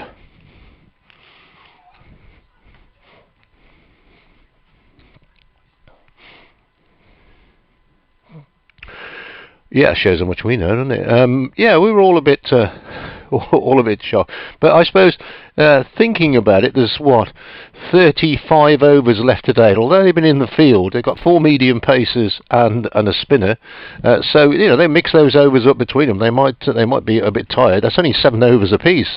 And Alzari Joseph has not bowled that much today, so you'd quite think he got a bit left in his legs. And maybe they think Nottinghamshire might be a little bit shell shocked, particularly as it looked as if they were going to comfortably avoid it at 261 for 5. So maybe a little bit psychological as well. That remains to be seen. They're out there warming up. The umpires are on their way as we speak.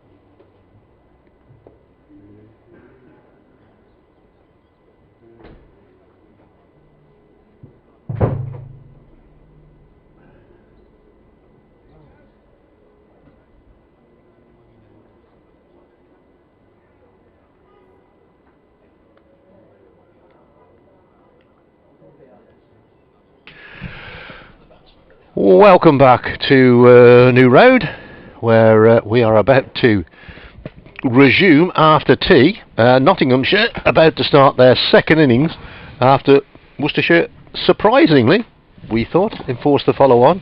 Worcestershire have a lead of 160. Nottinghamshire out for 276. What do we know? But we being, I'm Dave Bradley, Dave Bracegirdle is alongside me. Yeah, I mean, that's the reason the follow-on mark is there, isn't it, at 150, because the people that make the regulations think that's probably the right sort of score where you should be shoving the opponents in. And clearly Joe Leach and the Worcestershire coaching staff feel that whilst they've got Notts by the throat, they really want to try and push on and just try and keep them down here.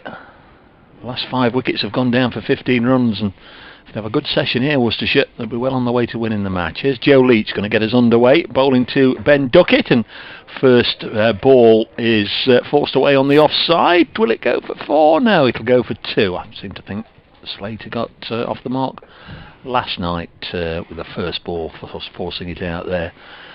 So he's away 2 without loss. So Notts all out for 276 today. That's 160 behind. And they've not really got work to do in this session, which should be 35 overs long. They did stay together, didn't they, last evening, Slater and Mead, throughout the session, as this ball's left alone. It goes through to the keeper. Yeah, it was the 50th over before they were parted. New ball, obviously. First over, obviously. 1 slip. That says a lot about the pitch, I think. It does. It does. But apparently, the Magpies have scored again. Notts County leading by 2-0, yes, down at Torquay. And the Worcester Warriors lead Sale Sharks by 16 points to 7. What a day! What a day! Should be a bank holiday. Should have been won yesterday. Forest losing 1-0. Mansfield losing 1-0 as well. The other 2 Nottinghamshire scores as Slater pushes at this one. And there's no run. Forest have equalised. Lewis Graben has scored a goal straight after half time. For Notts, well, Asiba Mead 111 in the first innings. Clearly the top scorer. Tom Moore 62, Ben Slater 45, Joe Clark 27. Nobody else reached double figures. There was a catastrophic mix-up between Luke Fletcher and Zach Chappell, resulting in Chappell's run out. I think Luke will take the blame for that one. Yes, no, yes, no, yes, no. Whoops, sorry. There's Leach. Round the wicket, bowls to Slater, and this goes unhindered on its journey into the gloves of Ben Cox. Stephen Mullaney made a huge error, shouldering arms and losing his off stump to one that just nipped back from Charlie Morris, who had accounted for Joe Clark and Lyndon James in his 2 previous overs. Just not careful enough. Ben Duckett had one that was outside the off stump and cut it away powerfully. The only problem was it was in the air, and it was a very good catch by Ed Barnard at the second time of asking. He went for just 5. This is pushed into the offside. The end came quickly. Dane Patterson out first ball to Alzari Joseph. Liam Patterson-White also got a duck. LBW to Leach. By and large, most of them will be looking for a significant improvement second time round, or Notts are going to leave Worcestershire with just the 4 bonus points they've got at the moment. Worcestershire have 7, but there's got to be some real backbone and resilience here. Slater leaves us final delivery of the opening over alone. It goes through to the keeper, and now we have a little look to see if it'll be Charlie Morris or Alzari Joseph, or indeed even Ed Barnard maybe, but looks as if it's going to be Morris. Do you have to say, Dave, and you touched on this, the collapse started when Nottingham should reach 261 for 5. Tom Moores took 24 off the first 5 balls of an over and then got out. Yeah, and 5 for 15 after that. Yeah, that led to the collapse, didn't it? So I'm sure somebody might have pointed that out to him. Maybe his dad. Yeah, and I'm not blaming him for the collapse, but you know, 24. Somebody pointed out there, it's a first-class game. You can't whack every ball out of the ground, or it's very, very rarely been done. But certainly not when you're still a long way behind in the contest. And they were 5 glorious strokes, the first 5 balls of that over. In fact, there were 2 sort of long hops sent down, weren't they, from Brett D'Oliveira, which were pulled away for 6. But the 3 fours were in different ways quite majestic shots. But he just couldn't then take the single at the end of the over or whatever. He did go after one which was outside the off stump and had to, he was trying to drag it away and create something going for the big hit, and it just went straight up in the air. Here's Charlie Morris opening the attack from the New Road end. Very good spell. Just before lunch, Charlie Morris came sort of meandering along at that stage, and Morris came on and got Clark out for 27, James out for 4 and Mullaney out for 2, all with balls that came back into the right-handers, we felt. ball from the Diglis end. It does often get me a little bit, that a bowler that's just had a bit of success at one end and then, you know, later on in the same day or even the next day, the next time he comes on to bowl, he's at the other end, and we all know it's 22 yards each way, but we also know, you know, you get a little feel, don't you? You get a certain feel when you're in the groove at one end. Morris in, bowls. Hamid, not for the first time today, plays solidly defensively, back down the wicket, played very straight throughout his innings today. There was some thought at tea time that he might have survived. I think he did survive one behind the stumps, which is a very difficult catch, very, very low down, and off on the medium paces. It actually hit Ben Cox on the ankle, so the only thing he could have done was maybe if it had hit his boot and come back up into his glove. Next ball, Horace Hamid, but it's going down the leg side and wraps him on the pad. Still one or two of those little wispy clouds around, but another lovely day at the New Road, if a little chilly. And certainly last night when we were doing our end of day interviews in front of the pavilion, it was blooming cold in the shade. Yeah. Take some of the gloss off his century, Hasib Hamid, if he goes cheaply second time around. Yeah. Next ball, does well here, Hamid. That's a good ball from Morris. Drops on it. Looks as if it didn't bounce too much, and certainly was, even from this angle, you could see it was probably aiming back into him. Somerset looks as if they're going to win at Leicester. 64 for 1, need another 51 for victory there. But Somerset and Leicester haven't played each other in the county championship for a long time. No. Here's Morris. The roar of a motorbike goes down New Road behind us. Pushed away on the offside. The roar of the motorbike, by the way, was with the motorbike. It wasn't a separate item. The roar wasn't going, and the bike was 10 yards behind. You've got to be loud for us to... It always amazes me that there's a wall. There it is behind us. And the other side of that wall is a major road out of the city of Worcester. We hear very little traffic. Mind, it's not usually going very fast because of the speed cameras. 2 without loss here, Nottinghamshire in their second innings. Here's Charlie Morris, races in and bowls. Pushed out on the offside. That's the end of Morris's first over. It will be a maiden. It is a maiden. And 2 without loss, needing 160 to make Worcestershire bat again, to bring scores level, we think. Any number of messages coming in criticising Nottinghamshire for that first innings performance and the collapse. Plenty of people getting some thoughts out on social media. Players quite simply have got to stand up and be counted in the 4 sessions that remain in this game. Slater is on strike. He's got the only 2 runs so far in this innings. The left-hander now faces Joe Leach, and he's cut this one away for 4. That was well, absolute food and drink for somebody like Ben Slater, who likes to cut it away outside the off stump, and that was just nicely in his arc, lashed it away to the boundary on the far side.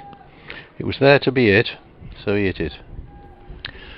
Well, either Luke Fletcher and Sack Chappell have made up very quickly, or they're still discussing that run out, because the 2 of them are taking the afternoon air, wandering around the boundary over on the far side. Next ball is pushed up to mid-off this time by Slater. 18-14 in the rugby. There a big battle? In front or behind? Oh, in front. Oh, crikey. For the moment. 29 minutes left, so... 6 without loss. Is there a big following? I mean, nobody's there now, but no. What sort of crowd would go and watch the Warriors? 10,000 right. on a good day. Well, that's a good old whack, isn't it? Yeah. Oh, it's comfortably the biggest sport, spectator-wise, in this area. Delay here whilst Joe Leach is really working hard on the ball. It can't need that much polishing surely at this stage, but here he comes on the wicket. Umpires of course have changed ends. It's gone through to Cox. Russell Warren is at the far end now, and Richard Illingworth closest to us.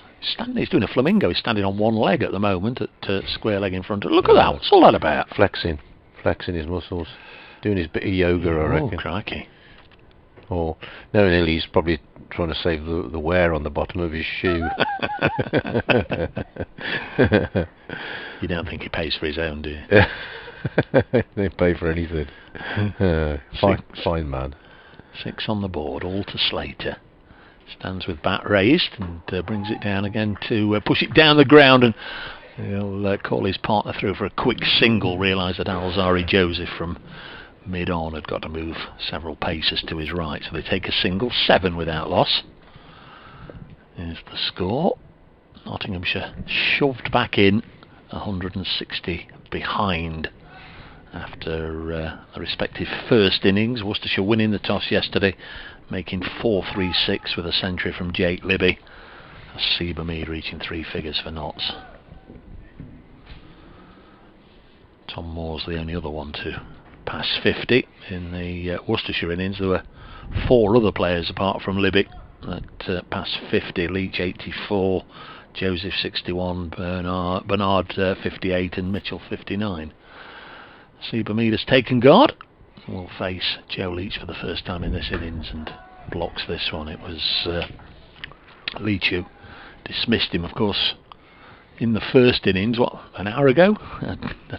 Yes. Yeah. Caught by Cox standing up to the wicket. I don't know, I've not got a time on it, but it was the 8th to go, Seba Mead, and 9 and 10 didn't last too long, so at the most probably an hour ago he was dismissed.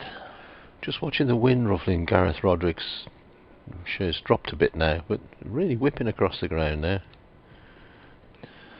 There's Leach into a Mead, again he defends. You pointed out the trees, obviously just as we look to the right of the scoreboard over there, that was really swaying and rocking and doing a little bit of a Mambo number 5 in the breeze. I think Gareth Roderick didn't realise it was the end of the over. He was practising his golf shots, I think, out on the boundary. He was on the green in 2, so he was happy with that. Suddenly realised, I'm supposed to be in there somewhere. Thanks, Chairman, for the cake. We enjoyed it, didn't we, Dave? Very nice. Very, very nice. I did share it with one of my... I think it was Mrs. Chairman that did the hard yards. It was Mr. Chairman who brought it in. Well, yes. Under orders. Compliment the deliverer. Yes. We did share it with one of our few written press colleagues here today. In fact, our only written press colleague here today. Got Russell Warren now, who's walked all the way over to square leg and decided he can't see, so play being held up here. This is what does your over 8s, isn't it? Umpires swapping from side to side. This is what's wrong with the great game. Yeah. Let's have one on each side, that's what I say. Cut the time down. Cheerful Charlie Morris. Here's the bowler. New Road End bowls, punched by Slater to mid-off, where Gareth Roderick is the fielder. The cathedral looking resplendent as the sun. It does change colour during the day as the sun comes round, and it's picking out the many hues of grey, a bit of red sandstone in there as well. And sun gets a bit lower, it'll start to reflect off the big west window. Oh, away goes Morris.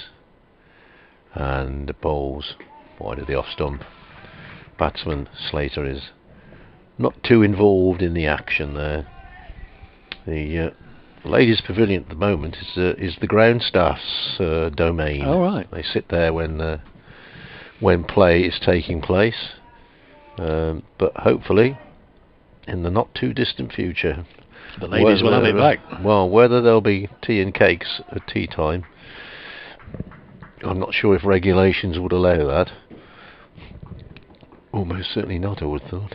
Well, after 21st of June, isn't that when all regulations supposedly are relaxed? There's an next ball which is played out to mid-on, no run. I think part of the problem is getting ladies, anybody, and gentlemen to volunteer to run the tea and cakes. Or if it gets them in the cricket for nout. I'm not sure it does. Oh, they probably have to pay for the privilege. But it is one of the traditions of cricket at New Road. Yeah. Here's Morris. Hurdles in and bowls wide of the stumps, allowed to go on its way by Ben Slater. There's trees along the road. There's just a little 1, 2, 3 bunches of mistletoe right in the top of the tree there. You'd want to be a bit keen to get your mistletoe to climb up and get that back. But I don't know, last winter, I don't know, in my imagination, but there was so much mistletoe around. We've got some apple trees in the fields not far from us, and every tree seemed to have a big bunch of mistletoe on it. And our old neighbour brings us a big bunch round every time. We don't use it for kissing underneath, though. None of that nonsense. Charlie Morris to bowl the 5th ball of his 2nd over. And this one sees the ball wide of the off stump. Come on, Charlie, bowl straight. You're wasting the new ball here. The skipper might well be saying to him, make the batsman play. Salford have doubled their advantage over Mansfield Town. So Stags are losing 2-0. Notts County winning 2-0 and Forest drawing 1-1 with Stoke. Stags, the Nottinghamshire football. Stags put to the sword at Salford. You can see the headline now. Sorry, Stags sunk at Salford. Unfortunately, sports writers don't write those things anymore, do they? You do talk some they have to do the quotes from the managers. And the last ball of the over goes through the wicketkeeper. There is no addition to the score, which remains at Nottinghamshire 7 without loss. They need 160 to avoid an innings defeat, having been bowled out for 276. 31 overs remain in the day. This is the 3rd day, of course, of 4. Worcestershire have certainly given themselves every opportunity of being able to wrap this up tomorrow if they can have a good session here. Should be very much in the box seat one way or another. Notts aren't going to be able to wipe out the deficit in this session, however well they bat. Here's Leach into Hamid. Again, happy to just block it. Faced 304 deliveries in his first innings effort, batting for 400 minutes. So he will he'll have been at the crease for 20 minutes or so now. So he'll have now batted for over 7 hours in the game. Asib Hamid still on 0 though in the 2nd innings. You don't want to follow up a ton with a duck. Chops this down behind square. Darryl Mitchell doing the fielding. Of course, Jake Libby suffered the vagaries of cricket. 180 not out. Next innings, first ball, duck. And that's the game. Steve Rhodes used to call it mother cricket. Look after mother cricket, he used to say. I think Gareth Roderick is South African born, isn't he? He is. Because Dane Patterson's on the boundary edge here, and they've just bumped knuckles. I wonder if they know each other from their homeland. This time it's defended by Asib Hamid. I did read the other day, I'm not being racist or anything or trying to be controversial, there's over 1 million former South African inhabitants, is that the word I'm looking for, now living in the UK. And a couple of my mates are spent a lot of time out there. Not been to South Africa. I never sort of really having it on my list, but it's getting closer and closer. I do like the look of Newlands. I'd like to go and watch a test match at Newlands. Leach in bowls, Hamid. Not for the first time today. Gets a big stride forward, plays the ball out on the offside 7 without loss. Yeah, I think like a lot of countries, it's a land of contrast, isn't it? So there's the rich and there's the poor. That wind. No, it's that beer factory right next to the Newlands ground. Oh, that's what you're keen on. At a couple of shillings a pint. I'll be perfectly honest. Sat in the sun watching cricket with a cheap beer. Oh yes. Away goes Leach, and this time he's off the mark. I mean, flicks it away through the leg side. Should only be a single. Settle for a single. Charlie Morris gets his throw back in over the stumps. Nottinghamshire 8 without loss. Yeah, I'm going to Twycross Zoo if I want to see an elephant or a tiger, or not a tiger, or a lion. You go to West Midlands Safari Park to see him in the wild.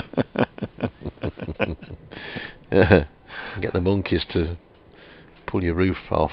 What was those vinyl roofs that everybody had at one time? I used to love those. They used to rip those off, no trouble. I love that Peter Kay, that car share episode. I don't know if you saw that, where they went to the brilliant the safari thing. So there's Leach bowling to Slater, who nudges it up to mid-off, where they had a monkey on the roof, didn't they? Yeah, put him in the back seat. Popped the glasses on and decided to relieve himself. Well, talking about relieving, Charlie Morris has been relieved after bowling 2 overs and not conceding a run. So it's been a longish old day, but with 35 overs left, if Joe Leach is, shifts his bowlers around and uses them fairly frugally, then they should be fairly fresh for this session.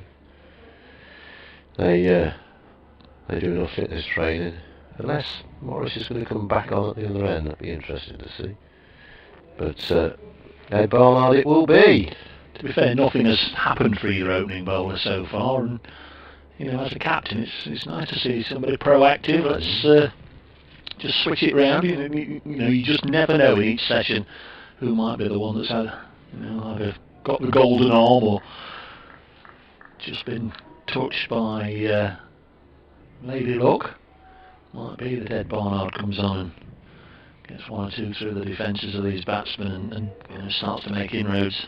He ain't got a wicket, has he? He's not got a wicket, very likely used, so he just might be the man for the occasion.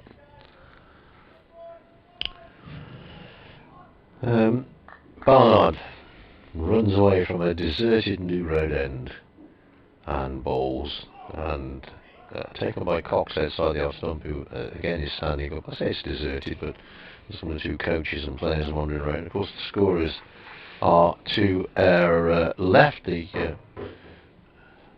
2 Worcestershire scorers for this. So Phil Mellish and Sue Drinkwater was saying the other day, unfortunately, good friend Roger, the Nottinghamshire scorer at the moment, not allowed to travel to away games. Hope to see him at some time. Got to do an update. As here's the next ball, which is played on the offside. Welcome to radio listeners with the news that Nottinghamshire are 8 without loss. A very quiet start to the second innings. We're in the 6th over. Charlie Morris, he bowled 2 overs, didn't concede a run, but he's been taken off, and Ed Barnard is into the attack. 276 all out in their second innings, in their first innings rather, were Nottinghamshire. They were 261 for 5, so they lost 5 wickets for 15 runs after Moore's went for 62. Superb innings, very patient innings from Hamid, who batted for exactly 400 minutes for his 111 before Joe Leach got him caught behind by Ben Cox. 160 needed for Nottinghamshire to avoid the innings defeat. They are 8 without loss, and we've got 29 overs left in the day. Blimey, have we got 29 overs left? We have indeed, yeah. At 4:32. Yeah. Ooh. No, it's 30 overs left. Here's the next ball, which is dabbed away on the offside don't run. I must have just misread that, or did it have the wrong number? 30 overs left in the day. Yeah, 29 after this one, that's what you said. Did I? Yeah. Oh, okay. Yeah. Well, no, I'm never quite sure what I say. Torquay have got a goal back against Notts County 1-2, and although Mansfield are losing 2-0, they're now only playing against 10 men. Salford have had a chappy sent off. Are they the Seagulls, Torquay, or just the Gulls or something? Gulls. Here's the next ball, dabbed away on the offside. Brighton are the Seagulls, aren't they? Somebody is. Yes. Yeah. You used to know all those, name of every club. quiz questions. Nickname, leading scorer, home ground, manager. If you go in the sports quiz with that, you're all right. That's right. Used to enjoy going down to Torquay. I covered the old Hereford United. Often used to go there for a weekend. Here's Ed Barnard, races in and bowls, back to the cricket, pushed away on the offside. I'll get messages talking about football and rugby. That's the end of Ed Barnard's over. He didn't concede a run either, so not a run has been conceded from the New Road end in this innings. 8 without loss. Only ground I bought a ticket from a tout in over 50 years of watching football. Hereford United. Ah, really? What on earth game was that then? They were ticket touts. 1990. Was it the third or fourth round FA Cup against Manchester United, and it was in the RAF, and I had to go to the Forces place down the road there for a course which started on the Monday, and I thought, oh well, I'll go on the Sunday because they're playing Manchester United in the FA Cup tie at lunchtime or early afternoon, a televised game or whatever, and got there complete not a sellout, so it was either oh well, blow it, or buy one from Honest Jack behind the bike shed. Colin Robinson missed a sitter for Hereford with about quarter of an hour to go, and then Clayton Blackmore, I believe, scored the only goal of the game. And you and I were both there. What a coincidence. Crikey. Sale Sharks have scored a try in their lead 19-18. 8 without loss. We've still got Joe Leach bowling here from the Diglis end. We're bowling to Ben Slater. Not for 8 without loss after 6 overs. He's round the wicket, and this one's reared up and struck Slater, perhaps inside the thigh area somewhere. He doesn't look too comfortable. I was going to say he's hobbling away, but he's waddling a little bit like a penguin towards the square leg umpire. Not unlike myself most mornings, that was. Trying to get the legs going a bit. Might have said ouch. Yeah. He's not rubbed it though. Fair dues. 8 without loss. He'll have nice bruise to show. It'll change colour over the next 2 or 3 days, no doubt. Next ball from Leach is eased into the offside. That's a good stop in the covers. Might have thought he was on for 2, 3 or 4 runs there as he punched it away. The ageless Darryl Mitchell. It's good work from Mitchell, who actually caught Slater this morning, of course, but he was in the slip cordon.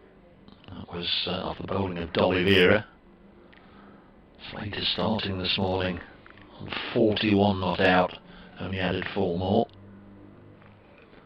Opening partnership had been extended to 115. How many will they put on this time? 8 so far. Again, a push from Slater out on the cathedral side of the ground. No run. Very nice conditions at the moment. We're coming to the end of the 3rd day here, and I don't think the sun has gone in at any time in the first 3 days, has it? No. Cloudless. Very nice indeed. Salford have missed a penalty. Oh my word. It's all going off there. Come on, the Stags. Leach. Balls. Slater defends once more. 8 without loss. Who was the chap who for Colin Slater? Oh yes. For 100 years. Oh yes. Covered Notts County, didn't he? He did indeed. He did, yeah. Wasn't his lad the weatherman on the telly? No, he's not his lad. Oh, he's not. The same name, Charlie Slater, and he's he's taken over the mantle. Oh, that's right. And he's commentating on them today from BBC Radio Nottingham because all the visiting media have been refused access to Torquay United. Crackers. Weird. Yeah, it's Charlie. Yeah, no relation, same surname. Next ball from Leach was played back by Slater to the bowler. Allowed to pass him and go up to Alzari Joseph at mid-on. We've not seen Joseph yet in this innings, but it is only 7 overs old. Might get a turn once Joe Leach had finished.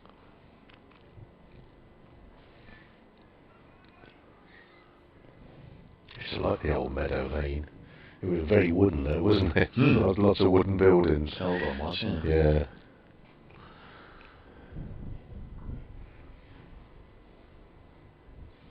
Leach again bowls, and Ben Slater leaves it into the gloves of wicketkeeper Cox. That's the end of a maiden, a tidy over from Leach. 4 overs, 1 maiden, none for 8 to the pair's captain.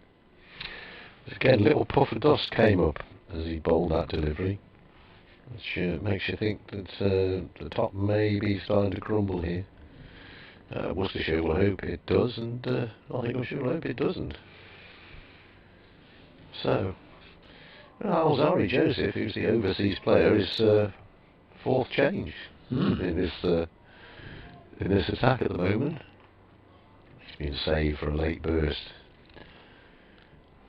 7 wickets went down on the first day, just 3 yesterday, and we've already had 10 in the first 2 sessions today. Hops 5 down at lunch, all out by tea. Ed Barnard to continue, bowling right arm over to the right-handed Hamid, who is letting this one go outside the off stump, and no run shall occur. Somerset have nearly won. They're on the brink of victory. They've been set 115 to beat Leicestershire. They're 93 for 1.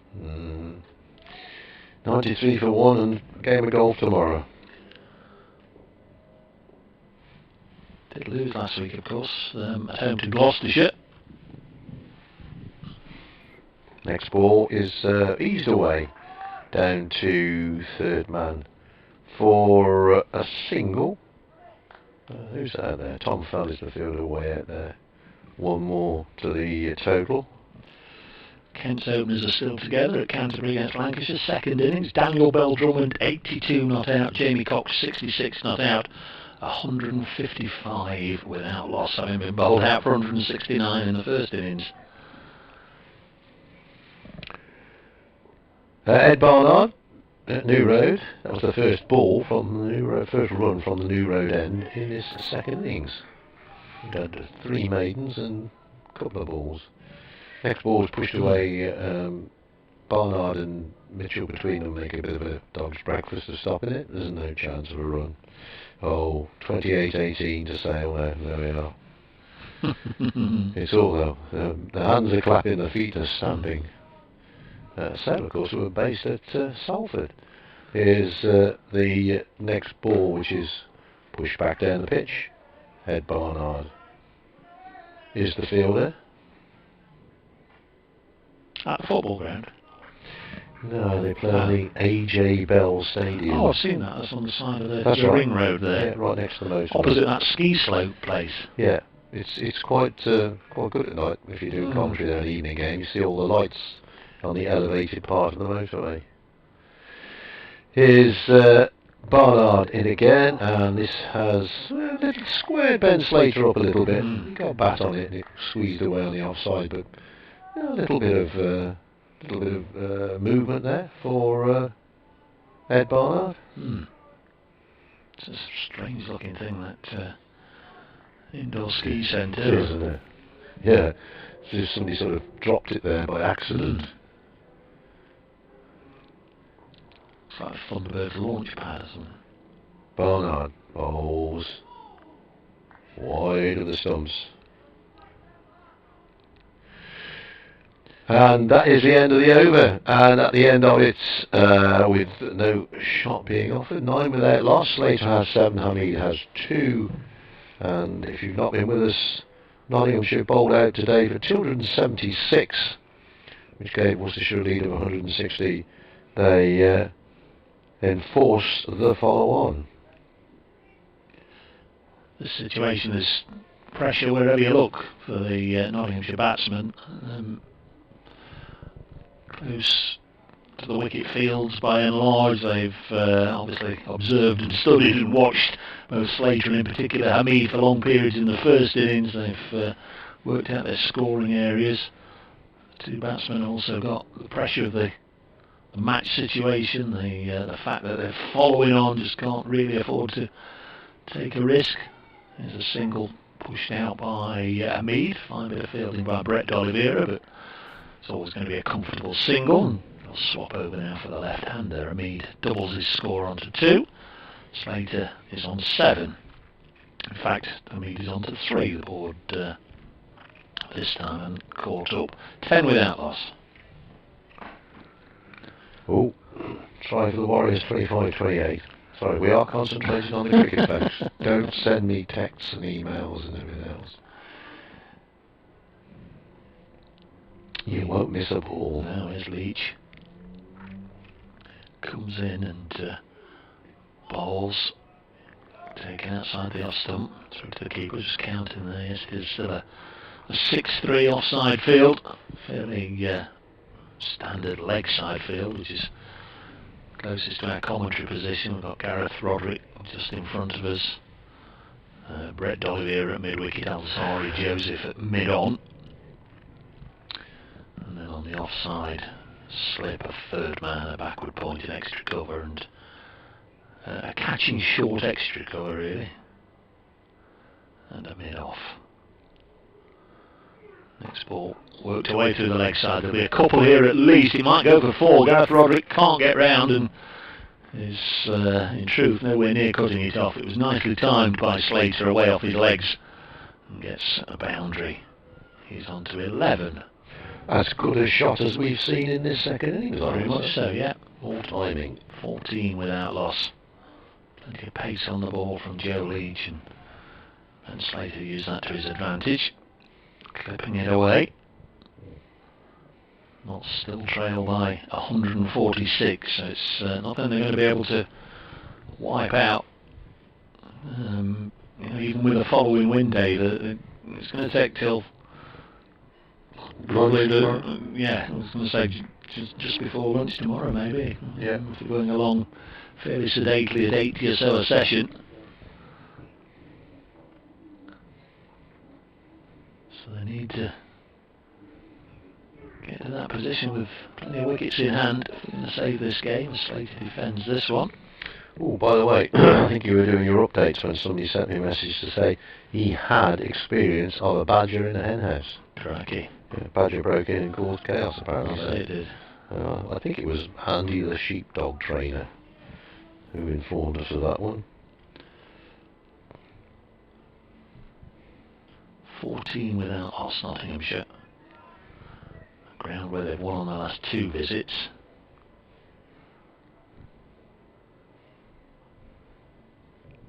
Slater has 11.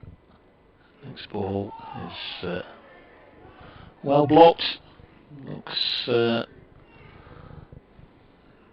reasonably comfortable at the moment, Slater, which is always a foolhardy thing to say, but is getting behind everything. Low risk cricket from these 2 openers. Yeah, well, it's just time, isn't it? Yeah. Time at the crease. 26 overs after this one. So maintain the concentration. Next ball pushed into the offside, and there's no run. End of the over. So Stephen Mead, as we were saying, was dismissed. Have scored 266 for 8, so he's only been off the field for the addition of 10 runs, effectively. Yeah, fielded all the way through the Worcestershire innings, didn't he? So, yeah, he'll be sleeping well. Head bowler to continue. This will be his 3rd over, 10th of the innings. 26 overs left at 4:47. Well, unless Brett Dollivier gets a long ball, I think we're looking at a 6:30 plus finish. Here's Barnard. Bowls Hamid. He does get a big stride in Hamid. You're never in doubt if he's going forward or back, Hamid, and he was going forward with a huge stride. So Luke Fletcher came in at number 10 after Hamid was out, and Fletcher batted for 20 minutes, so he's been on the field for all but 20 minutes of the match. Yeah.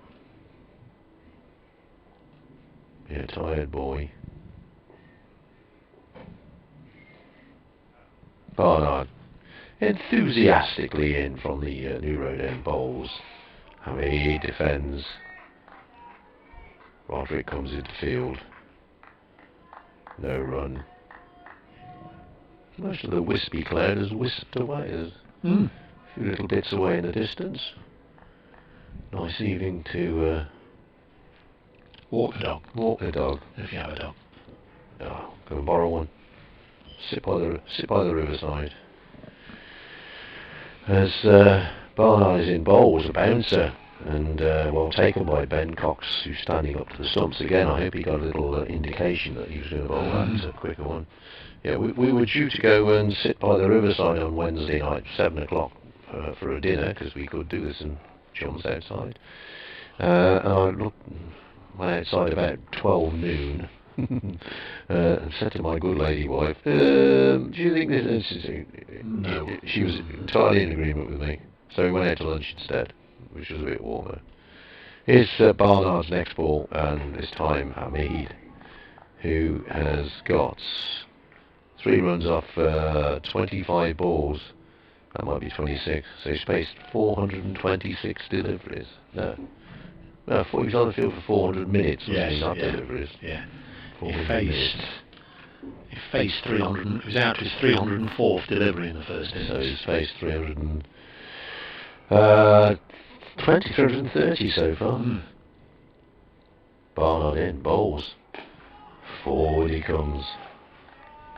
A very broad bat he's got at the moment.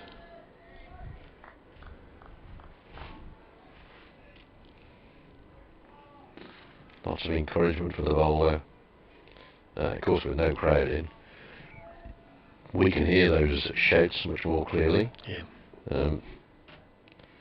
And sometimes, every now and then, a shout that you don't really want to hear. But here's Barnard's next ball. Once again, Hamid forward and pushed away on the offside. Yeah. So the instances of commentators having to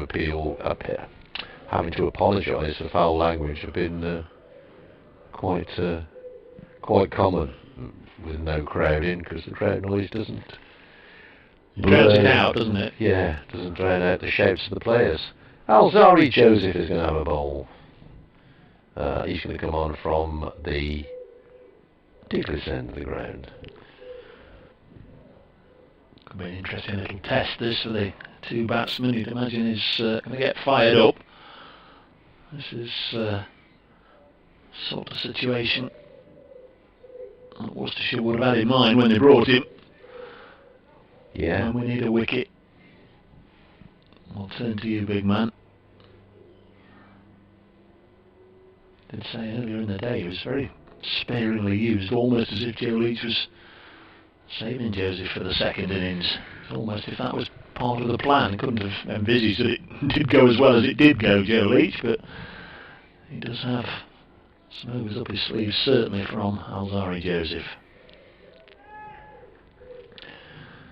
Be bowling to the left-handed Slater to begin with. 2 wickets in the first innings, Alzari Joseph. Here he comes, steaming in to bowl to Slater. This one's outside the off stump. Ooh, that bounced again before he got through to Ben Cox. He stopped it. Not cleanly, as you would expect, but nasty one. How many overs did he bowl in the first innings, Dave? Did you make a note of that? I didn't, but I've got the scorecard. Oh, you're a good one. We can just have a little look at that. Alzari Joseph, 18.4 overs. 4 maidens, 2 for 33. So he would have bowled 10 of those today, I guess. I could check to see how many he bowled last night in the paper. I think he was 10, wasn't he? It's the next ball, which Slater eases out on the offside. D'Oliveira and Leach both bowled 22 in the innings, all of D'Oliveira's today. Morris 20, Joseph into his 19th over, 12 from Barnard, 6 from Mitchell, and 4 yesterday from Jake Libby. So he's only bowled 8 overs today. Yeah. Bowled 10 until first play last night, so yeah, he's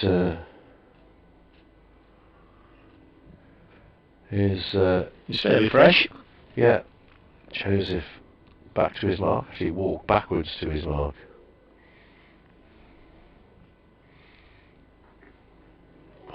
slightly off peg. It goes through to Cox. 14 on the board. Brett Oliveira is just starting to loosen up. Not bowled for a while, has he? Well, he had, obviously was bowling when Tom Moores was creating mayhem. Don't know if he had another over after that, because the tail was wrapped up quickly by Leach and Joseph, wasn't it? Yeah, I think he did bowl another one. There is Joseph. Falls to Slater, who defends. Football matches are just all about finishing. Just have to go next door and do an update in a moment or two. 14 without loss. The visitors. Just purely about batting for the remainder of this session and pretty much all of tomorrow to ensure they leave here with some draw points. Otherwise they're going to be on the wrong end of a result. Next ball is played square on the offside. And there's no run. 14 without losses. Full-time whistle's gone. Forest have drawn with Stoke City 1-all. Okay. The Forest and the Potters. Tony Waddington and Brian Clough, the respective managers, were happy with a point each. Tony Waddington. George Eastham didn't get the Stoke goal today. George Eastham. Terry Conroy. Mike Pedgick was it? He left back. Yeah. 14 without loss. Slater on strike has 11. Next ball again wide of the off stick, and it's the end of the over. Slater 11, Hamid 3, Notts following on 160 behind a 14 without loss, and I'll go and await notifications from next door. Brett Oliveira is going to bowl at the New Road end, from which only one run has been conceded in 6 overs, which is somewhat surprising. But only 14 have been conceded in total, so 14 without loss. Late try for Worcester Warriors, 32-35. They trail to Sale Sharks. Francois Huhard has got a hat-trick of tries for the Warriors, as Brett Oliveira bowls a couple of practice deliveries back at the cricket. So what we got here, got a slip, that's about it really, of the close catches. D'Oliveira going to bowl over the wicket to the right-hander, trying to turn the ball away from Hamid. Jogs in, and Hamid off the back foot plays this one square on the offside. Tom Fell is the fielder out on the boundary.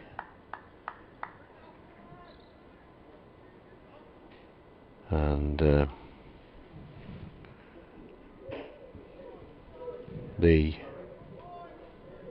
not sure, I lost the scoreboard then for a minute. Well, I didn't lose it, but I wonder what was going on with it. It's spot on though. 15 without loss. Notts it says on the top, not at Nottinghamshire. Next ball driven, and I think that was in the air for a while. There was a shout of catch. Excuse me, Ed Barnard it was, at extra cover, and I think he might have got a hand on it. It was to his right hand side, he's just practicing. If he didn't get a hand on it, it was very close to him.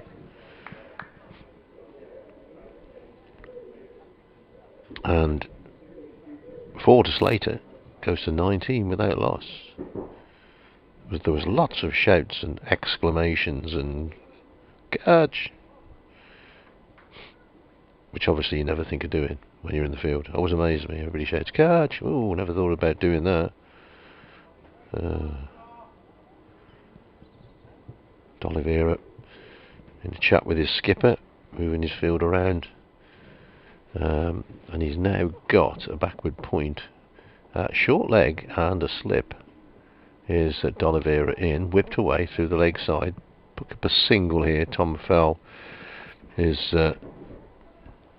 parading round the patrolling round the boundary, and picks up a single. Hello to Linda Williams. Brad is at BBC on Twitter if you want to get in touch. D'Oliveira bowls back and across, a few oohs and ahs again. Jake Libby goes down to do the fielding, a little slowly it has to be said.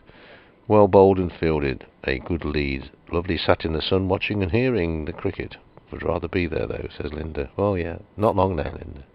Next ball driven, good stop this time by Barnard, getting down to his right at short mid-wicket. That was on its way to the boundary, and he got down, stuck out his right hand, didn't quite take it cleanly, but as I say, saved his side 4 penneth there.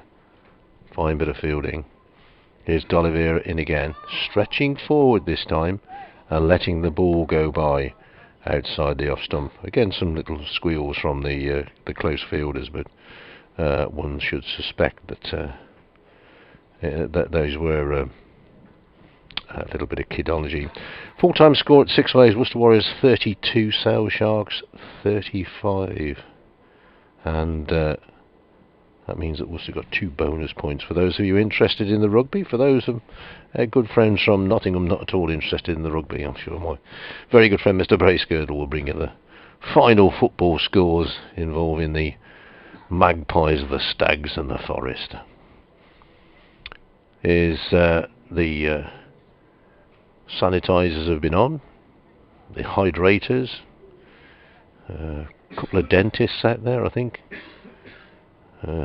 maybe a psychologist has got on as well. Cathedral bell is tolling to tell us it's 5 o'clock. It's 5 o'clock, 22 overs remain of the 3rd day, as Alzari Joseph prepares to come in. Has to wait for the ball to be polished in a suitable manner and return to him. Ready to go. Well, not ready to go. Batsman Slater's not quite ready to go. No, he's ready to go. No, we can get on with it. Come on, lads. Move along now. Joseph bowls forward defensively, pushed back up on the offside. No run shall come from that one. I'll give you some scores around. Why not, indeed? Well, I will when the machine bursts into action. There we are. Yorkshire playing Sussex. Sussex set 235 to win and 91 for 5. Good finish there. At Edgbaston, Essex in their second innings 152 for 7, so they now lead by 163, so a bit of lower order resistance there. Glamorgan playing Northamptonshire at Northampton. Glamorgan 132 for 2, lead by 175. At New Road, here's Alzari Joseph in bowls, turned on the onside. D'Oliveira will field. No run, total remains 20 without loss. Durham playing Derbyshire. Durham 95 for 2 in their second innings, lead by 303. Bowled Derbyshire out for 267. Lancashire playing Kent. Kent's openers have gone past the total first innings score. They're 169 all out first innings. Following on, they are 171 without loss. Lancashire made 525. Hampshire Gloucestershire at the Rose Bowl. I'll bring you shortly.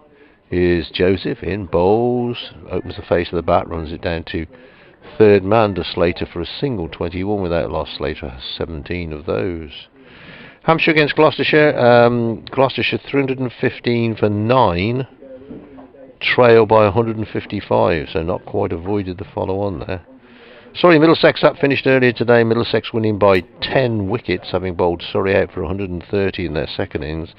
And at Grace Road, Somerset have won by 9 wickets, 118 for 1, having bowled out Leicestershire for 199 in their second innings. Here at New Road, 21 without loss, as Joseph leaps in and bowls, and Ed Barnard, I was just watching Ed Barnard there, whether he preempted or pre-anticipated or guessed where that ball was going to go. He was down at third man and he kind of ran about 5, 6, 7, 8 metres to his left, and that's exactly where the ball went. I'm back. He would have, yeah, he would have looked a bit daft if it had gone the other way. I didn't get you a tea, but I'll go and get you a tea if you want a tea, or you go and get a tea. Or I may stretch my knees and go in that direction very shortly.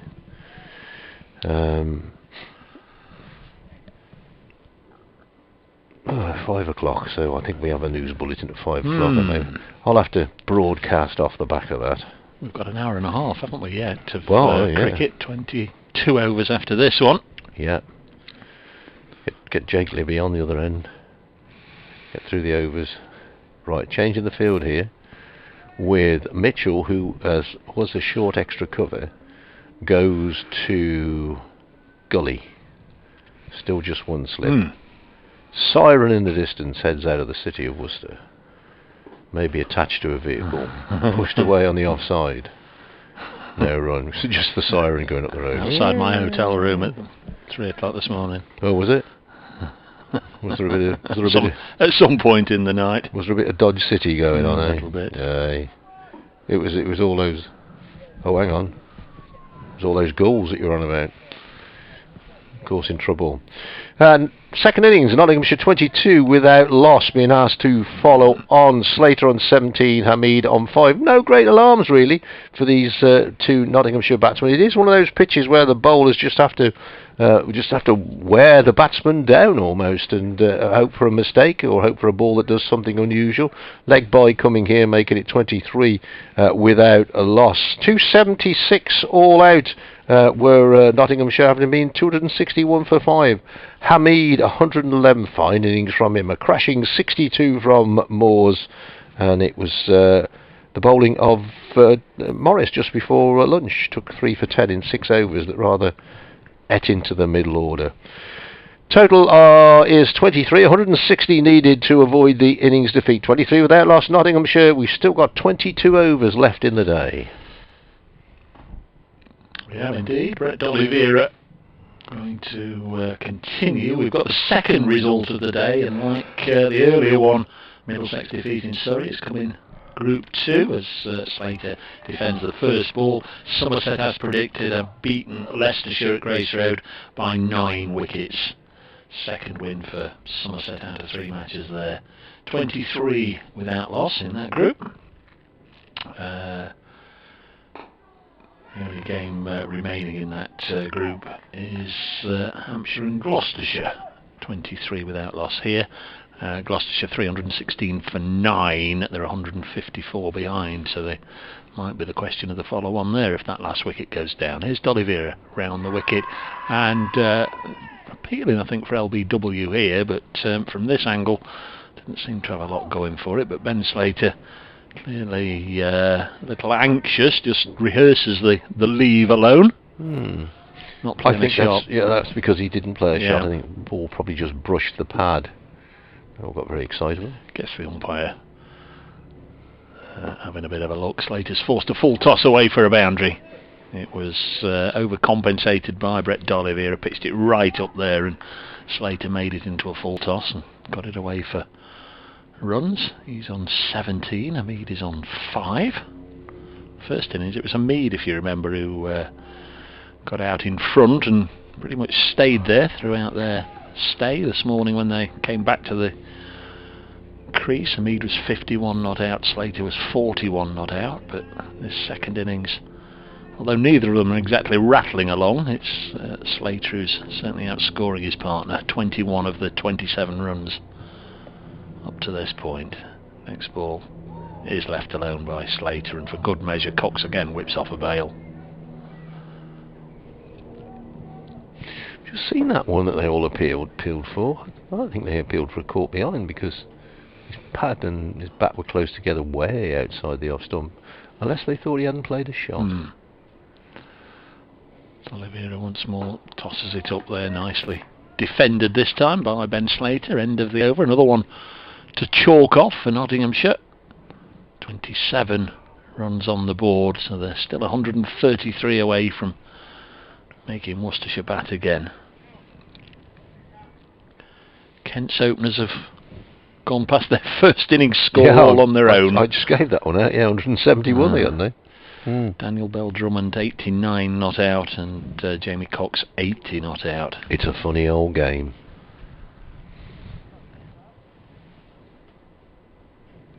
27 without loss. Jamie Cox last year got a double 100 in one match, one of his first games for Kent, and after it, on the way out of the ground, there was a spectator. He stopped for a selfie, allegedly, a photograph, and it was posted on social media, and the ECB or Kent gave him a one-match ban for for the regulations, for breaking the bubble. Not exactly what you want to do, having just scored a double 100 early in your career. He's a fine young player, apparently. Not seen him live in person, as Alzari Joseph, another fine young player, comes in from in front of the D'Oliveira stand to bowl to Hamid, who blocks this delivery. Notts County, while I was out of the room, were pegged back in the 8th minute of stoppage time or something silly. It was 2-2, that one finished. Forrest drew and Mansfield lost. There we are. Not a great day then. No. Won't be too many celebrations in the city of Nottingham tonight. I'm sure they will. I'm sure they will. Yeah, yeah. Drowning of sorrows, I think they call it, don't they? One way or another. As this is pushed into the offside. Generalising, I know there's a huge proportion of the city follow the sport, but there's also a huge proportion of the city that have no interest whatsoever. Don't give a monkeys. Well, and many are outsiders, of course. Lots of university students. Yeah.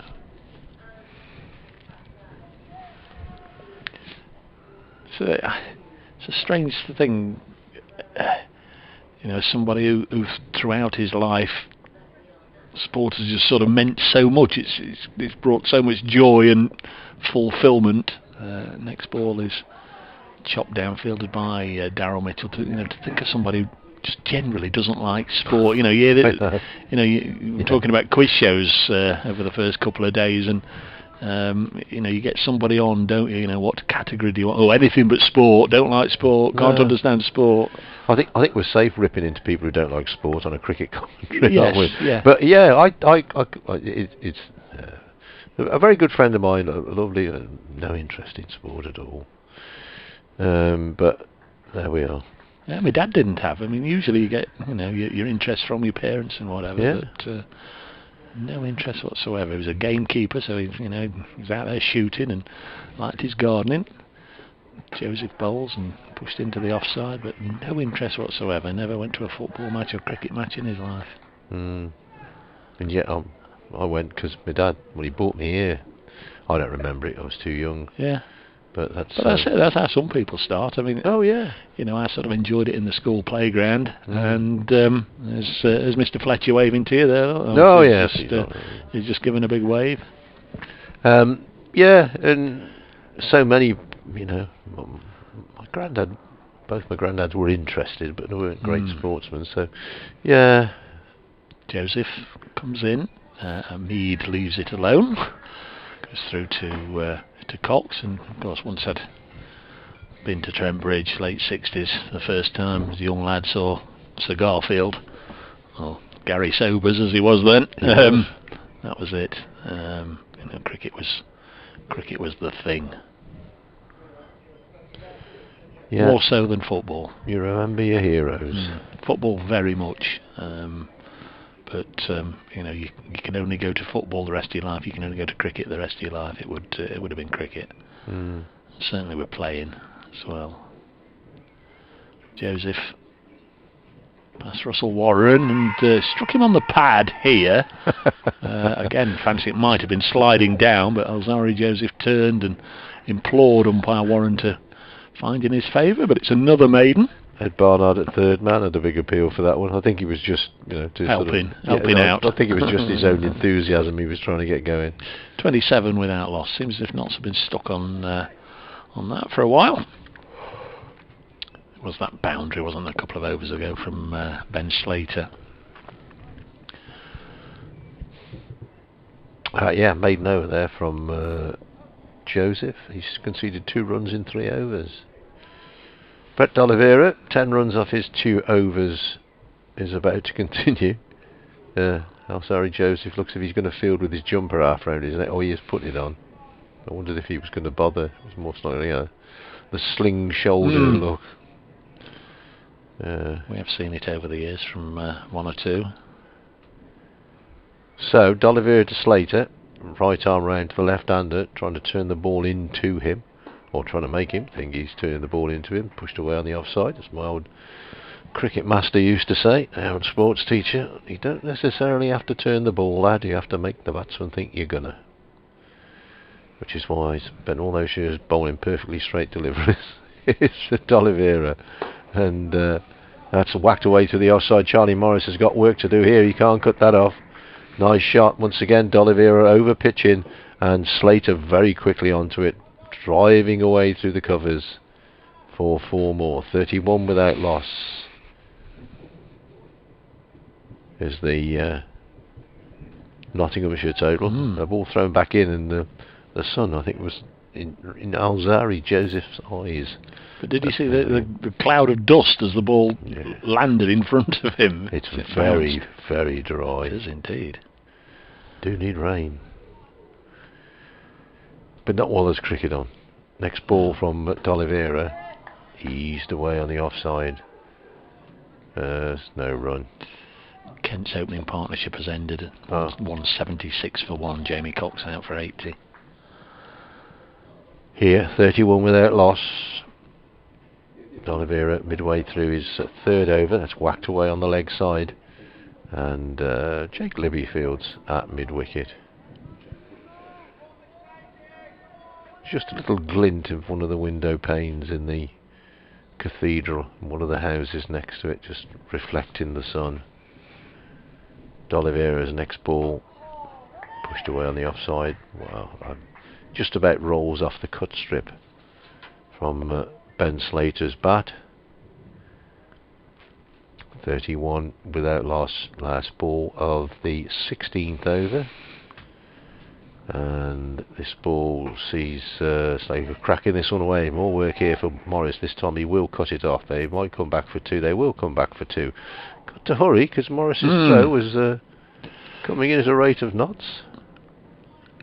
Well, probably 1 in 30 of those hurled in like that from sideways on clips the stumps, and had it clipped the stumps on the full, I suspect he might have got his man, but 33 without loss at the end of the over. 127 needed for Nottinghamshire to avoid the innings defeat.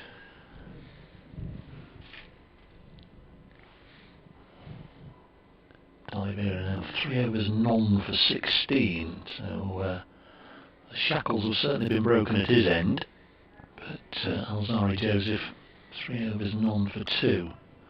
Alzari's popped his floppy sonat back on, so there's going to be a change at the far end. Looks like it's going to be Charlie Morris going to return. Bowled just 2 overs at the start of the innings from our end of the ground, the New Road end, and they were both maidens, and it did seem a little harsh just to hoik him out of the attack, but he is now going to get a go from the Diglis end, where he did get those 3 wickets this morning, 3 in fairly quick succession, important ones. Joe Clark, Lyndon James, Stephen Mullaney just sort of scythed through the top order. Made a bit of a mess of numbers 4, 5 and 6 on the Nottinghamshire card. They'll be looking to break this opening stand. 16 overs have now been batting. Sibami has just got 5. He's on strike here and has now moved on to 9 with a glorious extra cover drive. Half volley from Morris, and just shows that Hamid hasn't totally gone into block mode. No, it's a very juicy one. I'll have some of that, mate. Let's see, batted there for 40. That's not his first boundary, is it? Could be. 40th delivery. I think that's his first boundary. I think so. Yeah. But time is the thing. Yep, the marathon man today, Nasib Hamid. on the field throughout the match for all but 20 minutes so far. Batted for 6 hours and 40 minutes in the first innings. Next ball is pushed back to Charlie Morris by Hamid. 37 on the board. Put 115 on in the first innings. Batting together throughout the post-tea session yesterday. And that right now has got to be the aim here. Bat throughout the post-tea session once again. Get to Stumps and hope that Notts can do a little better tomorrow. This one is nicked for the second boundary of the over, but a genuine nick. There's no slips. Say there's no slips. What do you say, Ricky Vessels? Is it fifth slip or is he in the gully? But he's gully, isn't he? He's certainly nowhere near being in a position to either stop or catch that, and it's nicked away through first or second slip region and races away for 4. And starting the over on 5, Hamid is rattling along. What is he? That's gone down as extras. Well, to me, as if he got a thickish outside edge, but clearly didn't. Not sure what it did go down as. Well, have a look. This one's left alone. Is it buys or leg buys? But look, for all the world to me, as if he had a bit of a flash at it, and just waiting for the scorecard to refresh. Yeah, I'm just waiting for the replay to come up. It has now come up, and no, it's not yet. It's the next ball. Morris to bowl. Played over the top of it to Hamid, and he drives this out into the offside. So what was it? 4 byes? Yeah. Think so. Yeah, he played over the top of it. I just missed the umpire's signal because the camera went away, but again, the BBC scorecard's not refreshed, it's stuck on. But I know it has. Yeah, boys. Just come up on the thing. There it is. 41 without loss. Morris balls to Hamid. So 8 from the over, 8 on the total, 4 to Hamid and 4 onto the extras column. Nottinghamshire 160 behind as they began their second innings, 41 without loss. Live cricket from New Road in Worcester. Dave Bracegirdle, myself, Dave Bradley, bringing you commentary. BBC Radio Nottingham, BBC Hereford and Worcester, BBC platforms and apps and all sorts of other things. And also providing commentary for the live stream for the ECB and the 2 counties websites. There's Brett D'Oliveira. New Road End, 3 overs for 16 so far. He's just about ready to go. They've gone after him a little bit in this spell. Around the wicket, and that's short, and lots of times for Slater to go back and across and hit the ball against any spin that might be out into the offside. Gareth Roderick is the fielder out there. One or two of these Worcestershire boys who have acted just as fielders in this game. Next ball pushed out on the offside, unless they have to go and bat again. Yeah, Tom Fell and Gareth Roderick didn't get a great deal for their match fee, did they? No, they wouldn't want to pay for their tea after this one. I'll have to check up and see how our boys are doing in a minute. Let's watch this next ball from D'Oliveira, pushed out on the offside. Ricky Vessel's another one, and he scored 13, didn't he? What did the Worcester Warriors do in the end? They lost by 3 points. They came second, did they? Yeah, 3 points. Same old story. In the lead, lose the game. And pushed away on the onside. There's a loud shout of no from Hamid as Ben Slater started to come down. Yeah.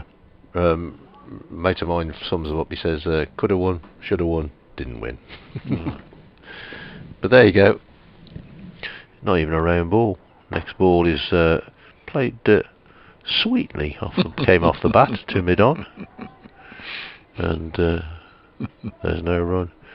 Well, it's another of my old school teachers when we had rugby practice. Don't let it bounce. It's not even round. Here's the next ball. D'Oliveira. Tidier over from him. Concedes 1 run. 17 he has conceded in 4 overs. 42 without loss, Nottinghamshire. Another 118 needed to ensure that they don't lose by an innings. Every time Alzari Joseph, I think he'd be more at home on a ship with those flannels. Quite extraordinary, aren't they? Could hoist them up the mast. It's a sanitising break for all the players, all the Worcestershire players, bar wicket-keeper Ben Cox. I think he's even coming over just to see if there's a spare glug of water available. No, he's had a squirt of gel on his hands as well. Ben Cox. A drink has been taken out for the 2 Nottinghamshire batsmen by Toby Petman. One of the 12 men today, and the 2 umpires are having a bit of a chat. I don't think I've seen Matt Carter today. Very often goes off and plays a little bit of Premier League cricket in Lincolnshire on a Saturday when he's not involved with Nott, so maybe that's where he's gone. I can tell you that Martley made 271, Avencroft 103 for 3 in the 21st over. So, it's a little bit in the balance there. Is it straight win-loss, or can you have a winning draw and a losing draw and all that nonsense? This time of year you can have a winning draw or a losing draw. This time of year? Yeah, they changed midway through the season rules to win or lose. It's beyond me, mate. Well, you can't have it the same all the way through, but there we are. Mine is not to reason why.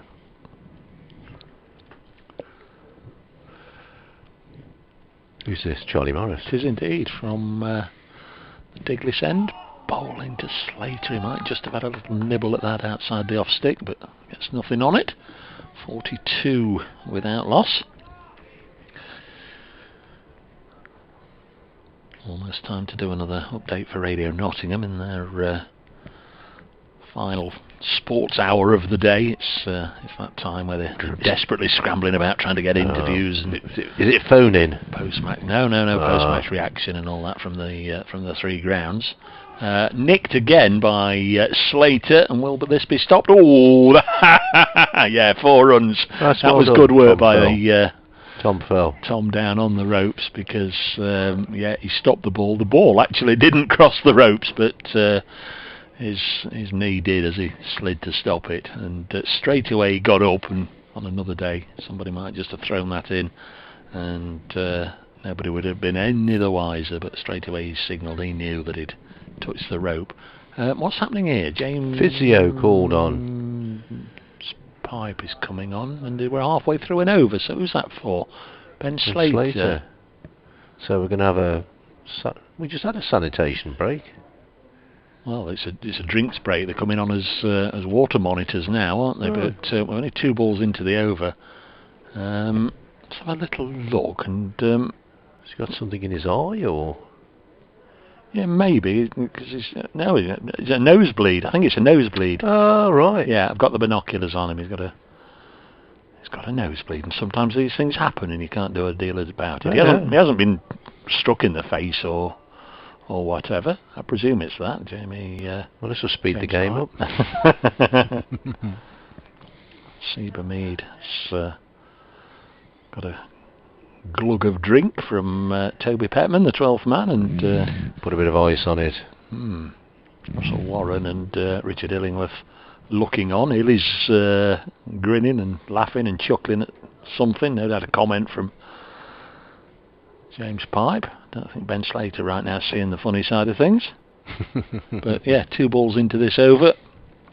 It was apparent that something had happened to somebody, because Physio came rushing on quickly with his bag of tricks, and Ben Slater has just nicked that boundary that Tom Fell signalled as required a little bit of treatment. 32 to Slater out of the 46 on the board. We're knocking on the door of 8:30, so I'm going to have to go and do another update. Okay, mate. Right, we're all ready to go. I think we're heading back towards the middle. Repairs done. Well, know a bit about how he feels, Ben Slater. I get the odd out of the blue nosebleed. I know what you're thinking, blood pressure, but no. I don't know why it suddenly crops up, but it does. Who's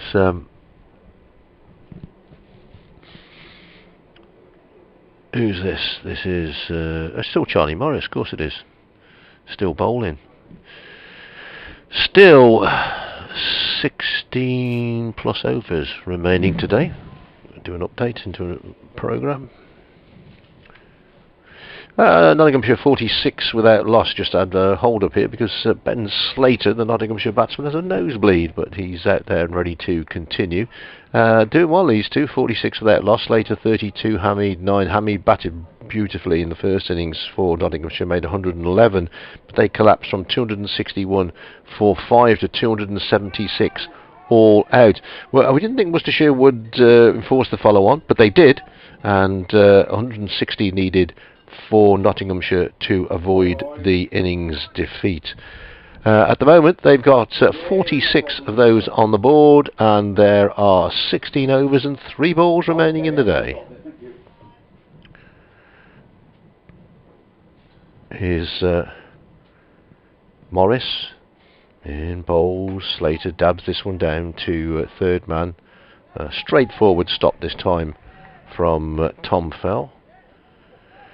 And the total clicks over to 47 without loss.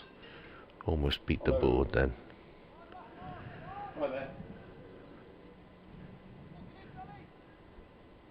The field. No, not really changing, I suppose. I did think that Daryl Mitchell was off somewhere else, but he's come on to a shortish extra cover position. He's still almost walking in with the bowler, so that's the position he's in. And this is a good ball from Morris, but dug out by Hamid. Pushes it away on the offside, and there is no run.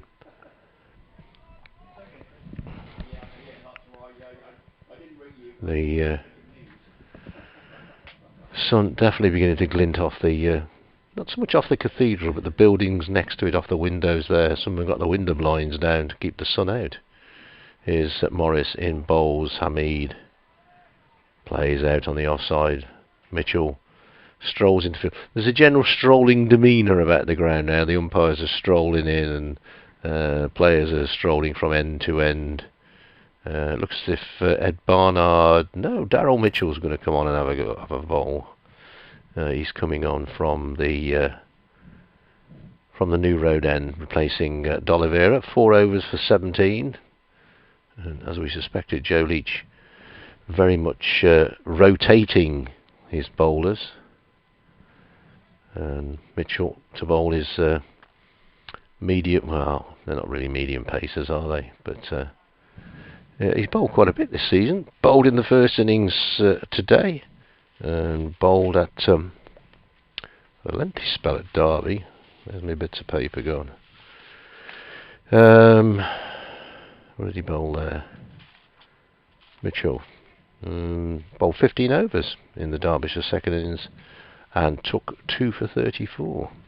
Been a while since he bowled 15 overs in a county championship match. As he's in round the wicket, and this ball, well, beats the outside edge of Ben Slater's bat. Obviously got something to go there a little bit. Who's and ahs. Where he's going here, Darryl Mitchell. He's racing. Oh, he hasn't got a bowling mark. So he's gone to get the bowling mark from where... whose bowling mark was that? Somebody bowled at this end earlier, probably Charlie Morris's. So now he's talking to his skipper, asking for a change, but there is no change. He's in and bowls, and Slater plays off the back foot into the offside. In comes D'Oliveira to field. No run to be had. 47 without loss. Another 113 needed to avoid the innings defeat. The Pigeons are in. Percy and Priscilla are on their way in. Here's Mitchell's next delivery, pushed away on the offside. Pigeons nesting just up to our right in the roof of the press box, as they have done there for many years. Whether it's the same pigeons, I'm not sure, but we've had pigeons there for almost as long as I can remember.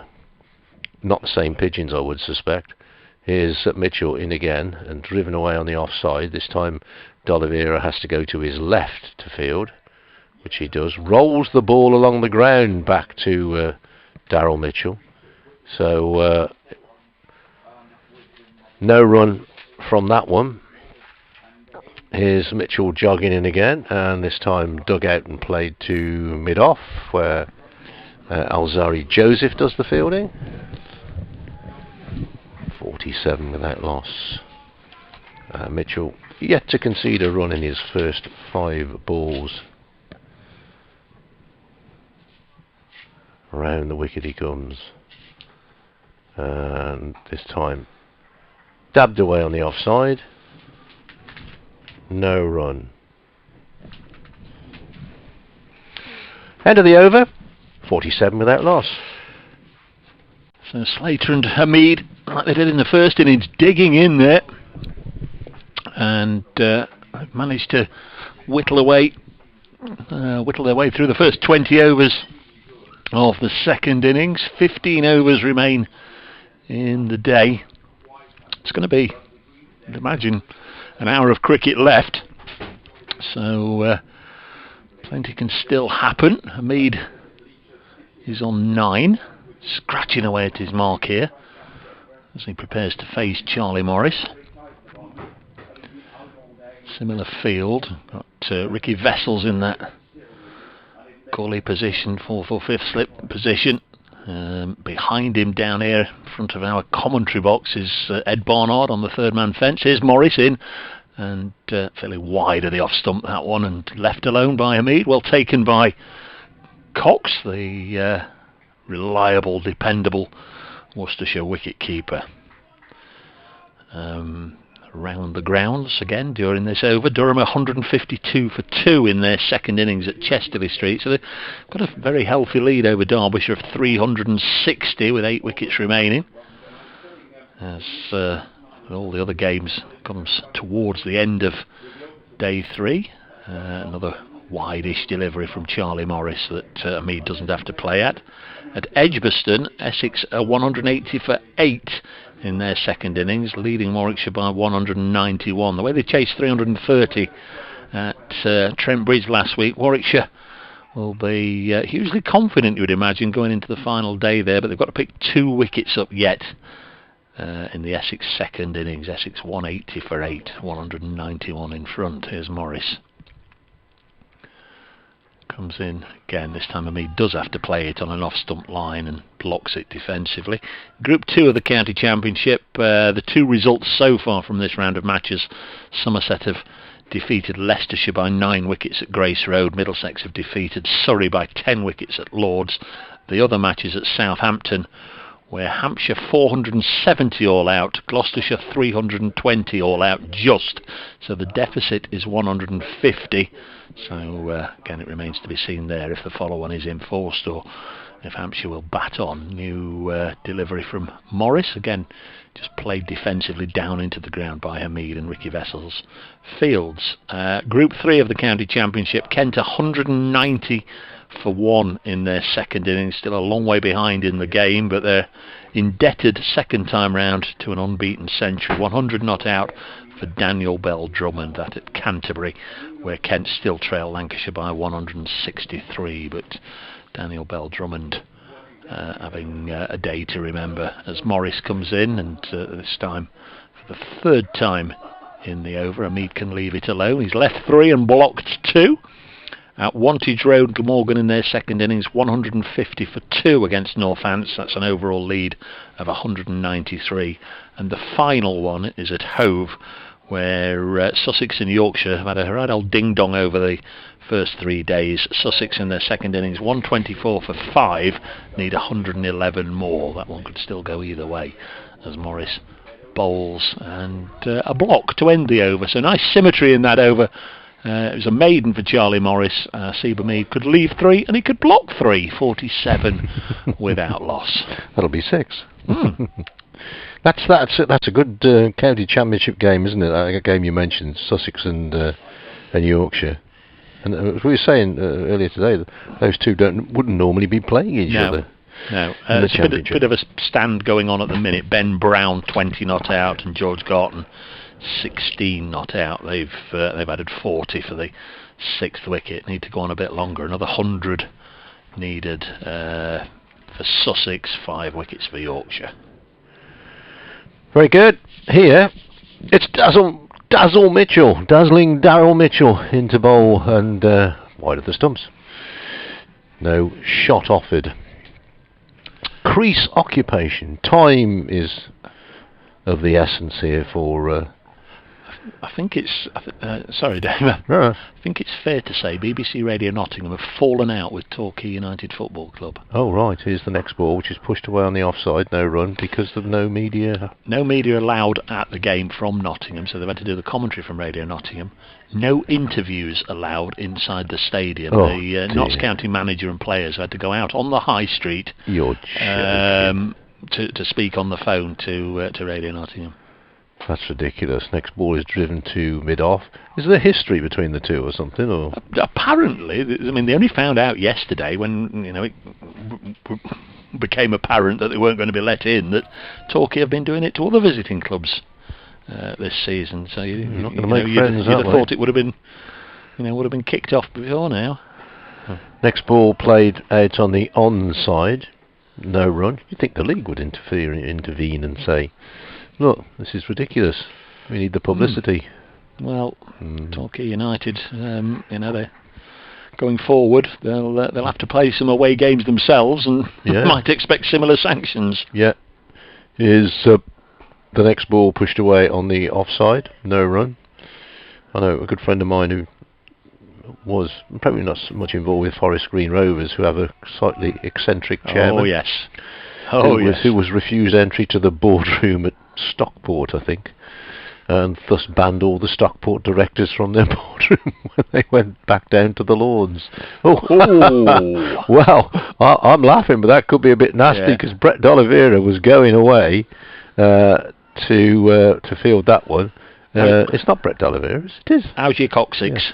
And his feet went underneath him. Yeah. I think the groundsman's been watering the square. Yeah, there's a tripwire there, Brett. and his feet went from underneath him. He managed to stop it, but he lay on his back for a while. Well, he went straight down on his coccyx, didn't he? Yeah. He's okay. He's got up and... there's obviously the huge amount of sympathy from his 10 teammates. Well, one of them kind of looked at him just to say, what are you doing down there? Lots of mirth. Nobody else bothered. Get up. 47 without loss.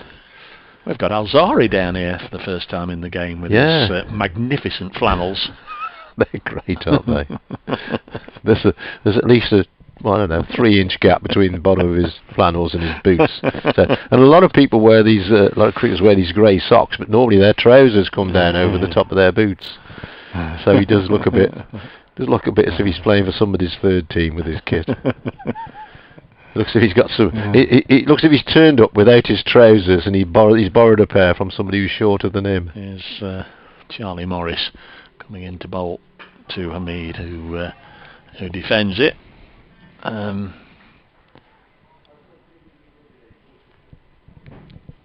It's a very quiet passage of play, this is, by the way. He's also got his hands in his pockets, Alzari, which probably rather emphasises his lack of trouser length. He looks a bit chilly as well out there, to be honest. This is not Antigua in the summer. It's not. Here's the next delivery, and Hamid blocks this one. What happened to the previous one? Did he block the previous one? Block the previous one. So that's 2 blocks. Yeah. Did you say Charlie Morris? It's Ed Barnard at the moment. Ah.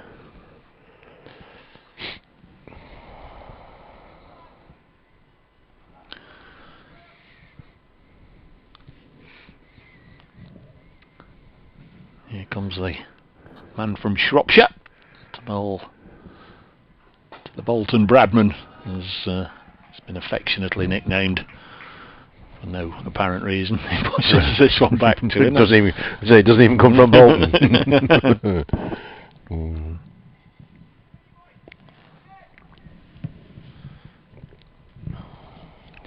Peter Kay Country and Paddy McGuinness, Amir Khan.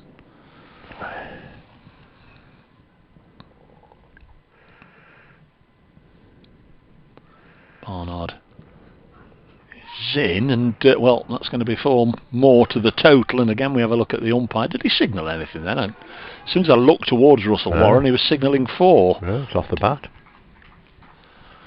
According to the umpire, certainly no signal advised there. Just maybe popped from short of a length, kissed the shoulder of the bat, and flew away.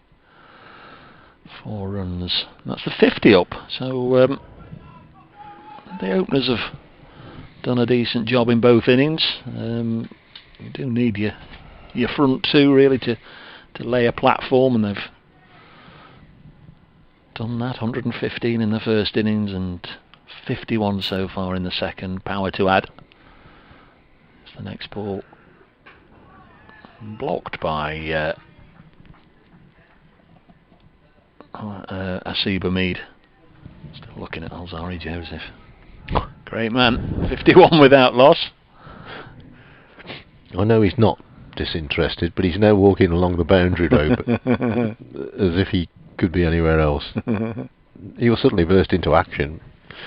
Yeah, it did come off the shoulder of the bat for 4. That ball, 2 balls ago. Barnard again. Comes in, and Mead solidly behind it. Is he an Edward? Ed Barnard, or an Edmund? He's Edward, I think. I think the only Edmund is Blackadder, isn't it? Don't know any other Edmunds. Edmund Hillary. Oh yeah. The mountaineer. Oh no, he was Sir. His first name was Sir. Sir. He was a New Zealander, wasn't he? Yeah. Right. What we're doing here, lads? Come on then, get on with it.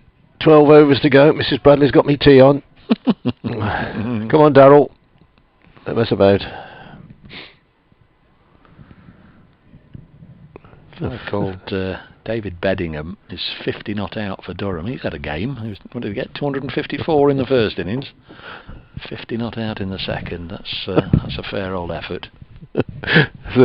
As Darryl Mitchell goes in the bowl, I just watched a feather come from the nest way to our right, flew all the way along in front of us, in through the scorer's window and down onto the desk in front of Sue, the scorer, who looked up as if to say, "It's snowing. You throwing things at me." There's the next ball pushed away on the offside. What's that? The start of Forrest Gump, isn't it? Where the feather goes. I don't know. I've never seen Forrest Gump. Yeah. Oh, good film. Good film. Mama says life's like a box of chocolates. You never know what you're going to get.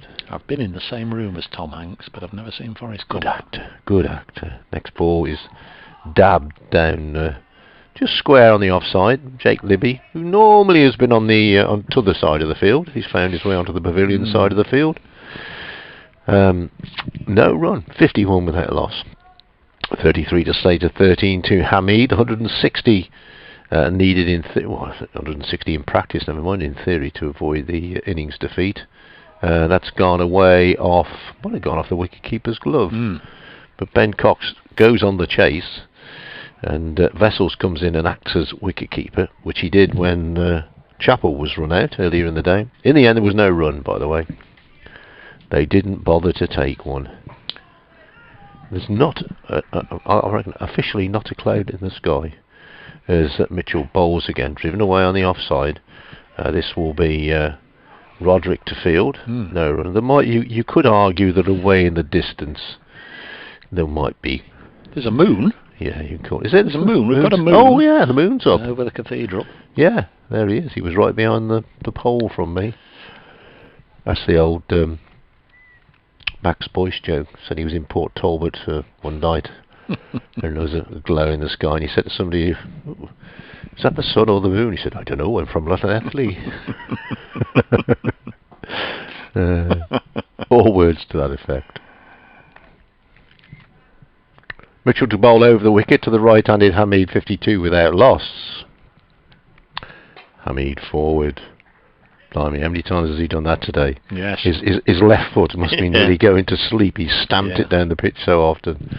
52 without loss. Slater has 34. Hamid has 13. Mitchell has bowled 3 overs for 1 run. Barnard's bowled 4 overs for 5 runs. There are 11 overs left in the day, and then of course 96 tomorrow.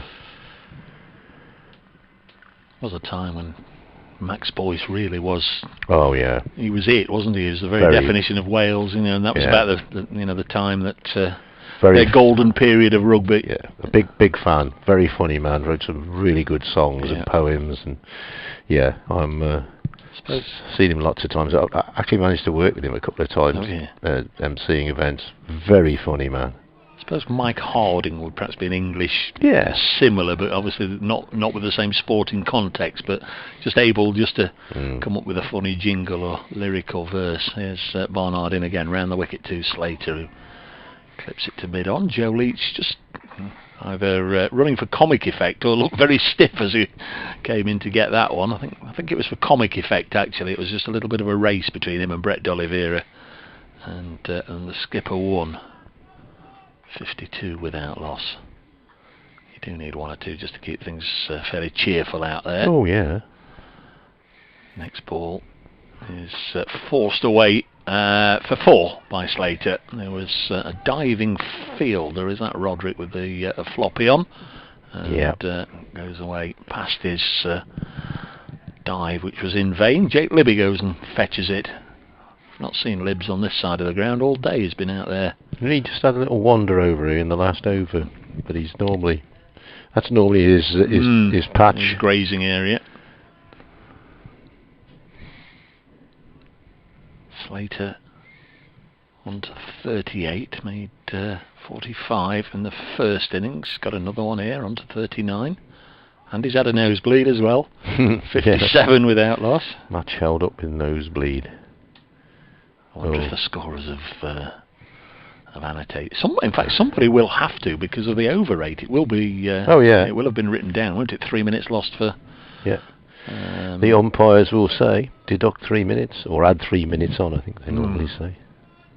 Perhaps won't say nosebleed, because unless they had the binoculars like me, they probably couldn't tell from this distance why the stoppage was. But straight away got the binoculars. James Pipe got his helmet off, and straight away got the I was going to say the tissue. It'd be something more substantial than a tissue on his nose anyway, and hold it tight until it stops. Latest ball's been punched to mid-on, no run. 57 without loss. A minute or so I'll have to go and do the last update of the day. 6 o'clock the Sporting World stops on Radio Nottingham. They'll be into the Saturday evening music programmes. Next ball is clipped by Hamid, and it's gone through, and he'll get a boundary there. Welcome runs for Asib Hamid, who's been very much on defence through this second innings, and it's got a boundary there. It's a nice looking shot, actually. Might on another day have got nothing for it, had the fielder at mid-on timed his dive a little better, but gets it away for 4. 61 on the board now, so Notts only trail, emphasis on the only, by 99. Really do need to bat and bat and bat and bat a bit longer. All the time in the world on Worcestershire's side.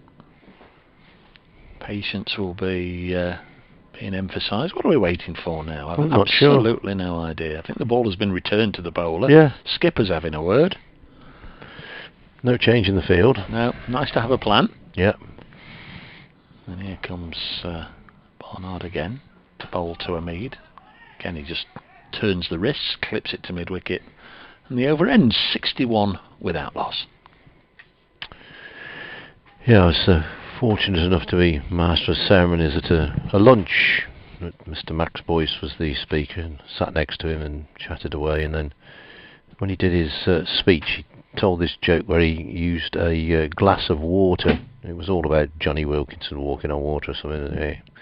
He splashed water all over me, much to the amusement of everybody present. Next time I was involved in an event with him, I got there early and said I was sat next to him, so I immediately changed the little labels and sat 4 seats away, and somebody else got soaked. Here's Mitchell in bowls, pushed away on the offside, no run. But as I say, one of my favourite entertainers,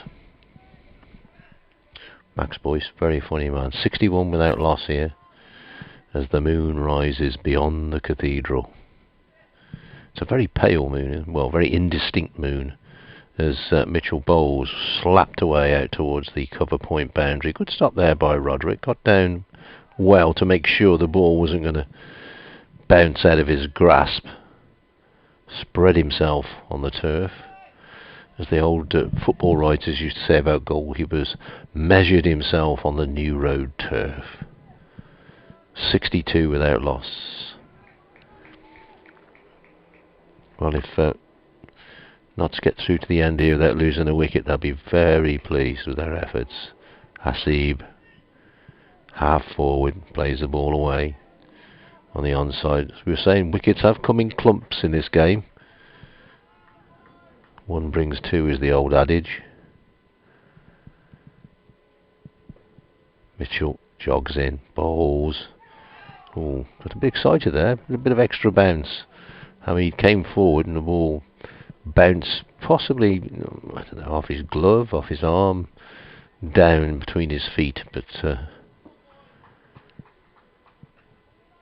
didn't continue on its way towards the stumps.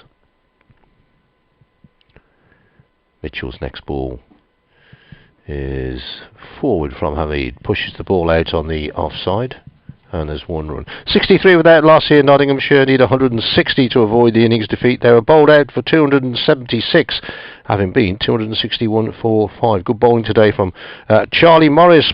Picked up 3 wickets in that spell just before lunch. Couple for D'Oliveira, couple for Leach, and Joseph got in with a couple as well. At the moment, 63 without loss. Nottinghamshire, they need 160 to avoid the innings defeat. Still 10 overs left in the day. And it's going to be, who's going to bowl? Jake Libby a turn. Do something a bit different, Worcestershire, just to liven it up a bit. It's going to be Ed Barnard still. It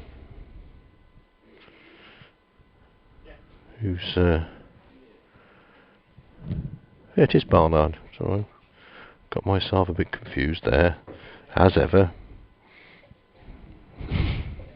Not difficult. Still got Eleanor on the bottom of me slippers. So here's Barnard. Going to be bowling to Hamid. Right arm over.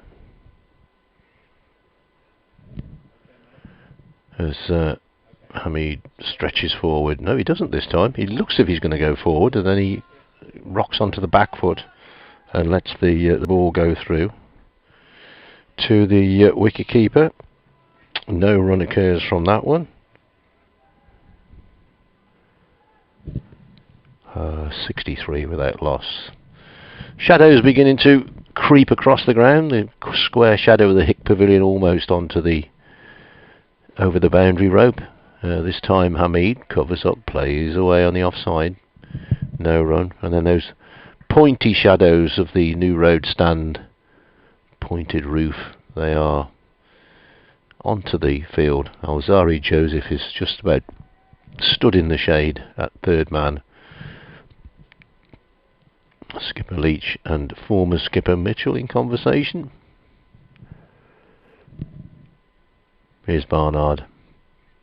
Not for the first time today, bowling to Hamid, who is forward, lets the ball go by outside the off stump.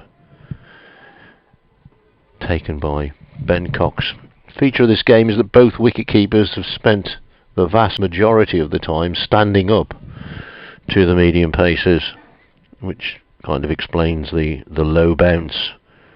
Balls pitching just in front of the wicketkeeper on a slightly roughed up outfield. Never easy to take. Here's Barnard. Bowls wide of the stumps. Taken by Cox. 3 deliveries in a row. The batsman has not had to play at. There's a ring of 1, 2, 3, saving a single on the offside. 1, 2, 3, 4, saving a single on the offside. He doesn't need a second invitation to leave the ball alone, does he, Asiba Mead? Whether they've come in with come up with a plan, just bowl at his off stump or outside his off stump. Here's the next ball, which, well, if that was the plan, it's all gone wrong, because he's whipped a leg side half volley through mid wicket for 4. Simple as that. Just waited for the bad ball, and there it was, boomed it away. And he goes to Hamid, 22. Yeah. 40 to Slater, 67 without loss. And it has to be said, as we've said so many times in this game, batsmen don't look in any trouble at all, and all of a sudden something strange happens. Call for a helmet for Vessels, not for the moment, but maybe for the next over. Oh, that's off an edge, not far away from Vessels. Now, if there'd have been a third slip, that might have been interesting. At 67 without loss, with not many wickets going down in this match, you haven't got a third slip. He might not have played that shot either. No. He only hit 10 fours in his first innings marathon. He's hit 4 already in the second innings. 4 out of 23. Don't know what that tells us. Nothing, probably. But 10 fours out of his 111 just seems a touch on the modest side. Got a hand sanitising break as well as the stoppage for the helmet being brought on. The first ground to go to Stumps is at Hove, where Sussex lost one towards the back end of the day. They're 136 for 6. Still need 99 to beat Yorkshire, who obviously only need 4 wickets. Possibly advantage Yorkshire there. Durham declared 175 for 2 at Chesterley Street. Derbyshire been set to score 384. And Essex at Edgbaston 202 for 9. That's a lead of 213 over Warwickshire. 68 without loss. 6 o'clock. According to the bells tolling from the tower in the cathedral, we've got, I believe him, Daryl Mitchell. Groundsman's tractor is moving over that side of the ground. Presumably it's a groundsman on it, as the first ball is sent down, and forward defensive push by Asiba Mead. 68 without loss. Not to trail by 92. Mitchell bowls again to a Mead. Push into the offside this time, and there's no run.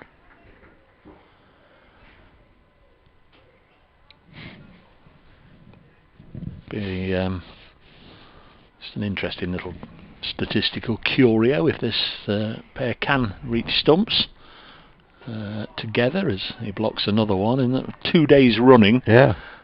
Slater and Mead have batted together from tee to close. Yeah. Of course, that's put the mockers on them, but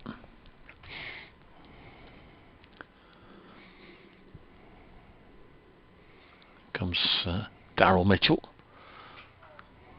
Just looked for a second there, as if he thought, oh, I'll have a bit of this, and he took off a step and then quickly withdrew. It was like a tortoise just poking his head out of the shell, and then realising that the yapping dog was, it's not quite there, just around the corner, so he went back. Yeah, 68 without loss, or the groundhog showed his showed his head. 69 without loss. He'll get a single here. Was it Punxsutawney Phil? Groundhog Day. Yeah. Which is an actual event, apparently. It's an I actual didn't know event. that until this year. I'm all over it because it's 2nd of February and that's my birthday. The only thing, right. the only other thing that happened in the world is it's Groundhog Day. 69 without loss. Next ball is to the left-handed Slater, of course, having taken the single, and he's happy just to soak up another over by blocking. 69 on the board, 40 for Slater, 24 for Hamid. and we have 7 overs left. That was one of our quiz questions in our winter Wednesday night family quizzes. What was the tune they kept playing in Groundhog Day? I got you, babe. That was it, yeah. Yeah. Well, during lockdown, because both my daughters are teachers and the grandchildren went to school, so Wednesday night was quiz night. We had great fun. Everybody's back at work now, so we've had the occasional one at the weekend, but thoroughly enjoyable. Great laugh. I shall do the one tonight. Is Mr. Libby's going to have a bowl? It's the one tonight online, isn't it? Yes, yeah. Thursdays and Saturdays. They're moving the water hog over there. Not sure they know something we don't. Just squeezing it, seeing if there's any moisture left in it. Yeah. I'm going to put some on the outfield. Yeah. Never mind, take it off. Jake Libby is going to bowl from the Diglis end. I was going to say, not yet. He didn't. He came running in then. That's quicker than he runs into bowl. He's making sure he's got a mark there. Yeah, 2 paces back. Yeah. Wants to get it in the right spot. Right arm over to the right-handed Hamid. He's in and bowls, and Hamid gets one that he jabs down towards third man. Wait is the shout, and Alzari Joseph bends his tall frame to pick up, and there is no run. It's fair enough, I guess, not to take the run, but had they needed it, I think they'd comfortably have got home. Oh, yeah. Oh, yeah, been a one-day game, they'd have been almost on the way back for 2, but why take the chance? Libby in again, and Hamid goes back, flicks the ball away, playing with any spin that there is, from the off-spinner to the right-hander, out to towards the fence. Tom Fell is the man way out there on the cathedral side of the ground. I suppose at this time of day the crowd would have been emptying a bit anyway, but or disappearing. Got to go and catch the 6 o'clock bus, or tea's ready. Did mention that Gloucester should have been dismissed exactly 150 behind Hampshire, and they have been stuck back in again. Oh, right. Other side being made to follow on. Here's Libby in again, and this is punched away on the offside. No run. I always remember the first time I went to Scarborough, and about 5:45, half the crowd disappeared. Yeah. I said to Callie, where they go? Oh, it's dinner in the hotel at 6 o'clock. If you're not there, you don't get your dinner. Bed, breakfast, evening meal. Yeah. Next ball, quicker delivery from Libby, pushed away on the offside. Once again, Fell is the fielder, way over in front of the cathedral. Well, not really in front of the cathedral, but in that direction. That's 71 without loss. 41 to Slater, 25 to Hamid. So that follow-on total gradually, well, defeat total gradually diminishing down to 89 needed for Worcestershire to bat again. Next ball punched into the offside, where D'Oliveira fields no run. Libby bowls, Hamid gets one that doesn't bounce a lot, but manages to keep it out. By Jove, he's batted patiently today. Yes. 25 runs off 86 balls in this second innings. Libby, his first over cost him 2 runs. So with Libby and Mitchell on, we'll click through these overs anyway. It'll be interesting if Amides has to do the media work, because he must be absolutely shattered. But you know, his first century for Nottinghamshire, only his second century since 2016. Yeah. You know, it's a time to celebrate and whatever, but it's also a time to get your boots off and get your feet up as Mitchell starts that new over to Slater. First ball is blocked. 35 deliveries remain in the day. I'm sure they'll just be ticking them off. I'm sure the coaching staff will. Also, mentioned it this time yesterday, generally when there's 6 overs remaining, it is very much night watchman territory for Notts. This time it's defended. From what he displayed earlier in the day, I'm not entirely sure they want to send Luke Fletcher out there in a right old mix-up with not going to run if he's Zach out there. Chapel, no. 71 without loss. Slater is on 41, and of course that's drives us into the offside. No run. That's a decent stop there by Ed Barnard. That's of course what he was on at Stumps last night. Ben Slater 41 not out. Hamid was on 51. Darryl Mitchell, I round the wicket, past umpire Illingworth, on the pads of Slater, and goes on to 42 this time, working it away.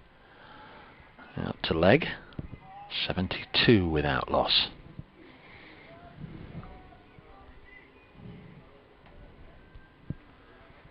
Hamid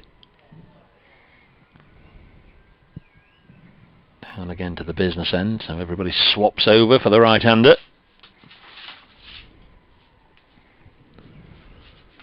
And there comes Daryl Mitchell, who's obviously gone back over the wicket, and Hamid blocks. Tremendous effort this from Asib Hamid.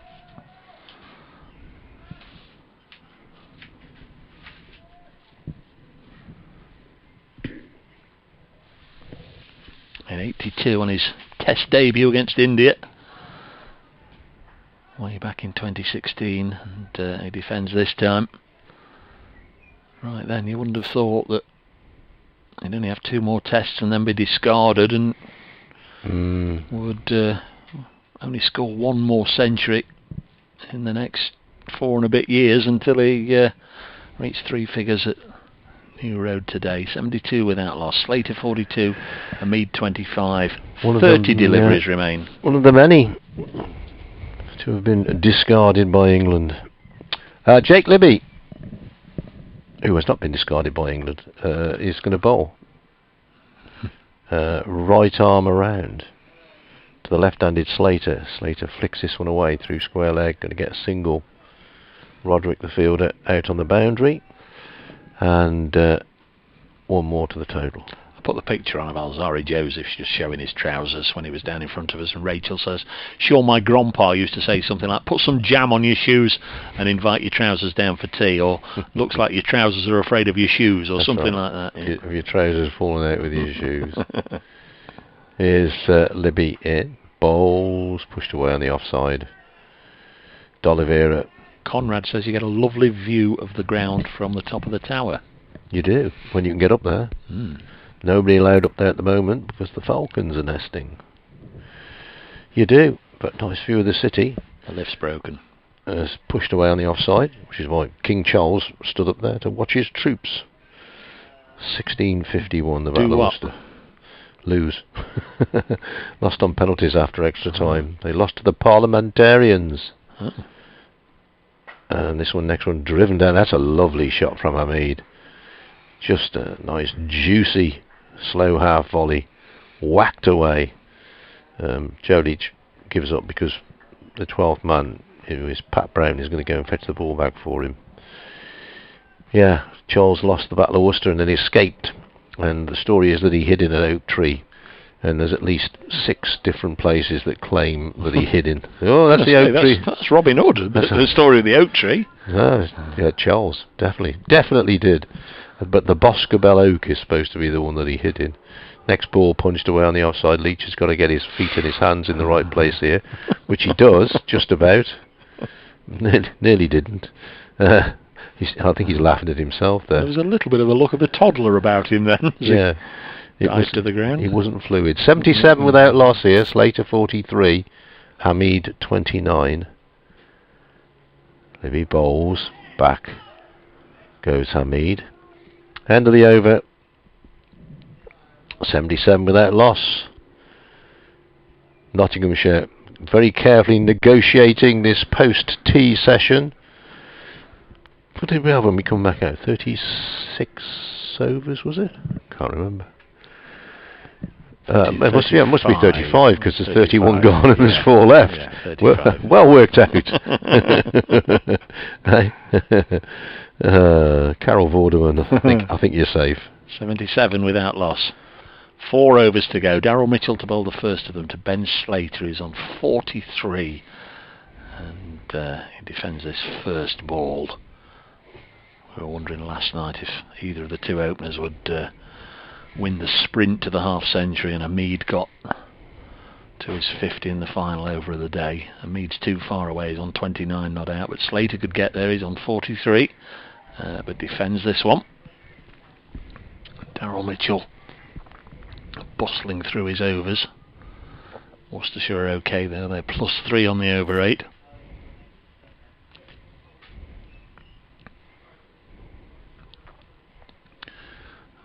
just steadies himself and then sets off again, and a push to the offside fielded by Brett D'Oliveira in the covers.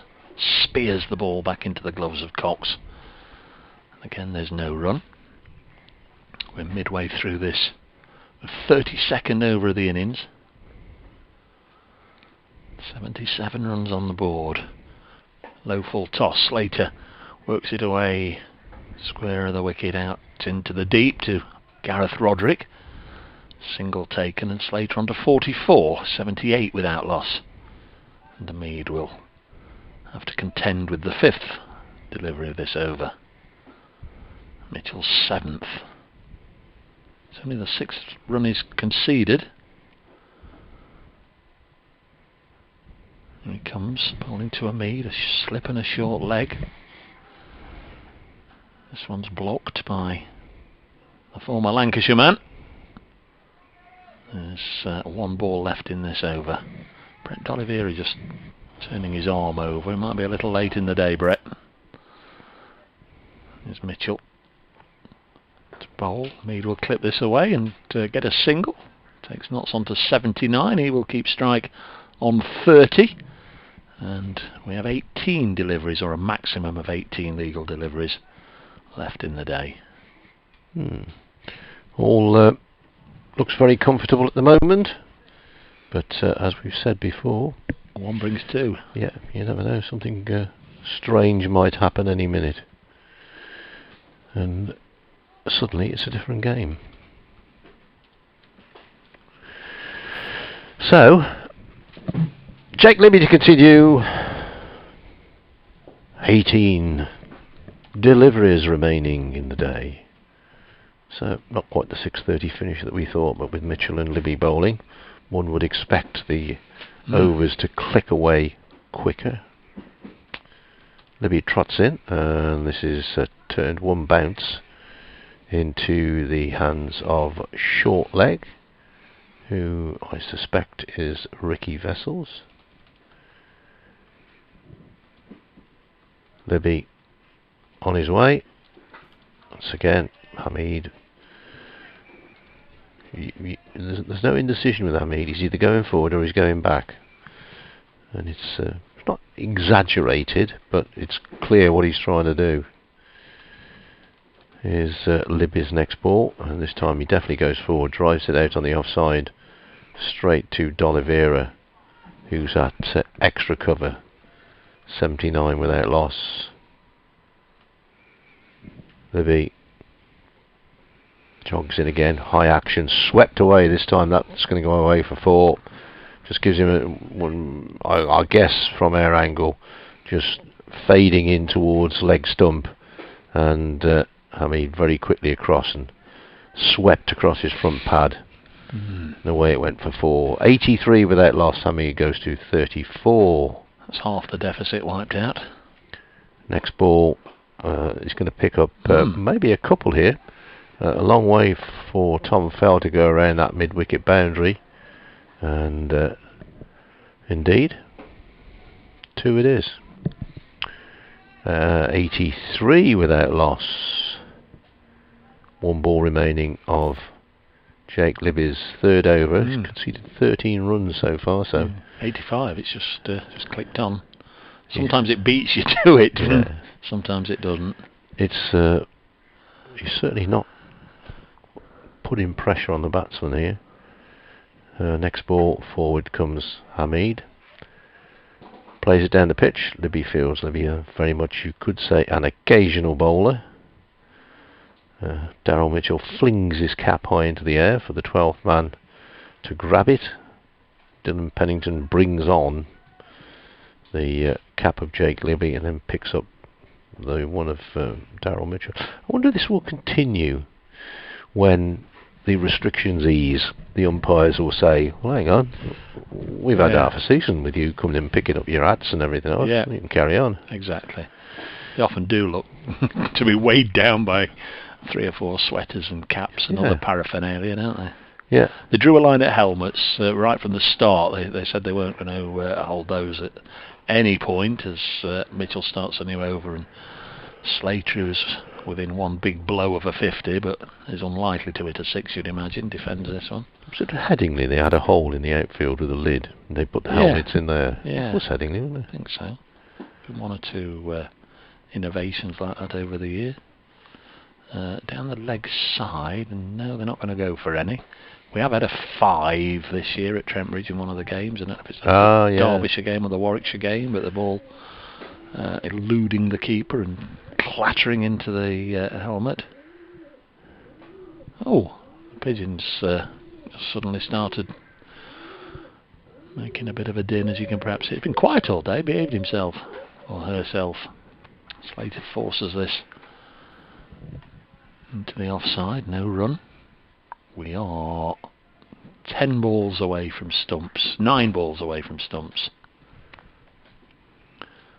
Unless, of course, a wicket goes down in the final over. Next ball is defended by Slater, so there might be the need for somebody to come out if a wicket goes down off these next 2 deliveries, but beyond that, as with last night, they won't be required. 85 without loss. Next ball is safely negotiated as well by Slater. Oh, the mighty Martley are taking wickets. Toby Rowland Jones has taken 3 in a row. His name's Toby Jones, really, but of course he gets called Toby Rowland Jones. Tremendous stuff. Mitchell into bowl. Slater punches it straight to Ed Barnard along the ground. End of the over. 85 without loss. So 1 over left. There won't be the requirement for anybody else to have a bat this evening. No, that's true. If a wicket goes down, that's it. We all depart. So, who's going to bowl it? Well, you would imagine it would be Jake Libby, but no, it's Brett D'Oliveira. Yeah, going to bowl 1 over at the end. Like you say, I think they're just getting a little comfy against Jake Libby. 3 overs, none for 13. There was 1 bad ball maybe in each of his overs, and they were cashing in. Just asking them now just to reacquaint themselves with the spinner sending it the other way. Right-hander on strike. Hamid on 36. Slater at the other end on 44.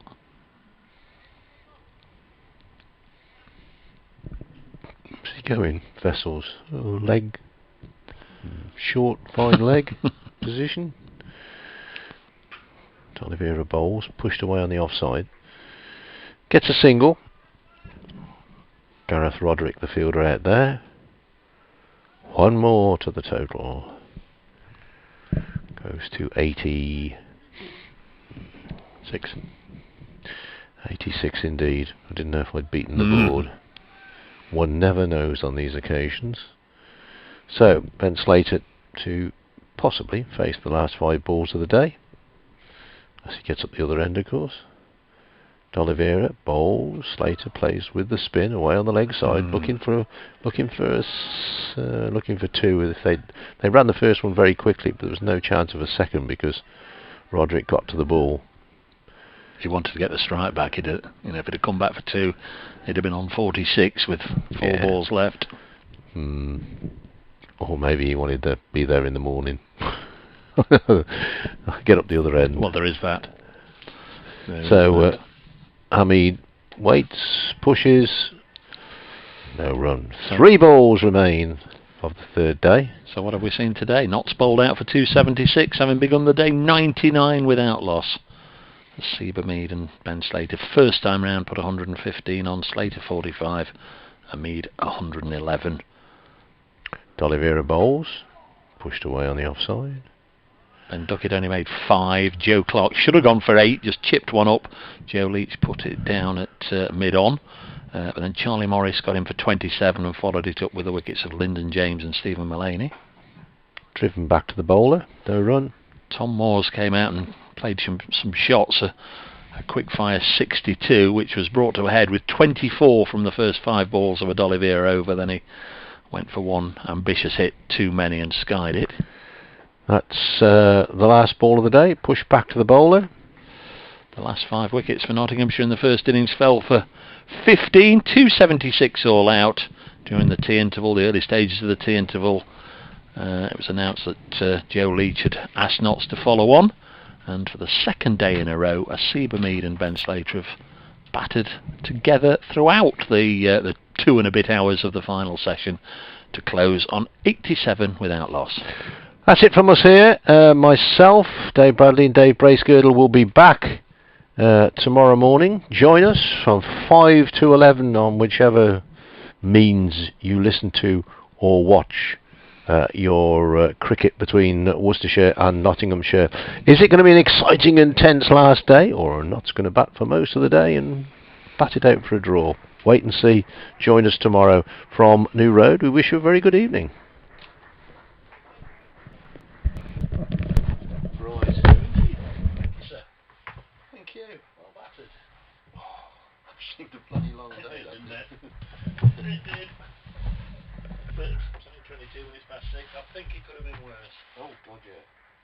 Yeah, but they kept the medium paces on. Yeah. Who knows where we would have ended up. Right. I need to take that, I need to take that, and I don't need to take anything else. Because the rest of it could have belongs to the BBC, and I don't care if it gets stolen. Enjoy tipping.